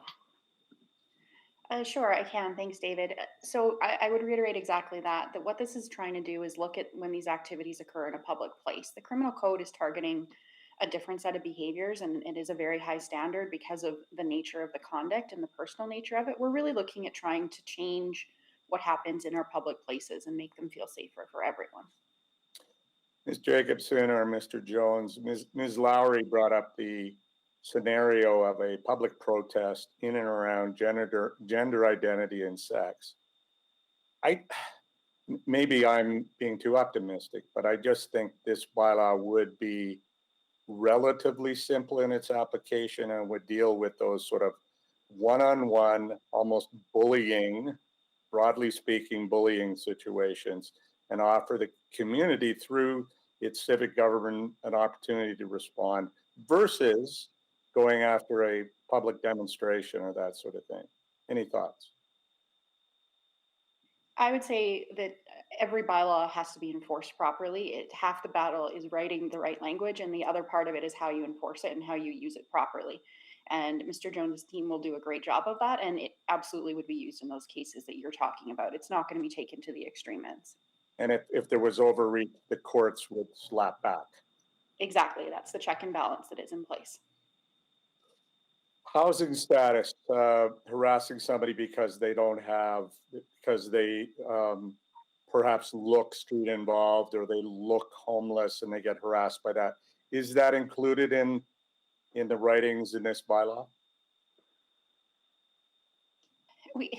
Every one of these scenarios is going to be very fact dependent on what happens. I would say there would have to be some type of action that's based on one of the criteria in here. Again, I don't think it's going to be stretched to its extremes to the wrong result. There's a clear set of facts that we know that we're looking for in this type of behaviors, and that's how it will be enforced. I'm out of time. Thank you. Thanks very much. Okay. Thank you. Councillor Nickel, go ahead. To Ms. Jacobson, do you think this bylaw will stand up to judicial review? We have a limited space to regulate what occurs in the public place, and that is why this is very focused on what occurs in the public place. It is less about the behaviors and their intersection with the criminal behavior and more about the impact that has on our public place. So in that lens, I would put it as very similar to the offense in the current bylaw that precedes it immediately, which is our fighting in public. It's not about the action that could be criminal. It's about the impact that has on the public space. So that's a yes from you then, that you feel that it's in its similarity in terms of its legislation? Because I do appreciate the comments that were made, is that beware the hurt feeling kind of conversation that goes in a public space. And that's dangerous territory when we deal with freedom of speech. And of course, it's a very difficult thing to cross over. So in your opinion, that this is defensive? Yes, as long as it's used in the right circumstance, enforced properly, and the facts are correct, it should stand up on the same basis as our fighting in public challenge did. Okay, thank you. Okay, thank you. Just a couple of quick questions. So I was looking at the organizations that were consulted, and one of the things that I noticed is that we didn't consult with the National Council of Canadian Muslims on this locally. and I know that they were sort of a big part in driving this motion, specifically because of some of the victims in recent conversations being Muslim. So I'm just wondering about that oversight.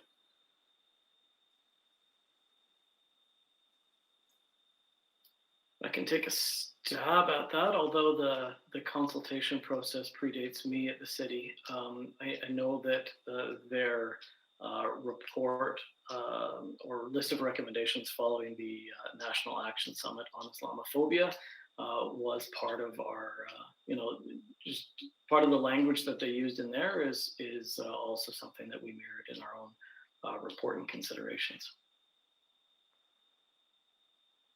Sure. Is there no one else who is involved who can comment on that? Why we wouldn't have engaged people who represent the folks who are literally the victims? The only other piece I would add, Mr. Chair, is I do have the report from the National Council of Canadian Muslims released July of this year, and there is recommendation 55 that does say the recommendation that they made is pass municipal street harassment bylaws that are proportional and constitutional, such as the approach now being adopted in Edmonton. So they were well aware this was going on. So they do reference our city, in fact, in that recommendation. Okay. Okay. All right. So the other issue, I guess, is that we have, I think council did ask the mayor to write a letter asking the federal government to review their definitions of harassment and hate crimes. And I'm making an assumption, perhaps you can clear it up for me, that part of the phrasing for what's in front of us today is based on the fact that we are bound by federal law on these things. As Councillor Nichols sort of was alluding to, there are some things we can't go out of our scope with, but we are waiting for those definitions to come back in their review. Is that correct? Or maybe I'm right out of there, like not on the money at all. David, Nancy, do you have any details as to the status of that feedback we're getting from the federal government? I don't know on the status, Rob, but I do believe the letter was sent, so I think it's just a matter of waiting to see what the response is. Right, thank you. Yeah, okay. So, and in the meantime, I guess your response to some of the concerns raised as far as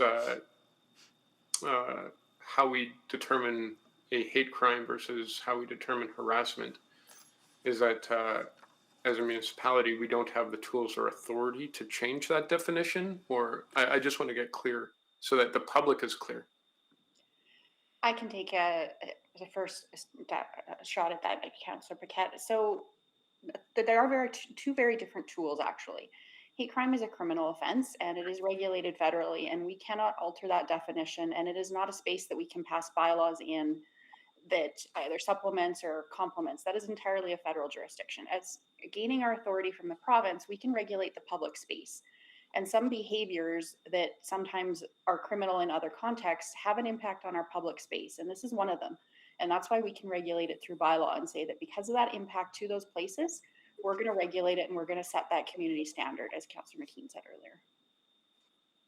Okay, so I guess the next question would be, have we gone as far as we can? Have we pushed the limit to the point where we can really go to the public and say, we went as far as we could to ensure that our definitions match your definitions and lead to public good? To the first part of your question, I would say yes, this is the limit of what we can do as a municipality. And they will never match because, again, they are two different lines of authority, but they are intended to have two different objectives. But this, I would say, would be our limit. Okay, so, and can you just because people will ask, what are the particular challenges here then on the public space side of things for whether or not we consider something or how we separate harassment from hate crime? They are, The hate crime element, because it's in the criminal code, is about intention. And that is a very fundamental concept to criminal law. And we are not looking at that space. We're not looking at the reasons, the intent, or any of those factors that criminal law would consider. We're looking at whether or not the act occurred. And because it occurred in a public place, we are stating the fact that that has an impact and it is not an acceptable behavior. Right. Okay. So, okay. But you understand the concerns that were raised today, and that it's not just one person that that concern. So, They're absolutely valid concerns. I guess I'm going in a second round here because I didn't see anyone else on the list. I hope I'm not talking over any other counselor who wanted to speak at this point. No. Okay. Sorry about that, Nancy. Go ahead. They are absolutely all valid concerns, and I think you have the heart and the support from all of us on the delegation today. It's simply a matter of jurisdiction. We have our role to play, and by passing this bylaw, we're doing what we can in our space. And now we're going to continue advocacy to the federal government to take the steps that they can take. Yeah, okay. That makes sense to me. Just, we did get a motion from Councillor Hamilton to make this, safest city in Edmonton for women. And I think this would be part of it. So hopefully we're going as far as we possibly can with the tools we have currently while we advocate and push for better tools. And I'm assuming that's what we're doing. I would say Yeah? so, yes. Okay. All right. And then my last question, I guess, is did we do a jurisdictional scan to see what other municipalities are doing, or are any going further than us, or are we sort of setting the stage? Do we know? I don't know, but I also have not heard of a number of jurisdictions that have started this type of work. So we may be a little bit ahead of the field to warrant a proper jurisdictional scan. Okay, so sort of leading the pack on this one. I think you can frame it that way a little bit, Councillor. The other piece I would add, though, is this is a bylaw enforcement piece as we have presented with us in law, but the Safer for All body of work does take a more strategic, other tools beyond bylaws and giving issuing tickets approach to really making our city as inclusive as we possibly can. There's a lot of work to do, as you're well aware. That started with the task force's work way earlier in the year, and that's the more foundational piece of work that is really going to get the outcomes that we all want. This is a piece of that, but I guess in my estimation, it's a fairly small piece in the grand scheme. But there's a lot of other work to do that is going to move us down this path. Yeah. Okay. Yeah, and it's a tough one. I get it. I see that Councillor McKean is on the board. I'll move on. Go ahead, Councillor McKean. Yeah, thanks. And I note that I think a couple of representatives from the Canadian Muslim group you mentioned, Aaron, are on the Anti-Racism Advisory Committee as well. So there would have been some input. What I really just quickly wanted to ask about, because it was the Anti-Racism Advisory Committee who brought it up as a request, though I remain a big fan of restorative justice and informal justice. Tell me what your plans are, please. I know the report's not going to come back until I'm a ex-city councillor, but I'm interested to know what kind of, there's a really robust restorative justice community in Alberta. I was surprised to see, but there is. Is there some plans to do some outreach into that group, and also with perhaps ARAC again, to see if there are ways? I know it's complicated, but I think what they were concerned about was one of the perpetrators of at least 2, maybe 3 of the sort of high-profile events, incidents, was a street-involved person who has probably had serious struggles of his own. And so to give a person like that a $250 fine doesn't maybe make much sense. So, David, to put you on the spot again, do you know what will be done as far as trying to bring that report bringing good information to that report will be coming back in the first quarter. Sure. I think, and I've had some conversations with Ms. Jacobson about this, and she could probably fill us in a little bit more with the respect to the legal ramifications or implications. But I think some of the consultations that we did with those various advisory councils suggested that maybe restorative justice wasn't the most appropriate form of sort of alternative to a court process and a fining process, but there's some suggestion that transformative justice might be better. One of the things that they suggested is two strangers on the street, one of whom is, spewing hateful language. There's no relationship to restore, as it were. It's more about how do you work with that person who is doing that to see if they can get a better understanding of the ramifications of their actions.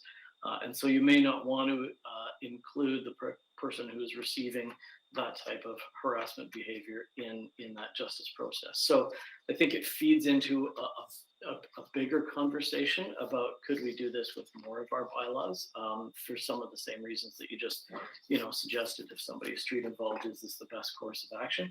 And that's I think some takeaway from Ms. Jacobson and I to continue working on that, but also to explore how does this fit in? Because once we do write a ticket, it goes into a provincial system that we don't really have any control over.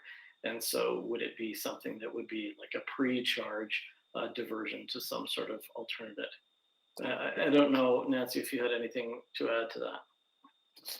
No, I would say that you've captured it beautifully. The challenge for us is going to be how we work on that pre-charge behavior, because once we move into the provincial system, our options are extremely limited and it's out of our control. Yeah, it goes to the lawyers and judges then, and then we're in trouble.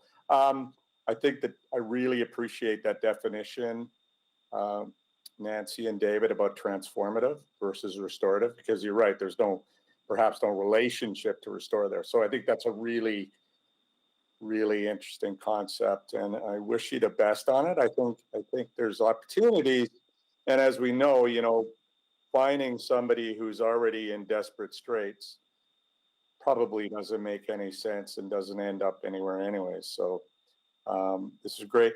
If the motion gets made, Mr. Chair, I will try to speak to it briefly. Okay. Do we have wording for such a thing, or is it just, do we need wording? Do we just go ahead with this? Mr. Chair, the recommendation in the report is that the bylaw be recommended to council for the appropriate readings. Yeah, that's what I see. Okay. So, time hawks, we'll see that we're over time, but I think we're finishing up. Does anyone need anything formal to continue? Councillor Nicol?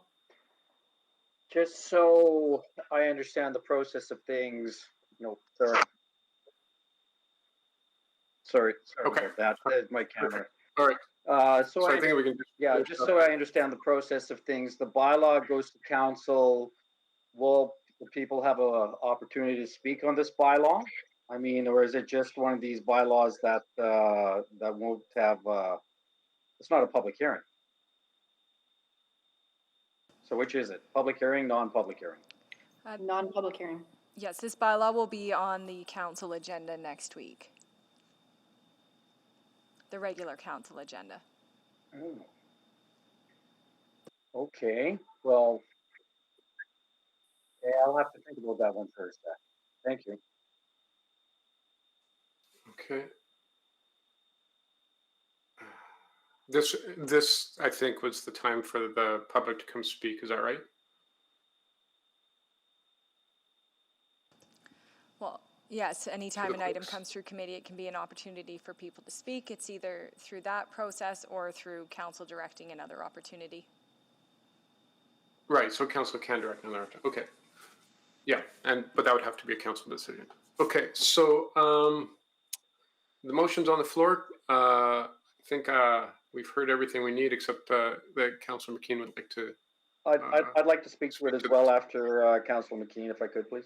Okay, sure, absolutely. So, well, why don't you go ahead, Mike, if you want, since this was spurred by Councillor McKean's motion, if that's okay with you. Yeah, no problem, no problem. I think you're right, Aaron, and the clerk is right, and Scott is right. It should go to council, and then council can decide what they want to do next. My primary concern was, will it meet the means test of a judicial review? And I think that's really important to consider. And I think Scott got to that really hardcore because there is this danger of limiting another charter right, freedom of speech, freedom of association, these sorts of things that we're all very aware of, and we all want to protect. So yeah, let it go to council and let's everyone take a look at it. And so I certainly can support that going today. Okay, thank you so much. And good point. Go ahead, Councillor McKean. Yeah, and I wanted to agree with Mike that we always have to be careful when we're encroaching on free speech rights. We were asked in various ways and at various times for all of us to make a public statement about some of the racist incidents that Edmonton has experienced in the last year, which I was shocked to see actually even sparked a story in Al Jazeera about this Canadian city and all its racist issues. So, I think what we do here is a couple of things. We will pass, hopefully next week, an imperfect bylaw, which will be amended over time. But it makes a strong statement by this council and reflects the fact that we've listened and we have tremendous empathy for people out there who, as I've heard, have to brace themselves as they head out the door in the morning, knowing that they will suffer from systemic and subtle and overt act of racism that day. And I don't want my Edmonton to be that way. So we're saying as a council, that's not our Edmonton. And we're setting a community standard because our Edmonton would suggest that that's not right or fair or proper, that some Edmontonians face racial discrimination or discrimination based on faith, gender identity, sexual orientation, age, and all those vulnerabilities that we carry as human beings. We just show each other a little bit of kindness and respect.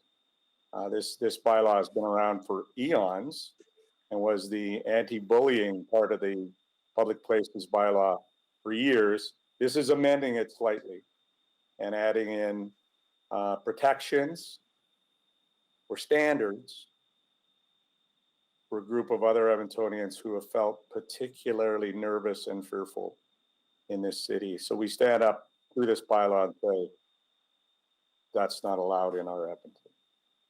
Thank you. Well, thank you, Councillor McKean. And if there are no other comments, and I don't see any, please vote.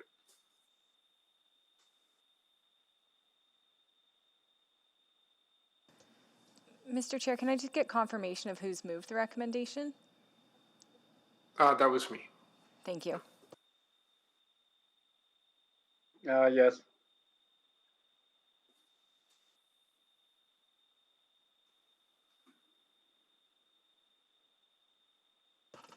And we have all the votes. Please display the vote. And that is carried unanimously. Now, very quickly, I didn't get any communication about motions pending or notice of motion without customary notice, but I'll open up for that. Not hearing any. Okay, we are adjourned. Enjoy your afternoon. I'm sure everyone's got a lot of busy work to do, so thank you.